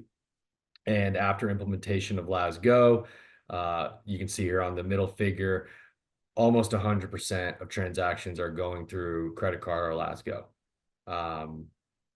which, depending on the makeup of your city, if you're still collecting coins or cash, like we're not here to say don't accept those, right? But if you offer alternatives by upgrading your tech stack, then you're going to see less collection of cash and card, which means less less requirements to collect and count that money, less shrinkage, all those things. And we've also seen an increase in compliance.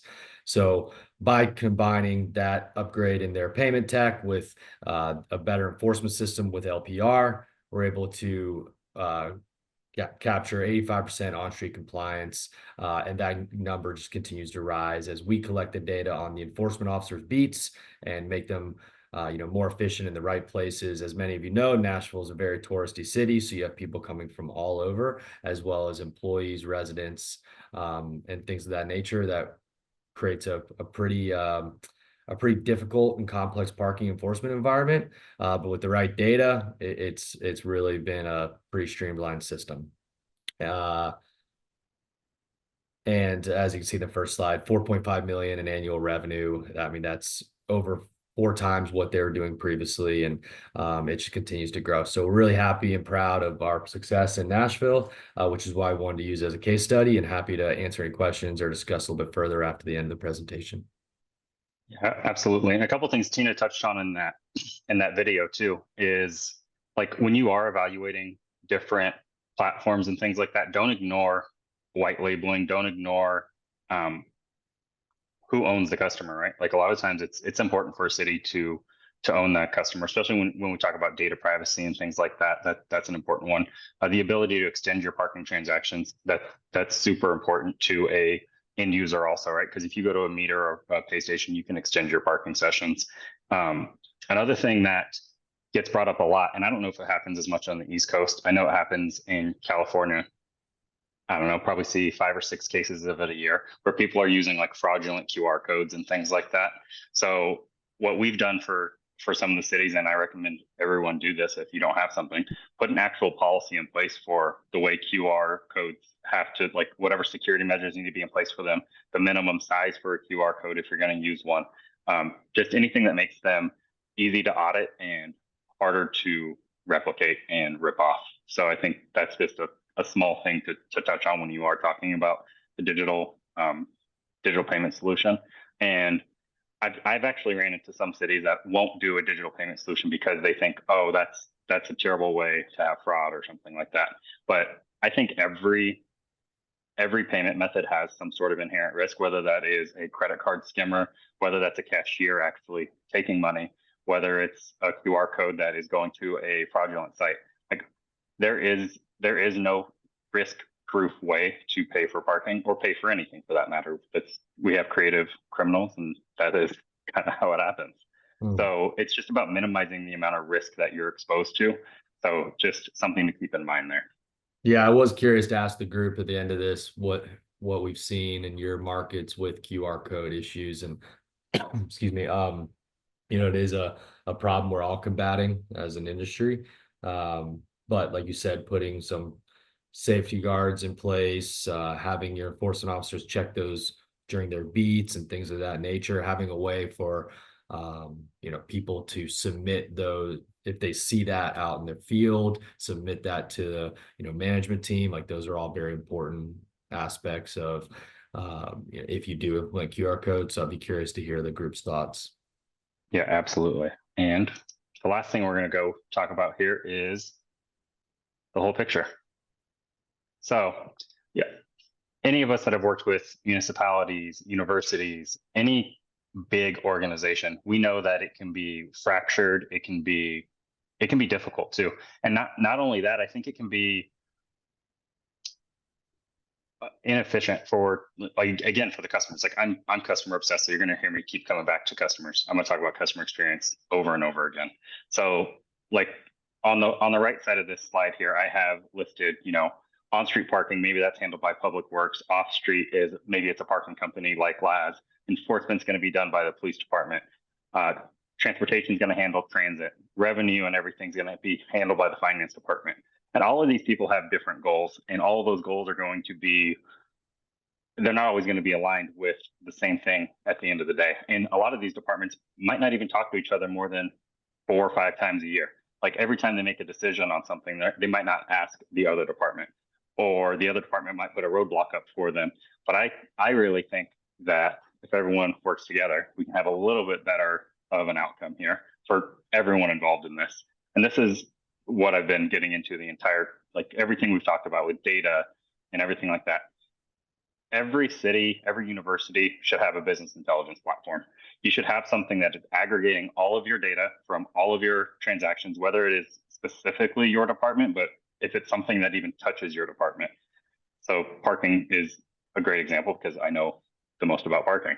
So a lot of people don't want to, or they might not be looking at like public transportation numbers and things like that to see like what percentage of people visiting a downtown core are actually driving there versus taking public transportation. Like those two departments might not ever talk to each other. But if you have a robust business intelligence platform, you can have a custom dashboard that explains those correlations like to you, and you don't have to pull reports from 15 different softwares to get to that information. It's all going to live in one centralized place for you. And that's the same for enforcement, same for citation processing, all of it. So all of that information being in one place is fantastic. One of the most time saving and I guess heartburn reducing areas that I've seen something like this done is with business improvement districts or financial districts, neighborhood communities, things like that. If there's like a revenue split or something like that, and they might have to wait like once a quarter to see what that revenue split is, if you implement something that's refreshing data on a daily basis, you can actually display like what that revenue split is going to be in real time. You can say, hey, as of right now, this is what that revenue split is. So if there's like a neighborhood association, they can see that right there. And I think that's a super beneficial thing. So that is in just looking at all of these different these different avenues and departments. I think this is super important to have everyone work together and not everyone just be siloed working on the thing that's just in front of them. And it really does keeps the focus on the end user. So there's that. And with that, I think we're ready for some questions. Great job, guys. Let's see if we have first questions from our attendees. Raise your Zoom hand if you do. Zoom hand if you do. Any questions? There we go. Mark's got a question. Mark Schleier. Let me bring him in. Our future VP, if you guys haven't heard. The Slayer. It's good to see you, Mark. The Slayer. The Slayer. Okay, must go to the top. Here he goes. Coming in for you guys right now.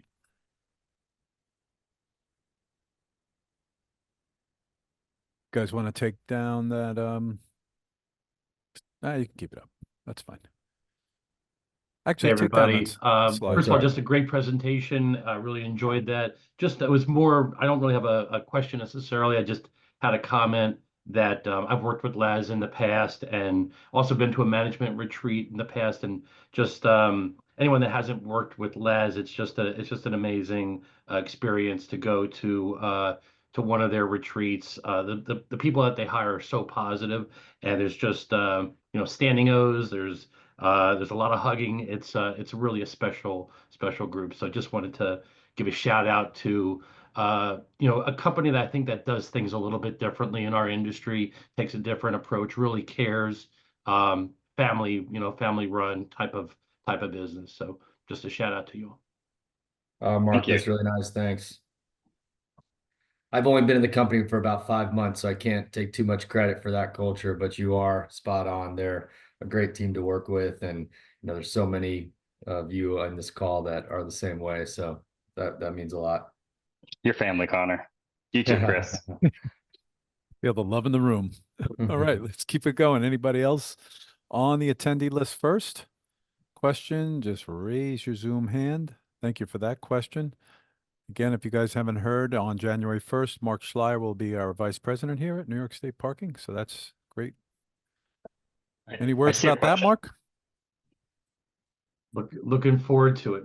Looking forward to it. Yeah, it's going to be great.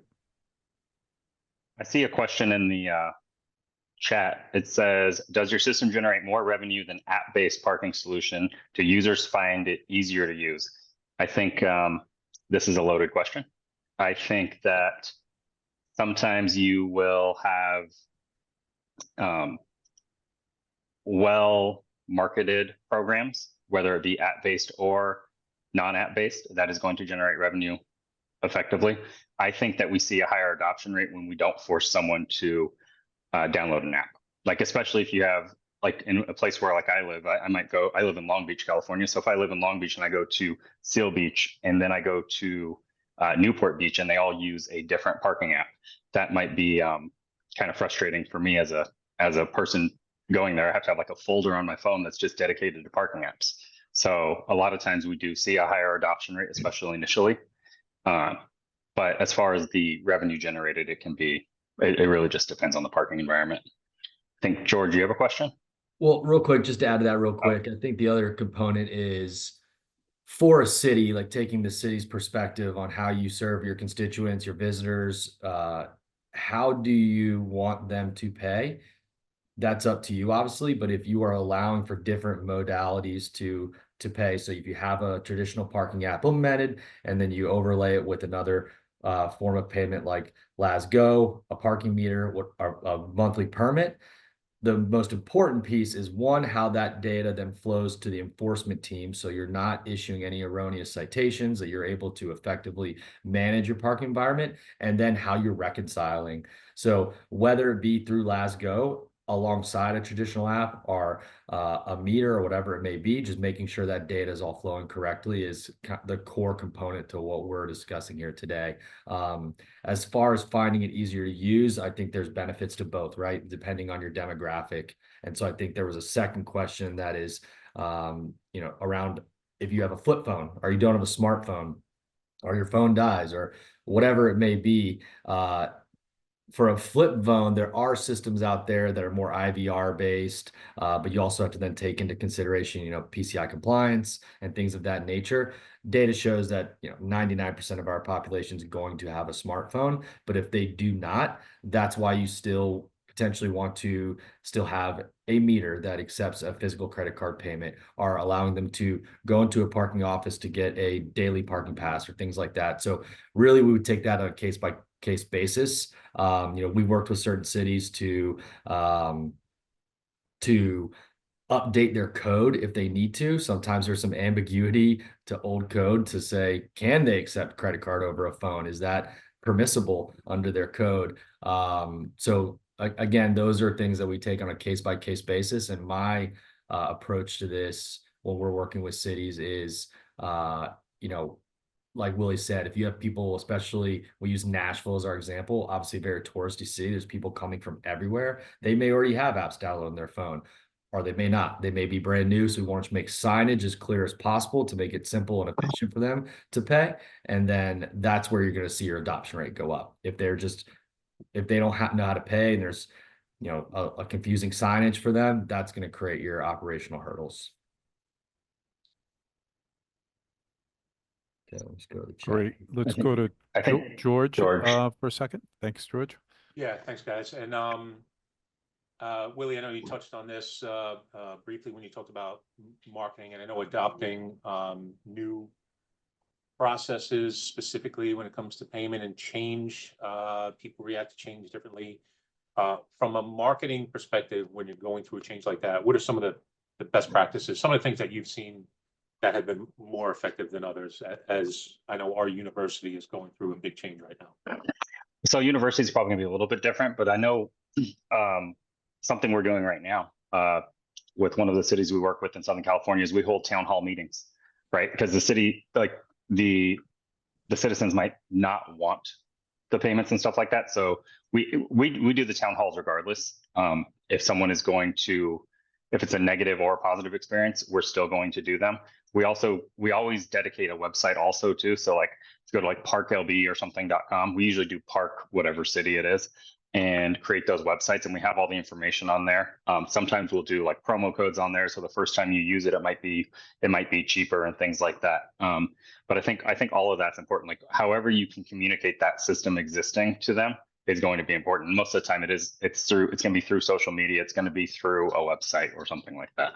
Yeah, leveraging social media is important. Leveraging downtown business associations to get them involved, to tell their businesses and their constituents. For a university example, leveraging your existing social media websites, leveraging your student body organizations. So when we go through an implementation, we try to involve those stakeholders leaning in on you to tell us how you get word out to your existing staff, your student population, your visitors, and then during big events, having ambassadors on the ground. So, from our perspective, when we work with cities on the enforcement front, having those officers, our PEOs, be ambassadors, and you can put a QR code on the citation potentially that shows them how to download or use an app, how to leverage Lasgo Snap to park, all of those things, so that if somebody does unfortunately get a citation because they didn't know how to pay, we're teaching them how to do it in the same stroke.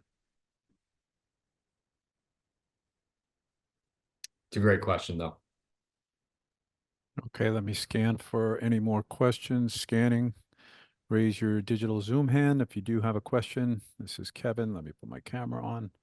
Stand by. Chris, do you have anything? I don't see anything else, but I just want to thank everybody for their engagement. This is a really cool way to do a conference. It's been a really good experience. This is my first time doing the virtual New York Transit show. So thank you for having us. Yeah, Thank you. Appreciate it. Okay, guys. We'll be back with Via Transportation. Stand by and clap and give your reactions. Bye, guys. Thank you.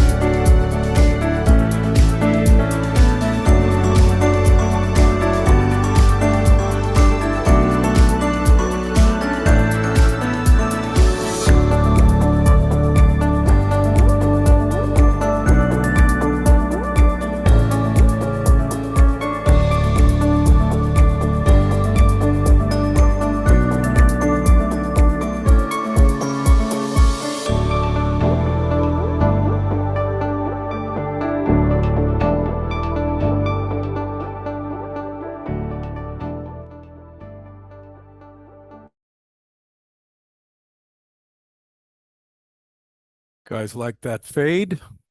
Hopefully it faded. Put a little DJ action into it. Welcome back, everyone. We're amazingly on time. I want to give everybody an incredible thank you because it's not easy, right? You usually be out and about, maybe get some fresh air. Uh, I know I've been sitting in the same place since 6 a.m. So here we are, what we call really needing the Starbucks now. So thanks for hanging in with us. It's 3 o'clock. We're so on time.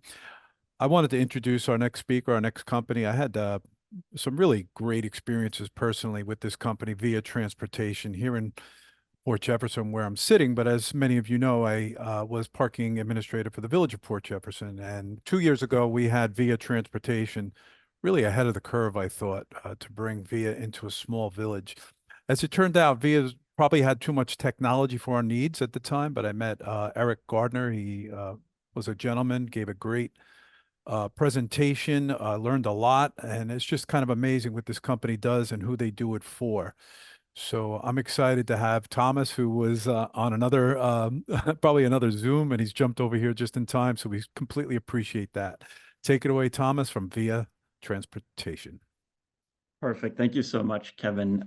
First of all, great to connect with all of you, and thank you so much for this opportunity. I appreciate that everyone is carving out precious time on a Friday afternoon, but this is a really exciting chat for us to have. I brought some slides today, but more than anything, I want to make this interactive. You know, I've got about 40 or so minutes, and I'd hope that everyone can come out of this learning something relevant for them. So that's an open call out to basically your right to ask me or throw curveballs at me as I go. There's no rigid agenda here. I want to be as adaptive as possible and be a resource for everyone who's listening in. With that said, while I'm pulling up my slides, let me just give you guys a very quick introduction of myself. So Kevin gave a really nice intro of kind of Via and some of our experience, but on my side, so I work on our partnership vertical. I lead our effort in New York and kind of all along the East Coast. But based on the fact that I am a New Yorker, I live in Brooklyn, this is a really, really unique conversation for me to have. Our company's storyline also originates right here in New York City. So a lot of the activity that I am most focused on happens to be hyper local and hyper relevant to this group. Beyond that, though, in terms of what I actually do. So my day-to-day is effectively to connect with municipalities and transit agencies and learn from them. I'm focused on understanding where they are in their goals for innovative mobility and also understanding, challenges they're facing, what they're trying to figure out for the future, and then really just working collaboratively on various solutions. I'll get into those solutions as we go. But I love the industry. I think every day gives an opportunity to really learn something new. There's such a unique range of partners out there in this space. So it's an absolute privilege to be on the forefront of kind of helping solve really relevant issues that have hugely positive impacts for communities across the world. From there, so I'm going to dive into, as I said, some materials that what I'd really love to kind of achieve with are to showcase who we are as a company, a little bit about what we do, some of the solutions we deliver, and then I'll kind of conclude with a few storylines relevant to our activity in New York. Again, please feel free to jump in or drop a question in the chat as I go. And yeah, we'll take it away. So starting first of all, just kind of a little glimpse of what Via is doing today. At the simplest level, we are focused on making public transit accessible, affordable, and efficient. So we do this by creating software that helps cities and transit agencies plan and deploy more modern transit services. And we do this all over the world. I'm not going to turn this into a statistical deep dive. I don't want to bore anyone here. What I will just highlight is that over the course of the past decade and a half that we've grown as a company, the range of partners that we have worked with has really just expanded exponentially. And the reason that is, I think, a really relevant call out is that, understanding and having an appreciation for the localization that goes into these solutions, on-demand mobility, paratransit, et cetera, and the technology needed to fuel those efficiently. The localization aspect is huge. If I look at this map, for instance, the way that I deploy a service in a Miami-Dade, as an example, is going to look quite a bit different than the way I deploy a service in a very rural, Virginia-based partnership.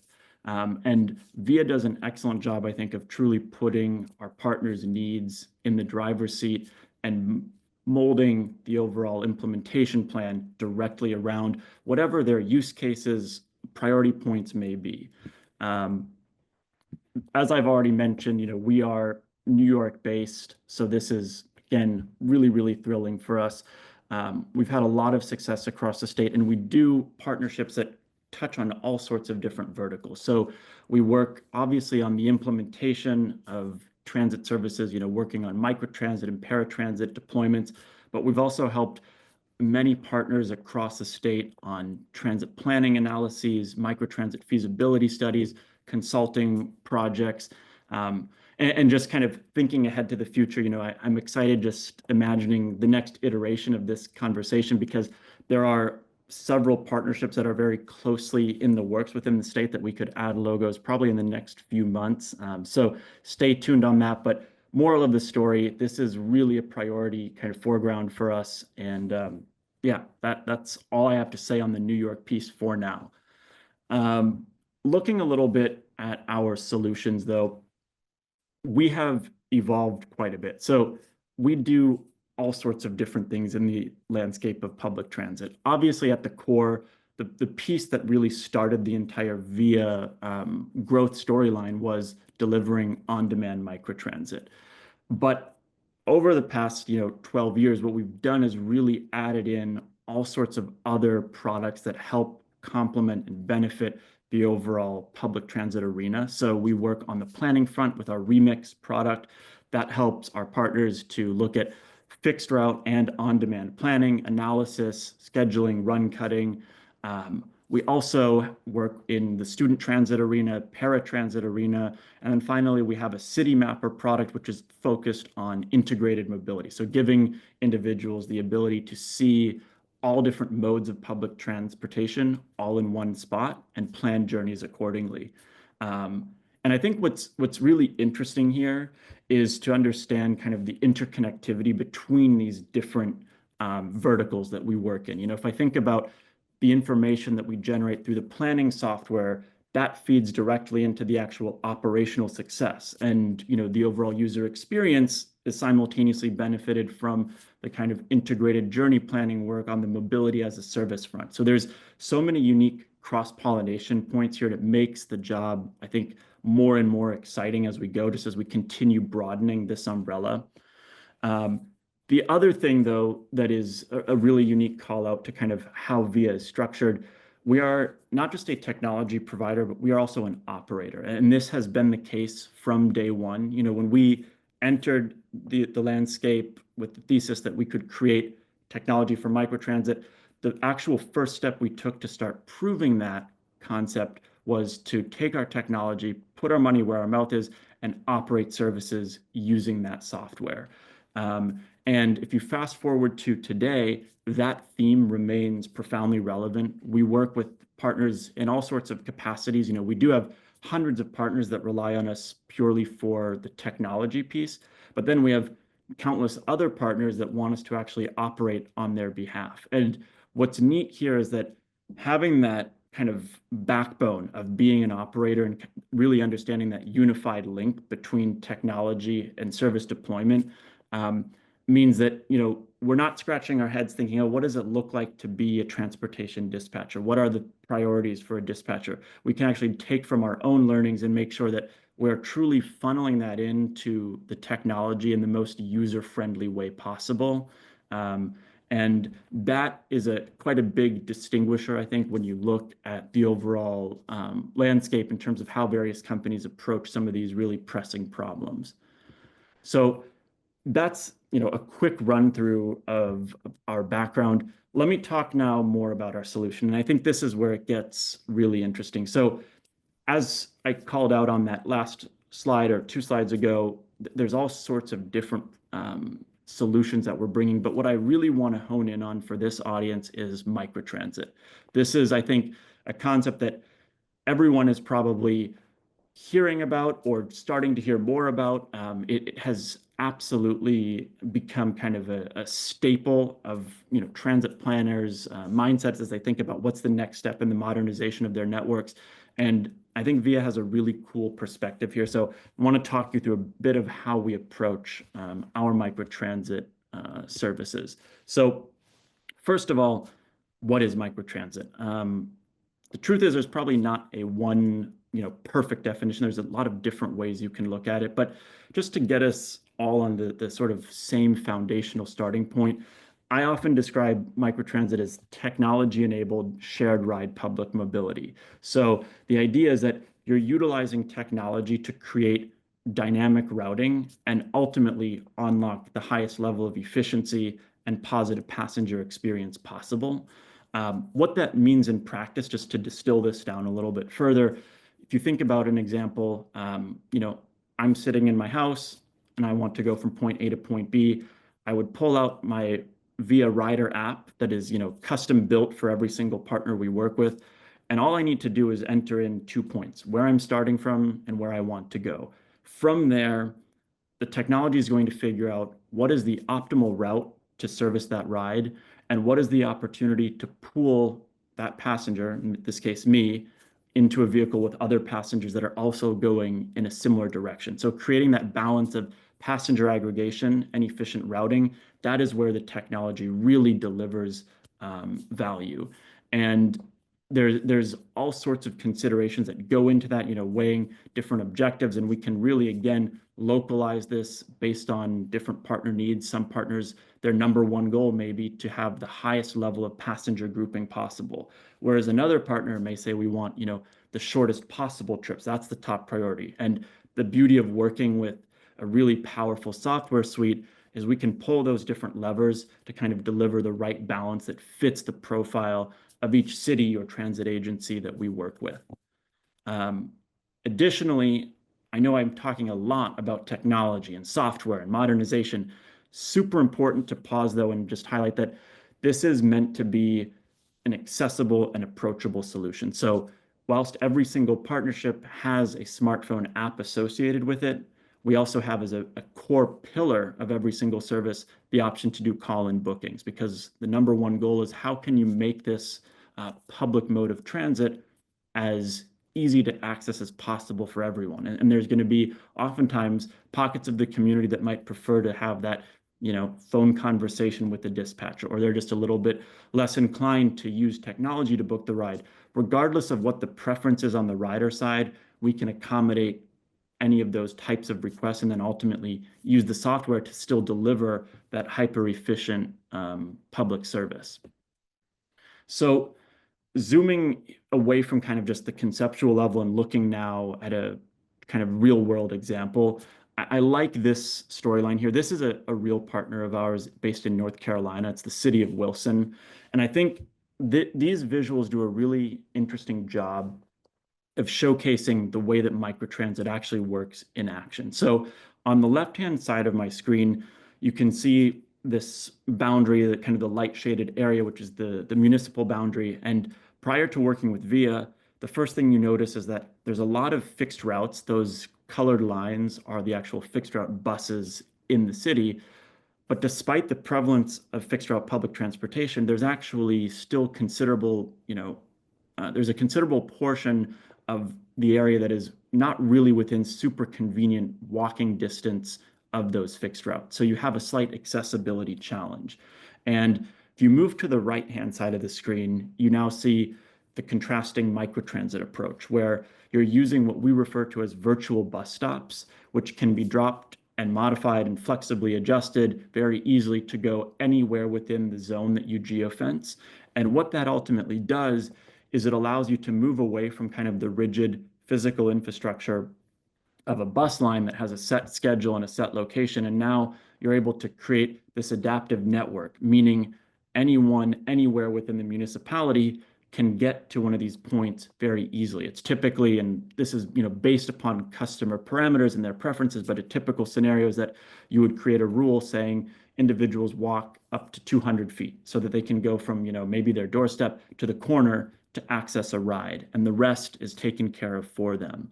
Again, part of the reason why I choose this example is that there's an interesting backstory here in terms of what this, shift from fixed route to microtransit has done. In the case of Wilson, before moving to a microtransit model, the metric for public transit accessibility was that about 40% of the population could access one of those fixed routes in easy walking distance. When we shifted to microtransit with the city, that metric went to 100% coverage. Every single member of the population was able to be considered in an accessible zone for public transit access, and that was done with the exact same municipal budget. So it's a really interesting storyline there.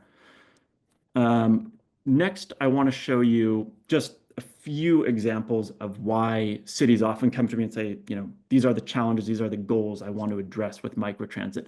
This is not an exhaustive list, but I think it kind of captures a few key points.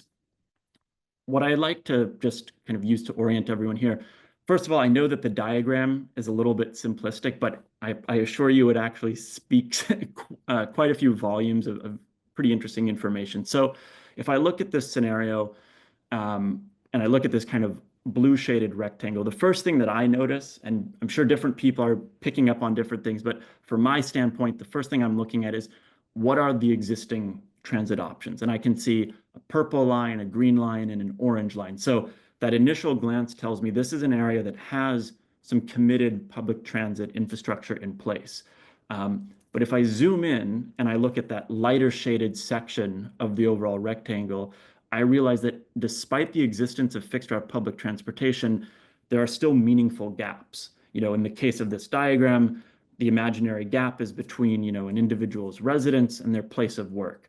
And by using microtransit, we can immediately address that gap. And that is probably one of the, I would say, most common themes that we focus on when we're kind of developing our solution for a given partner. There's also, though, a lot of other kind of interconnected elements here too. So you think about beyond that gap between the house and the actual place of work, you can realize that if I look between, that purple line and the little house icon, that is another kind of challenge point where even though the fixed route is not too far away, it's probably not super accessible from that person's doorstep. So again, if I use microtransit, I could actually link up with that fixed route bus line and use from a very complementary fashion an approach that is designed to drive ridership on both of those different public modes.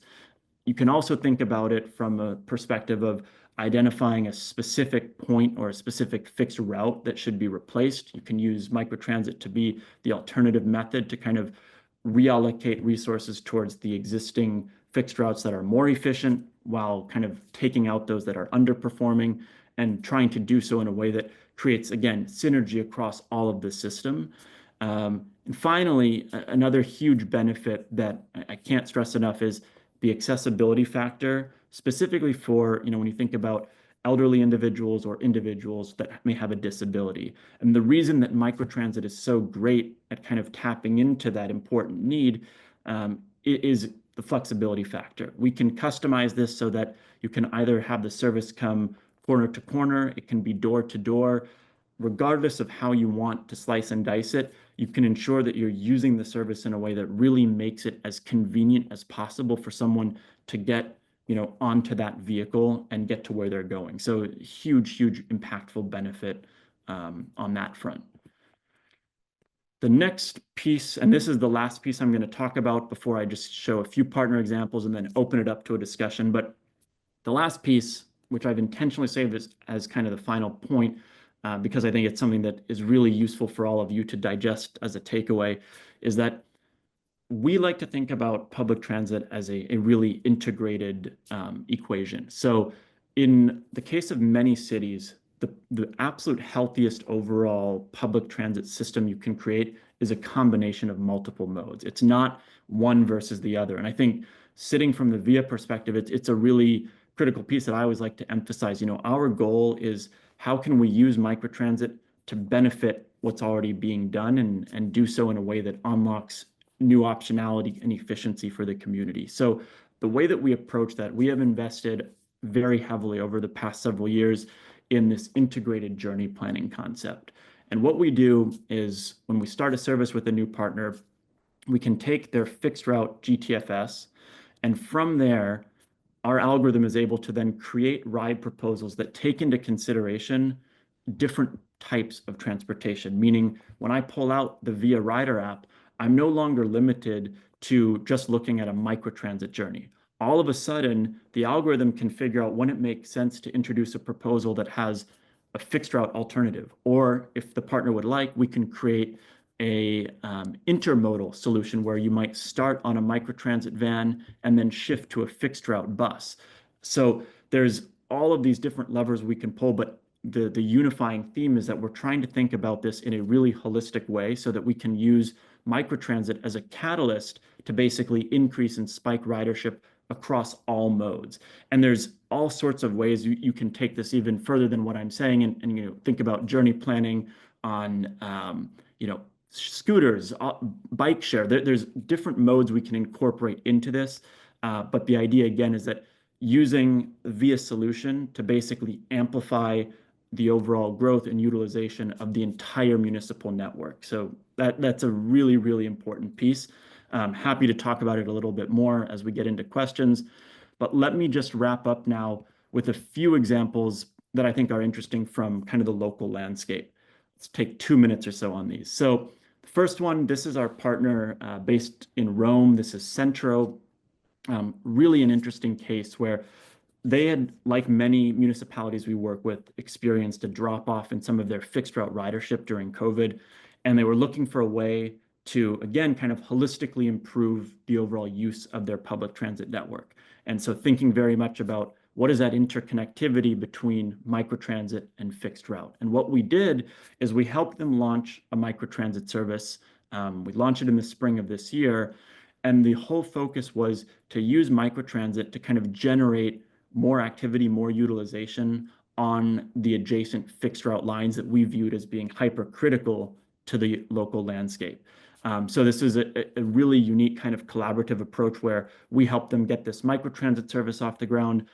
The partner in tandem was increasing the overall fixed route bus frequency to see if we could then kind of use these two different modes in a really synergistic way. And the result has been fantastic. Again, this is a new partnership, but we've already seen a major uptick in utilization. The agency has actually seen a really substantial amount of growth in their overall revenue capture. And there's a lot more coming in the works with Centro. So this has been a very, very fun partnership for us to get off the ground in 2024. A couple others that I will just flash here quickly. Looking over in Rochester, this is a great partner of ours that we've worked with for a few years.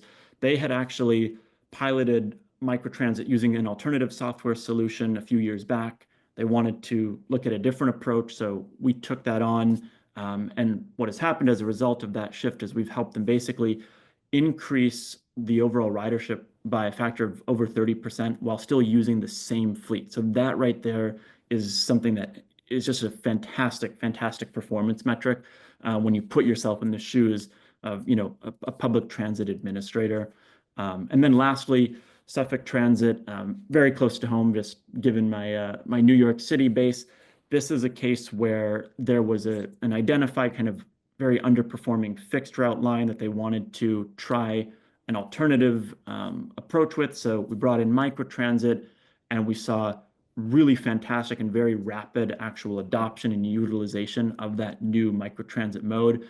So the partner subsequently then said, great, let's expand this. So we added a secondary zone. And right now, most recently, now Suffolk has reached a point where they're looking at how can they continue that modernization effort through technology and apply it not just to microtransit, but other elements of their network. So we actually just launched a paratransit solution for them as well. And we're seeing some really exciting, very early signs there. So the moral of the story is that New York is a really active space for us. We are super excited to continue that growth. And with that said, I'm going to pause here and open it up to the audience. We can brainstorm. You can ask me questions. Let's make this as useful for all of you as possible. Thank you. Super, Thomas. Super. Let's give our digital clap hands, our real ones. I'm going to give the real one. That was fantastic. Really, really great. If you want to take down your slides, we can. Oh, thank you, everyone. That's all to Via for sure. Okay, let's go through that raising of hand. Or anybody who wants to come in. We'll start with our attendees first. Got to have questions because this is serious stuff. There's got to be some questions out there, I'm sure. Stand by, stand by. The other thing I'll add while I'm just giving, oh, well, actually, I'll pause there. George, I see a hand raised. Yep. Okay. Yeah, thank you. So, yeah, I know when you initially got involved with Suffolk Transit, it's great to see that they're leveraging that technology. So my question was the microtransit designed to replace the fixed routes, or was it designed to enhance the ridership on those fixed routes? It's a great question. So it's a little bit of both. I think if I go back a few years to, I believe the fixed route, actually, I think I remember this correctly. It was Route 10A in the case of Suffolk. That route was a complete replacement. The idea was, the underperformance was significant enough where they thought, let's see if we could reallocate that expenditure to an entirely different mode. That being said, this is certainly not a case where we were saying, oh, you should scrap, your entire network altogether. It was really a targeted kind of identification of one piece of the puzzle that was an outlier and thinking, let's address that and then see what happens from there. And it's something that I think by and large, like that's a theme, that's probably one of the most common themes that I work on with my partners is thinking it's not about one size fits all. It's not about, oh, can I wipe out what you're doing? It's really, where can we pinpoint an opportunity to kind of deliver some value that in an ideal world is going to open up growth, not just on the VIA-oriented portion of the service, but the entire portion or the entire scope of the service. Thank you. Great question. Thank you, George. Any other questions from our attendees? Please raise your hand. Scanning. Any other questions from board members or panelists? Board members or panelists on Via Transportation? We absolutely appreciate you being here, Thomas. It's a pleasure of mine. And I'll also add too, if anyone thinks of questions after the fact, Kevin, I don't know if you'll share my slides, but I put my contact information, like best case scenario for me, I would love to have the dialogue continue well after the conference. So by all means, open invitation if anyone wants to reach out at any point. Yeah, we're going to have the virtual booths open. We'll have every channel available for us to keep engaging. I understand a Friday is a day of Friday, so we still have a great, robust audience. So we'll move onward. Will, did you have a question? Yeah, Tom, I know we'll connect, but I'd like to share a story with you. We could do it offline to keep our conference going, but we have a mutual customer I'd like to try and connect on with you. Oh, that's great. Business. Would love that. Fantastic. Yeah.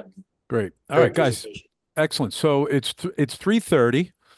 Our next speaker, which I'm looking forward to at TES Technology, Catherine, would start at 3:50. Nobody's going to be upset if I run a 3-minute video and get Catherine on, which is exactly what I'm going to do. Just going to remind you to visit the virtual booths, of course. Going to remind you that there is a survey at the end. When you hit end and you get off this, you will see a survey. Appreciate you answering that. Appreciate all of your attendance today. Thank you so much. So stand by. We'll run this 3-minute video, and Catherine, you'll be up. Stand by. Thank you, Thomas. Thank you all.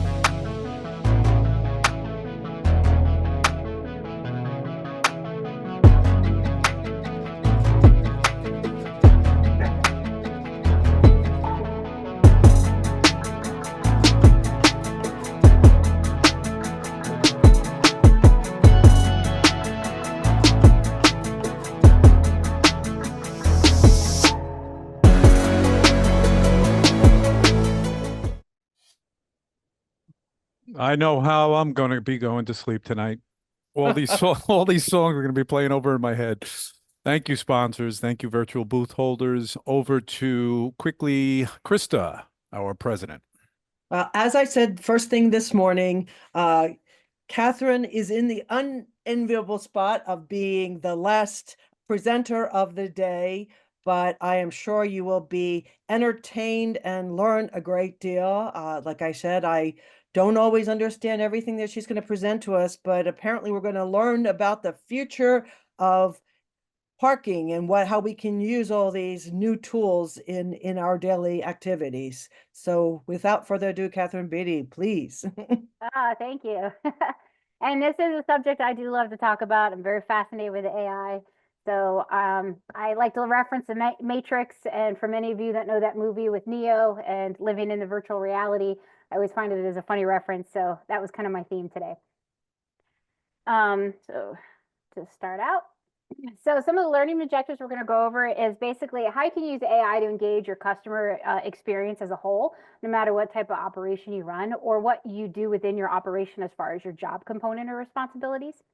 We're going to look at how AI can streamline your operations in your day-to-day life. And we're going to just look at how it can actually help your customer service and your support as well for your patrons and your stakeholders. I don't know about you, but this is kind of what my workday looks like. There's just not enough days and hours in the day to deal with all the workload and the balance, especially in this digital world. And if you're like me and you work remote, so crazy how like you can spend 6-7 hours stuck in meetings all day and you still have to be efficient and effective. So AI can really help with that. And that's what it can do, is it can bring some balance to your work life again. And 50% of it is basically communication is what we spend our day on, and only about 43% is on actual creative work. So it's kind of interesting to see that dynamic. So I'm sure all of you know this, but we'll just do a quick recovery. Exactly what is artificial intelligence? It's basically a computer brain that acts like a human. It's really what it comes down to. So we are using machines to think and act like we would to make our lives more easier, and they can process and analyze and complete tasks at a much higher skill frequency and speed than we can in some situations. And with less error rates. So that's basically the goal of AI and what it is. Another great chart is basically, what do people want from AI? Why do you want to even have an interest in it? Most people, it's to save time, to work smarter, to end information overload, just to get busy work solving problems and things of that nature. So there's a variety of different reasons as to why people want to use AI, and all of these are valid, important reasons. So it's a great way to kind of just get your life back on track and use a tool that can help you get there. So examples of AI are natural language processing. So this would be like your ChatGPTs, your Claude, and things of that nature. You have machine learning as well. I don't know if most of you guys hopefully are old enough to remember this, or I'm going to hope that some of these people are going to remember this movie. But do you remember War Games, when he's like, hey, would you like to play a game of chess? That's kind of machine learning. It's basically the machine is learning over repetition, and the more interactions it has, the more it gains from the experience, and then it can start to have predictive and analytic approaches to things. Computer vision is more like, this would be more like your facial recognition, your LPR recognition, and things of that nature. It's more based on imaging that's being analyzed to get data out of images, basically.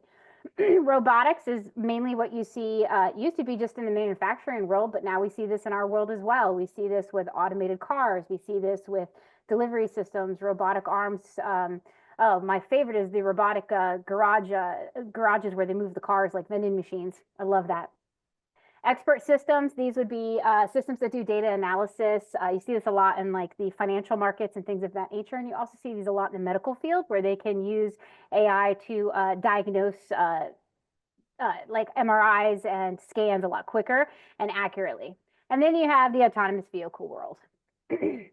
So I'm going to focus right now on ChatGPT, which is generative AI. So when you think of AI, there's all different kinds of AI. There's facial recognition AI. There's like data AI. There's LPR AI. generative AI is basically you're asking the AI to generate something for you. You're asking it to produce some type of request for you. This could be an Excel file. It could be data analysts. It could be an image and things of that nature. So that's basically when we're talking about generative AI, and that's really the kind of like buzzword right now when you talk about AI is ChatGPT or things like Claude or Copilot. All of those are generative AI and they're language-based models. So they basically just take words and key searches and they get it to talk like a human. So you're having a conversation with a computer just like you would a virtual assistant or an actual real assistant in your life, or an intern or a coworker or a family member. So the things about using generative AI, and I'm going to use ChatGPT as an example just because it's the one I use the most, but I actually use several of these. But what I want to do is show you some of the things of what you can do in your settings to get the AI to work the best for you. Now, I'm assuming when I ask this question, it's one of my favorite questions to ask, is how many of you use generative AI? So let's see if we can get some hand raises here. Yep, exactly. A couple of thumbs up. So my next question is, how many of you use it for basically just checking your emails? Or editing your emails, or editing content? Yeah, a couple of thumbs up there too. So it is so much more that you can do with the programs with these generative AIs. But what you really want to do is you want to make sure you put the settings in there and that you teach your AI how to talk like you, or teach your AI what exactly you want. So if you're using your AI to actually be a digital version of yourself, you need to teach it about yourself. You need to upload examples of your writing. You need to set the settings on. If you want it to be more like your assistant, you need to teach it to act like the assistant you want it to be. So one of the easiest ways to do that is to go into your settings, and you want to then customize your instructions. Now, when you pull this up, they're going to give you very basic, like, tell me what part of the country you live in, what's your basic job? I'm going to say, go all in. Go as deep as you can, as detailed as you can. Tell it exactly what you're doing. Tell it your job. Tell it who you work for, what kind of company you are. Upload any collateral that you have, your collateral, your competitor's collateral, universities that do something similar to yourself. If you're a university, you can upload all of the university collateral on here. It's amazing what you can do in a university setting with ChatGPT. So you basically want to upload all the information of how you want it to act, your own samples of writing, your own samples of emails. What kind of tone do you want it to be? Do you want it to be professional? Do you want it to be friendly? Do you want it to be kind of witty? I personally have a reference in mind. There's this comedian he was an engineer for a very long time, and he does a lot of really funny bits on data, and then he does these really great comedy spits on it. So I uploaded a bunch of his videos, and I said, hey, whenever I have to say something funny or give a good analysis, can you make me sound like this comedian? And so it gives me really great examples in my work now of that particular comedian. And for some of you who know, I'm a huge Korn fan, so I like to use a lot of metal references and music references in my examples and analogies and my jokes. And so I put that into the system as well. So when it writes, it will then reference those kinds of jokes or sense of humor or music references in the examples that it provides, so that it sounds more like me and that I'm writing it. So I recommend you go into your settings, no matter which AI generative software you're using, Copilot, Claude, or ChatGPT, and update and personalize your settings. So the next thing you want to do is you want to explain to write like you. So there's really great things you can do in the system, and I like to call it multiple personalities. We all have multiple personalities within our role of what we're trying to do. So you can create different styles within the ChatGPT or these other tools. And what you want to do is you create the style that you want to create. So let's say in this particular case, I'm using KB, meaning Catherine Beatty, and that's going to be my first multiple personality. So when I put on here, I say, hey, anytime I'm, asking for this, I want you to write this style. So I created a style and said, Catherine Beatty's style is, professional. It's related to articles and research. This is what I use for my publications when I'm doing presentations. And so I created a style for that.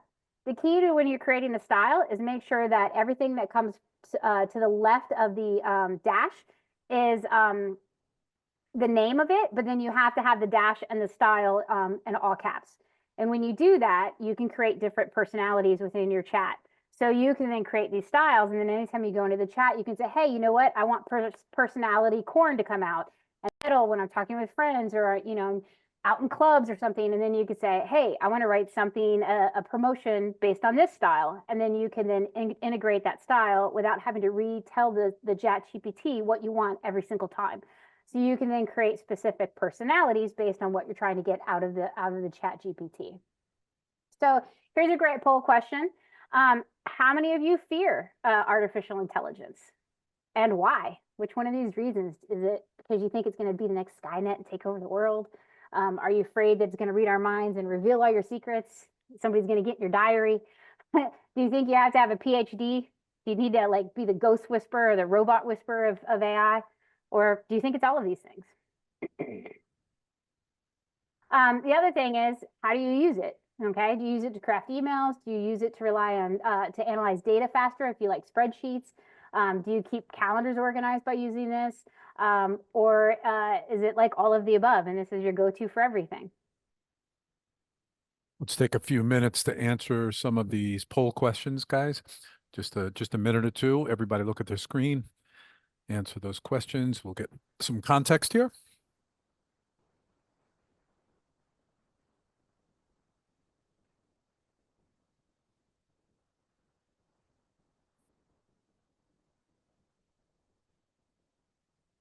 Mm-hmm.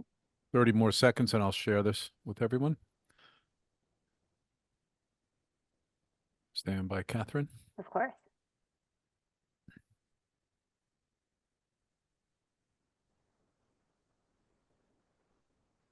All right, I'm going to throw the results up now. Here we go.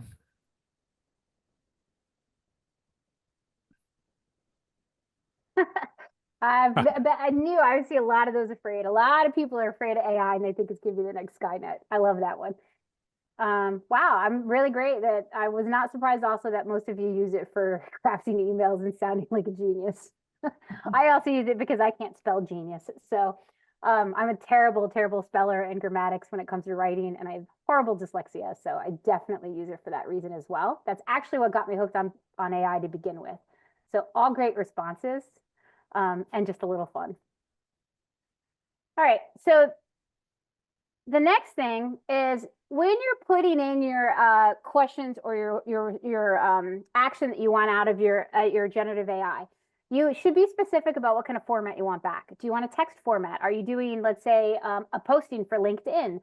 Are you doing a marketing campaign? Are you working on an Excel file and you're producing financials to your board or to your client and you need some charts and graphs? Do you want it in a table format? You know, are you a programmer and you're working on code and you want to have it pushed back in code? If you're specific with the output, it will provide you with that output, and it will even give you the equations. It'll give you a downloadable version. It will even tell you how to write the equations in a file if you upload it. So it will interconnect with all of that. With the more specifics you give it, the better output you're going to get from it. Most people think you can do it for text or you can do it for coding. They don't realize there's all this other stuff in between that you can use these types of AIs for. The other thing that's important is be specific about your word count. The natural response for a generative AI is to give you a long summary. So let it know, hey, in 300 words or less, can you summarize what the definition of artificial intelligence is? You know, or I'm writing an article and it needs to be 1,200 words long and this is what I want. Or I'm working on an introduction letter to a client. I'm working on an RFP. Be specific about the summary and the style and the content. Do you want a short little snippet because you're going to post it on some social media? Or are you writing an article? Are you writing a letter? Are you putting something in a proposal? Be specific about what you want in that content. Otherwise, it'll just keep spitting out massive amounts of data. So let's see how it can help you. Here's an example. I actually run a customer support department within TES. So we get a lot of emails for our customers. So sometimes I'll use it to help apologize to our customers when something happens. Like in this example, we had a customer who emailed us in, and we had an automated system in place where these emails get flagged and bucketed. One actually did not get flagged, and we missed it for about 48 hours. So I asked the chat, I'm like, what's a really great way to explain that we missed this customer's email for for about 2 days. Here's our process, here's our flow, and we missed it. And I want to apologize for that and acknowledge it and then fix the person's problem. And it generated a really nice email for me. It was very thoughtful and it took ownership where it needed to take. And then it helped resolve the customer, but it acknowledged where they were coming from. And so then I was able to just say, hey, going forward, guys, here's a standard template for my support team to use to reference when they deal with these kinds of emails and have to come up with something like this, because it was very hard for them on the fly to think of something like this. So it was 2 seconds within ChatGPT. It sent this out within a minute. So from start to finish, that whole process took less than 2 minutes. So it's a really great way to use it for customer emails and customer responses. And this is where most people start out. The other thing you can do is when you are using it to draft these things, if you upload something that you wanted to review or edit, ask it to critique what you did. Ask it to critique your work and say, hey, if you were an editor, or if you were my boss, or if you were my college professor, how would you critique this document? What would you do differently? And then you could say, okay, great. Now, based on that advice, could you incorporate that feedback and that critique into the document itself, or into the objective that I'm trying to accomplish? And it will then turn around and do that. So on that last email, I challenged it and said, what would you do? And critique it. And then it gave me another version of that. The initial version, it was doing what I asked it to do. The second time around, I said, what would you do? And it came up with a version that was also equally as effective. So keep that in mind, that you can ask it to critique your work. My other favorite thing is it crosses language barriers. I recently was looking to hire somebody in our support who spoke Spanish. And our company is based in Texas, but we actually needed somebody to speak Spanish because of our Miami customers. And so I quickly learned, when I started sending emails back and forth and using ChatGPT to translate some of our emails, that there's a big difference between Spanish in Texas and Spanish in Miami. There's different dialects, different culturals, different references. There's a lot of, in Miami, you have a lot of other cultures mixed in with the Spanish dialects. You might have somebody speaking part Spanish and part Portuguese. And then you've got a Cuban influence or a Puerto Rican influence and things of that nature. Whereas in Texas, it's a lot of Mexican influence. And the grammar and style and cadence is different. So what's really great about ChatGPT is when you're using it for language type approaches like this, you can then specifically say, well, what part of the country are you aiming at it? Is it in New York? Is it in Miami? Is it in Chicago? Is it in Canada, where they speak French? You can then ask and say, okay, well, it's Canada, Quebec versus Canada, Vancouver. And you can get a different dialect and a different approach to the language that's coming out in the letters, and a much more effective communication style. So it's a really great way to use the tool if you're having to do any kind of support or communication and language becomes a challenge. And this is seen a lot in college campuses too, where you have a lot of different cultures coming into place and a lot of different languages. And it's hard to have, training and hire staff that speak every language out there. I mean, it's just impossible to keep up with it. So this is a really great, quick, and easy way to handle it. You can also use it as a live translator when somebody's coming in your office. If you download the mobile app, there's a little headset icon that looks like my headset.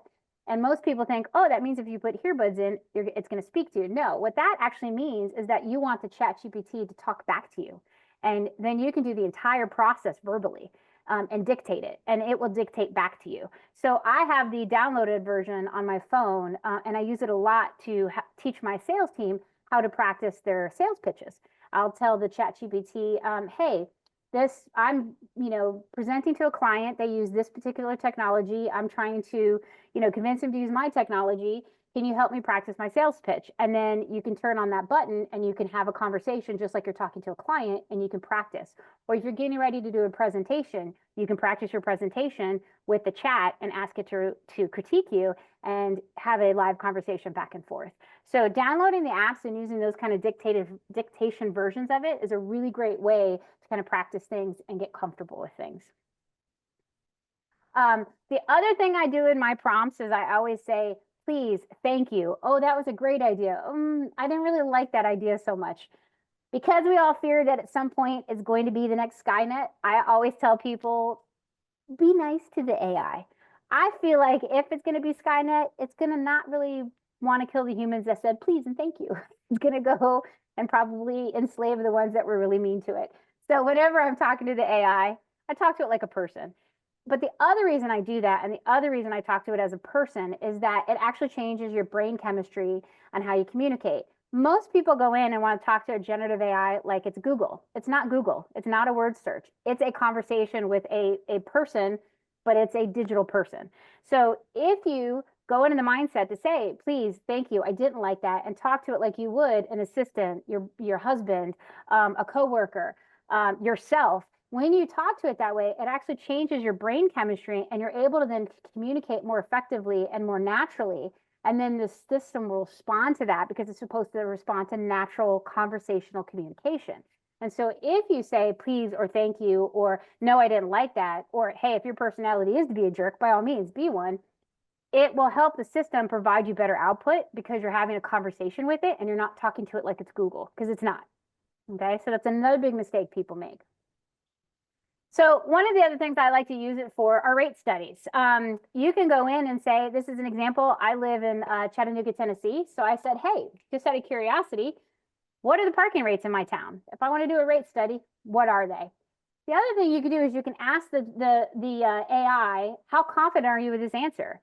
Are you high, medium, or low? And then you can even provide, ask it to provide you the sources of where it gets its information so that you can then click on those links and go verify that information. So it's really great. In this particular case, I said, I'd like to know what the rates are for the Chattanooga area, and could you present them in a table so then I could then download that table and paste it into a document. So then I went back and said, great. Can you now take that information and compare it to parking rates in the cities around Chattanooga, Tennessee? And then it gave me a list of those. And then I asked, how confident are you on these? And it said moderately confident. It then provided me the websites and I was able to go in and verify. And it actually was accurate. Every single one of these prices at the time happened to be accurate. So it's a really great, easy, quick thing to do. And this rate study, I don't know if any of you guys have done them. They could take some time. You used to have to go on and look on Google and research all the rates or drive around town and look and update the site, see if the rates were updated. This did it all in about 10 minutes. So really great user tool for those kinds of output. All right, so another thing I like to use it for are processes and documentations. We all have to write SOPs and policies and stuff. And I don't know about you guys, but they're very tedious. So we recently were using a new company for our sales team. So I said, hey, I'm an expert in the technology. I want you to, put together some creative writing for my sales team. We started using this new service, this new tool called Vidyard. And I wanted to make sure that all of my sales guys were putting the same type of content out there. So I wanted to establish kind of a flow and a script and a policy around it. But I'd never used Vidyard.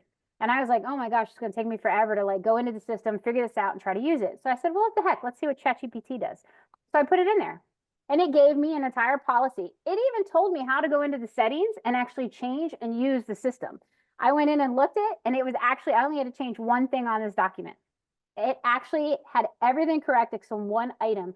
And so I was able to then put this policy out and it showed step-by-step settings and instructions on how to use the tool and how for my sales team to have consistent product out there when they're posting on social media.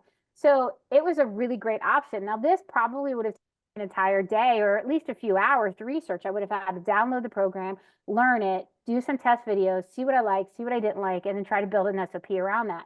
And this whole process took me less than an hour. So another great way to use it is to build job descriptions, user guides, policies, procedures, RFPs, templates, things of that nature. There's so many different versions of the output you can use for this type of activity. For those of you that use enforcement, this is another thing I like. We have so many different appeals and most of our appeal processes are free form. You can take all of your free-form appeals processes and data, upload it into your AI, and then say, what do these things have in common? What do I need to know about my operation? This is very big in university settings too, where we have a lot of different lots spread out of a lot of different areas, and they may or may not have consistent signage and consistent experience. And you might find out that in this particular example, appeals from one particular area always said that there was insufficient signage or misleading signage. And that was why the bulk of the people were getting tickets. So this gave them the information they needed. They were able to go back to that location and update the signage and make it more effective for the customers. And they probably wouldn't have known that if they were just looking at these appeals kind of on a case-by-case basis, or just, you get so many appeals in a year. How do you consolidate that into usable data and usable information, especially when it's free form and it's not just a drop-down menu that you can run, a pivot table on. So it's another great way to just upload that information and see what comes out. Oh, and also this image here was also generated by chat. So you can also have it to do images and marketing, and I'll go into that in another section. So the other thing I like is you can now use AI for still photos and make them more lifelike. So when you're doing web design or marketing campaigns and things of that nature, You can take a still photo like we have on the left, and you can go to this website, Research Runway, and they will then automate that and make it look like, a drone took it, went around your building and did this beautiful, view of your facility. So this is another great tool for when you're doing presentations or marketing campaigns or updating your website and you want to have some videos on there and give it a little bit of life. You can automate those things in just a couple of seconds. So another great use of using AI. I don't know about you guys. I absolutely hate to get my picture taken. Cannot stand it. Any ideas which one of these is real? Just out of curiosity, I'll let one of you panelists, if you want to unmute, give it a guess.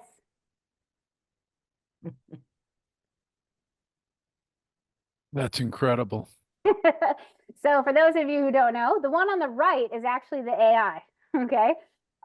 Which I love because I actually hate the picture on the left. But what I did on this one is I went to snapshot or headshot.com and I uploaded 15 selfies of myself that I just randomly had on my phone. And I was in a baseball hat. I was in like a football game. Like the only stipulation was you couldn't have somebody else in the picture with you. So, and then I uploaded one professional photo that I had done at NPA last year when they had, or actually this is probably 3 years ago when they had the photo booth. And I hate my picture taken. But anyway, I uploaded that and just a bunch of selfies. And I got 100 photos and almost all of them were pretty good and usable. So it was a really great way to not have to go through the whole process of getting a headshot. But the other great thing about using AI is if you are having to put all your headshots on a website and you want uniformity and consistency, you can upload all of your headshots or your photos of your staff, and then you can ask the AI to generate them, and then you'll get an all consistent branding and style on your headshots, which is what we ended up using it for. Our team is spread out all across the country, and we didn't want to have to try to coordinate consistent headshots through that process or have everybody come in town and have a photographer come in for a huge amount of money. We said, well, let's try AI. And AI was able to do that. And we all had the same consistent format then when it was done. And it came out really great. I was very happy with mine.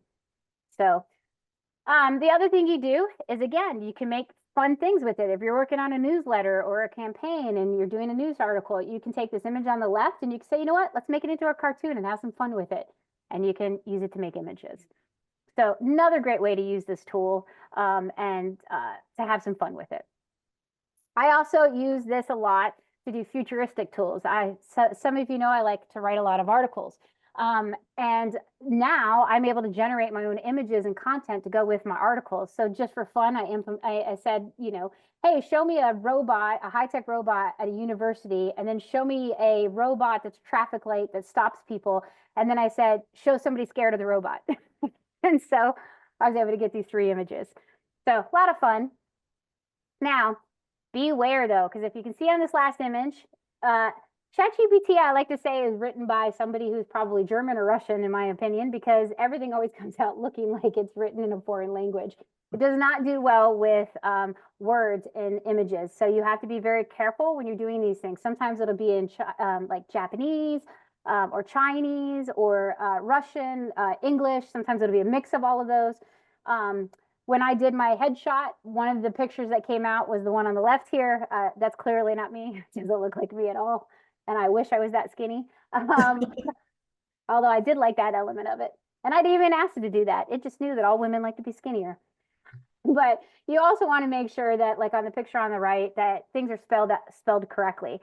So you want to make sure you're paying attention to that comes out, because it is not always perfect, and you want to make sure you're double checking it. All right, so there's some dangers of AI. Relying on it too much, you want to make sure you don't get so addicted that, or you rely on it where you have it, let's say, generate your email or generate a photo, and you don't look at it, you don't peruse it, you don't verify the information. You always vet the information. This is not real-time data that's uploaded instantaneous, okay? These AIs and these generative AIs, they're uploaded in blocks of time, okay? So if you want more recent information, it might not be in there. Or you might be getting information that's from 10 or 15 years ago that's out of date and antiquated. It's another reason why you always want to ask how accurate it is with its information and where it's getting it from, and ask to always give the reference points of where it got its information so that you can verify the information, because it is not always right. It can make mistakes just like we can, and bad data in will do bad data out. So just be cognizant of those things. The other thing is you got to be careful of deep fakes. I'm going to see if I can get this to play. I know some of us have been having trouble with audio, so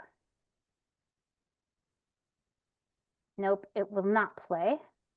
But this is a really great deep fake of Elon Musk doing a speech, and they put, oh my gosh, Iron Man, what's his name? Robert Downey Jr. on Elon's face. And when you watch it side by side, it's really amazing to see how real it looks. Like if you just saw it on its own, you would really think it was Robert Downey Jr. If any of you are like America Got Talent fans, there was a contestant on there who did a skit where he was singing, and then he, on the big screen behind him, he turned into Elvis, and he looked just like Elvis. And then there was another point where he turned in and he looked just like Simon Cowell when he was singing. That is a deep fake. So the downside to AI is you have to be careful, because what you see now, you can't always trust. You can't always believe that everything in front of you is real. It can be altered and look as real as possible. So just be aware that these things are out there, and you want to be skeptical sometimes of things coming in, especially if it's asking you to do something like send gift cards or bail your kid out of jail, or, and you're a grandma and it's calling you and telling you, sending you a video where your grandchild looks like it's been arrested or something. It's a huge, huge problem right now with deepfakes. So just be aware that these things are out there. You should always trust and verify if somebody's asking you to do something, or if you're hearing something that you might not think is accurate or real, or you might want to, maybe your spidey senses go off and you might want to look into it. So just be aware of those things. Another question I get a lot is, how safe is AI to use? A lot of people are like, oh, don't put your code in there. Don't put personal information in there. Well, you should never put personal information out there, no matter what, just to protect, because cyber criminals are out there. They will get to whatever they can get to. But AIs and generative AIs, they don't store data like normal computer programs do. Like when you go into your hard drive on your computer and you click on your file explorer, you have a bunch of files and they're all categorized and organized and date and all of that. Think of generative AI as I like to think of it this way. If I took every single person's cell phone in the world and uploaded all the photos, because I don't know about you, but I probably have like 1,000 on my phone. So if we took all of that and uploaded everybody's photos, and all of a sudden I have to say, okay, I'm going to go find George's photo on his birthday from 2003. It's not like I can just say George 2003's birthday photo. No, I would literally have to scroll through all million of the photos from everybody's cell phone pictures to find that piece of data. You can't necessarily word search or find it. So it's literally like opening the world's diary and then trying to find that one piece of data that somebody put in there. It is possible and it can be done, but it would take a massive amount of processing to do that. So there are ways to protect yourselves. If you are doing any of these AIs, you generate AIs like ChatGPT, Claude, you can do the free versions. They're great. They have a lot of great features. What you want to do is, if you don't want that information to be stored and added to the collective, as soon as you're done getting the output that you want, instead of archiving that, delete it. Once you delete it, it's removed out of the AI system that you're using, and it doesn't become part of the populace then. It doesn't become part of the collective. If you archive it, it will become part of the collective. The other thing you can do is you can go into your settings, and there's security settings now where you can say, you can save my data for me to use, but don't share it outside of my ChatGPT. So there are security settings where you can say, don't remember anything that I tell you, so that you don't share it with outside sources. And that's how they get around those kinds of boundaries. The other thing you can do is buy a business version of these products. And if you do that, they basically put up a firewall system in place, and all the data you put in is yours and yours alone, and is not shared within the collective of the ChatGPT or the Claude world. It is only shared with your organization and inside your internal system. Okay, so those are ways that you can protect your information and make sure that you can still use these tools. And if you are wanting to be extra cautious or extra safe about what you're doing and how you're using it, these are ways that you can protect yourself from these types of things happening, because cyber attacks are a part of our world, malware is part of our world. So it's just something to be aware of. And that's kind of basically the most of how I use it. It's kind of, you have to decide, are you going to be the red pill or the blue pill? Are you going to be Neo? Are you going to live in the matrix? Are you going to get out and try to find your own world and make it? Or are you going to kind of do a combination of the two? Maybe you take both pills. I see a question. Yes, indeed. Oh, do I have questions? Great, Great job, I'm Catherine. going to stop sharing, and I did go a little quick, but it's because it's Friday. I know you guys want your life back. No, I love this subject, and you're really good at it. Thank you so much. I do have a question. What my question is, when you're generating high generation, high definition photos, Mhm. AI photos, what are the leading applications that are doing that now? Oh gosh, there's quite a few of them out there. Um, I like to use this one that's called AI Slide Creator. But I actually use ChatGPT a lot, and I use Claude a lot. Oh, go slower, please. What was the Okay, first one? I'm writing this down. What was the first one? there's one called AI Slide. But here's the easiest thing that you can do. Yep, If you're a ChatGPT user, I any of am. them have this, but ChatGPT is the most popular. There's a thing called apps within ChatGPT.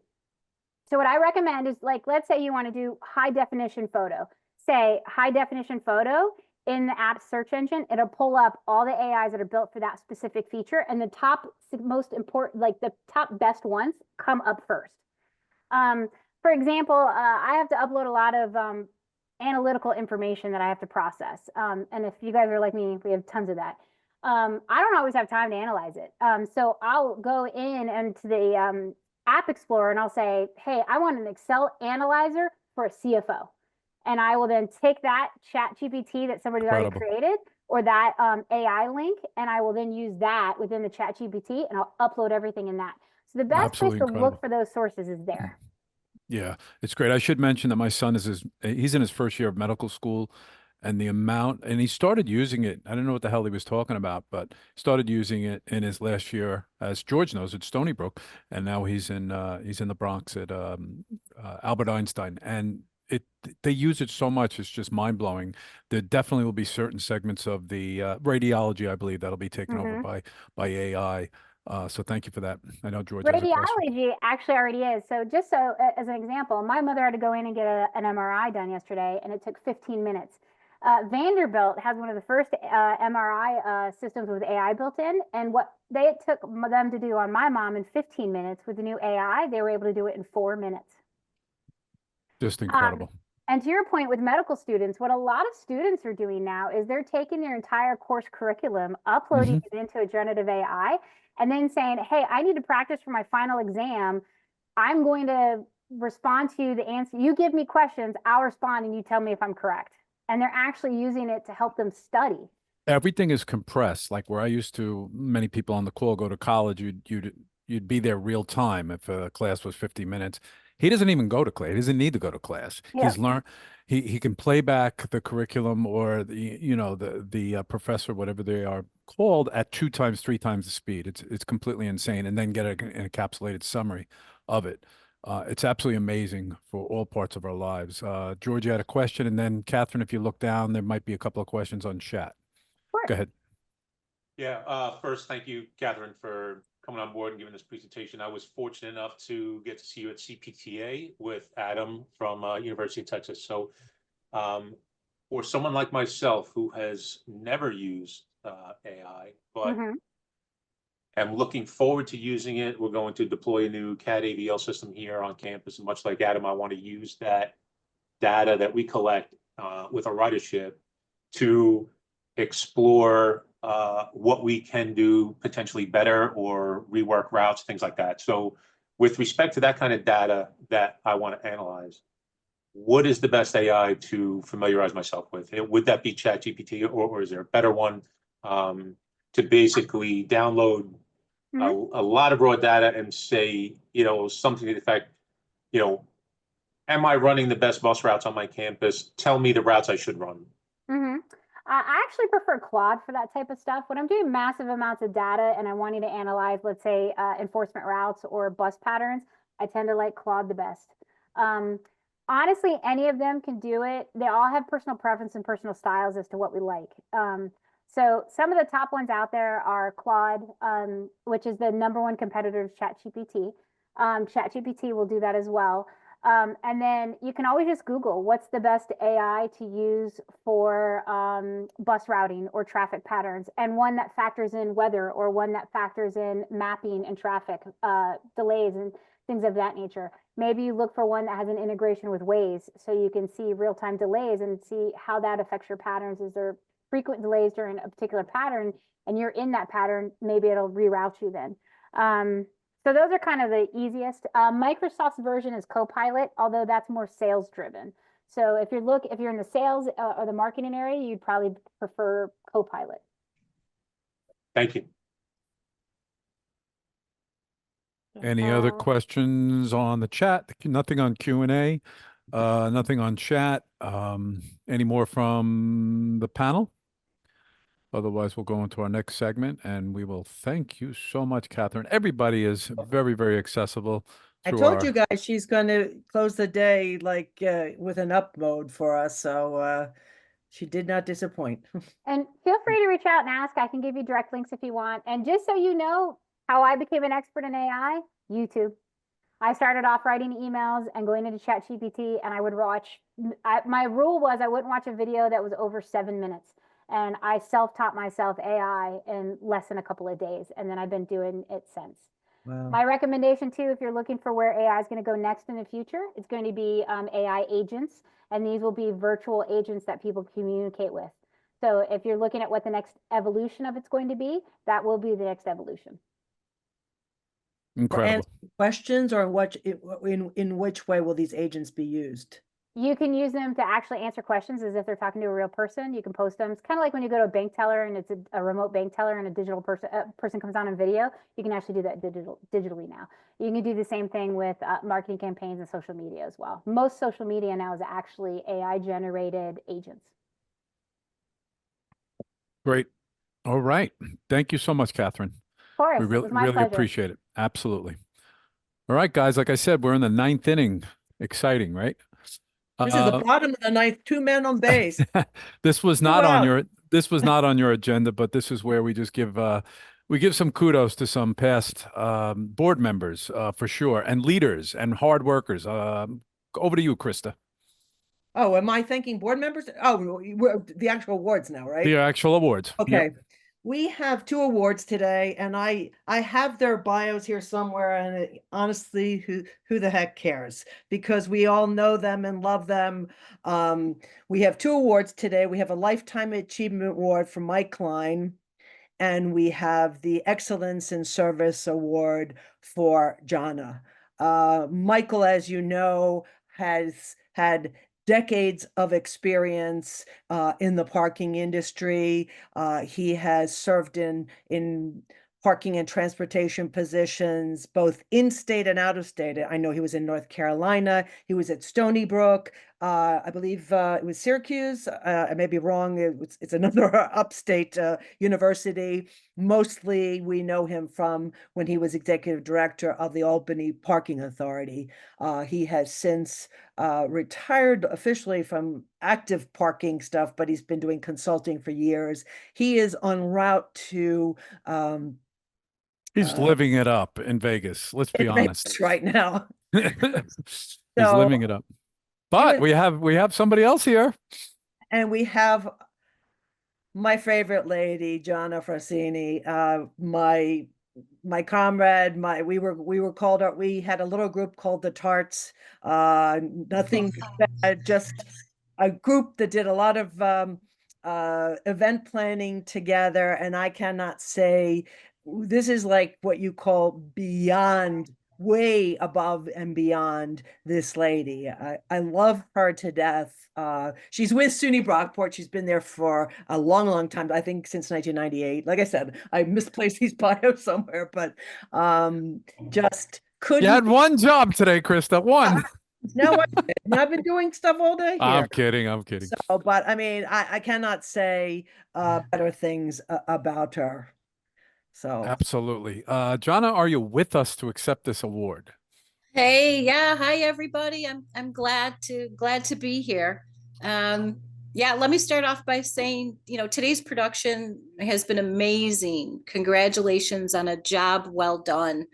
And I do have to apologize. There is absolutely no live shot today. I've been pretty ill. I just got back from Vegas, and now Michael is on his way to Vegas. It's pretty ironic. And I just don't want to show my scary face. I'm going to spare you all the scary face. All good. It's all good. My time with you has been magnificent. If I can say a few words, just every I dotted, every T crossed. You really kept me in line. I'm the kind of guy that needs to be kept in line. So thank you for all those years. Any other board members that'd like to say a few words, please do. I believe we have Chuck. Yeah, so for those of you that don't know me, I was involved previously with the board from 2000 2007 with Jana and Will Bernatovich's dad, Jeff. I'm not sure where to start and end. It's been a long time. A lot of things have changed in the industry since. Technology, industry itself, society, COVID, so on and so forth. And I guess first and foremost, I'm proud to call her my friend. She's been involved with NYSPTA now for decades. And she's been involved in a lot of different ways and done so much for the association. Too many to mention. I don't think NYSPTA would be where it is today without her involvement, her passion, sacrifices, and tireless efforts. I guess her secret sauce was her bubbly personality and her sense of humor and her ability to bring people together to get things done. When I was involved back there, 2000, 2007, a big part of it, we used to have quarterly meetings, and a big part was planning these conferences. Some days I spoke to her more than I spoke to my wife. We're getting to the real story now. Okay. Yeah, it was a lot of hard work, but you know what? It was a lot of fun too. On a professional level, it's some of the most fun I've ever had. No, can I share my screen for a minute? Oh no. I'm gonna try and share my screen. I gotta We've been sharing photos all day, but no. Someone okay. Now you can share. All right, let me try. All right. You got that? By the way, attendees, it's officially happy hour, so do what you'd like to do. Honey, bring in the wine. All right, you guys got that? Oh yeah. Now, what year is this? I mean, let's talk about this. This is incredible. What year is this? Well, I didn't have much gray hair back then, so probably close to about 20 anyway. 20 years ago. So like 2004 or something like that. Yeah, something like that. Wow. Okay. You've got to see you've got to see my husband right now. He's like kind of zooming in on this picture going, what the hell? So I guess in a nutshell, this kind of epitomizes everything I'm trying to say. Yeah, it does. You know, this award certainly well deserved, certainly well earned. We should say that there is actually a physical award, Krista, going to both Michael and Jana, right? Yes. I hope. It's like a crystal flame. Oh, that's nice. Put that on a mantle. No. But through the years, you've touched a lot of people in so many positive ways. And you filled virtually every position on the board. Yes. You had acting president, secretary, and vice president is the ones. Does she get a longevity award along with it too, or what? Oh my God! I think she gets the putting the patience like of Job. You know. I just want to know: is there a retirement plan from NYSPTA that I can take advantage of?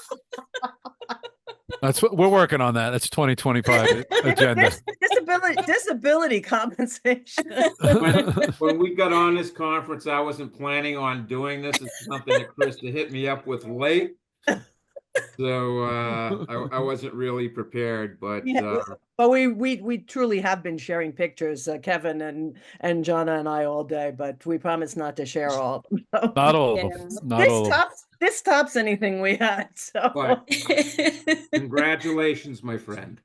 Congratulations, Jana.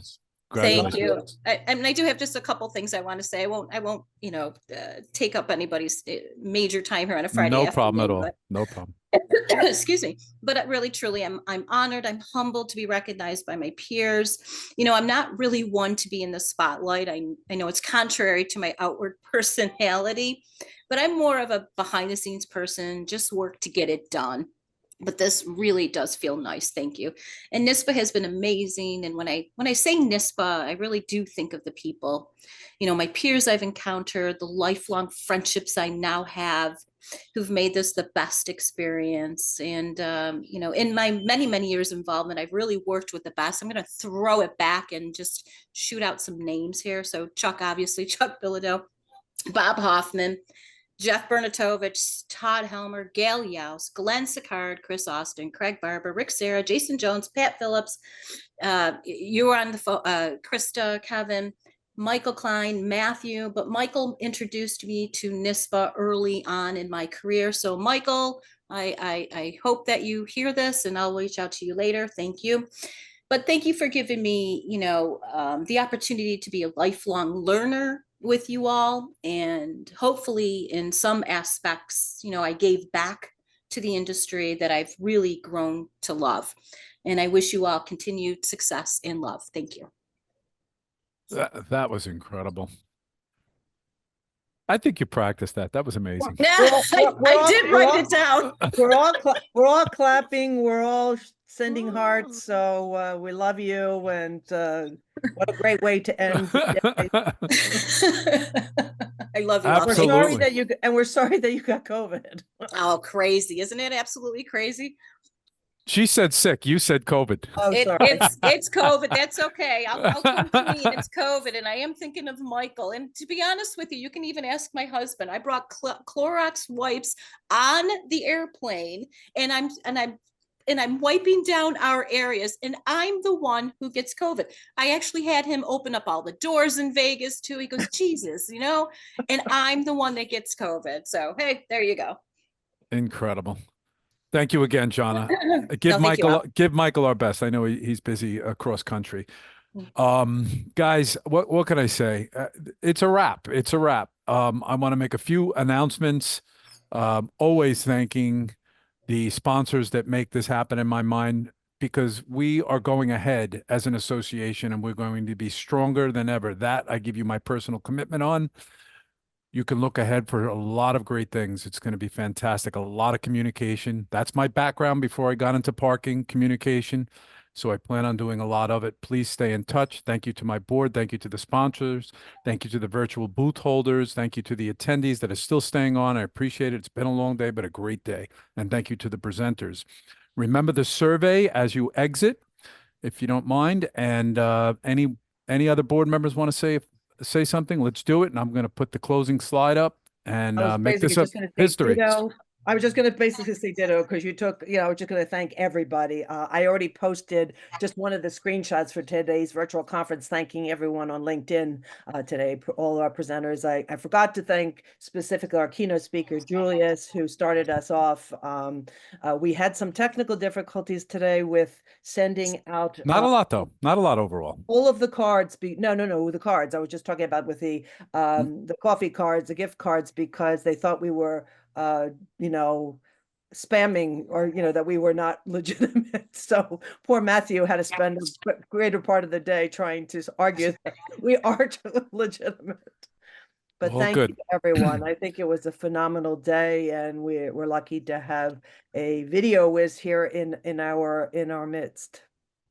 I think in many ways, I think it's tougher to pull off a conference like this virtually than it is to do an in-person conference. So kudos to Kevin and everybody else. I think, there are some more innate challenges doing it this way than doing it in person. So congratulations. Thank you so much. We know if we had to do it, we can do it. I think it was a success. The biggest way you can thank us is by becoming a member, and you have every reason to do it at half price. Guys, we're $150 a year. Let me tell you something. My local chamber's $400 a year. So that's now $75. Please, everybody that's listening, if you're not a member, become one. Call me, text me personally. I'll get you on. Okay? We already have That- booth reservations for our next conference, so I got a couple messages. Fantastic. Everybody have a great night, a great happy hour. We are out. God bless. Happy Thanksgiving, everybody. Bye. Great job. Thank you. See you guys. Okay. Take care, everyone.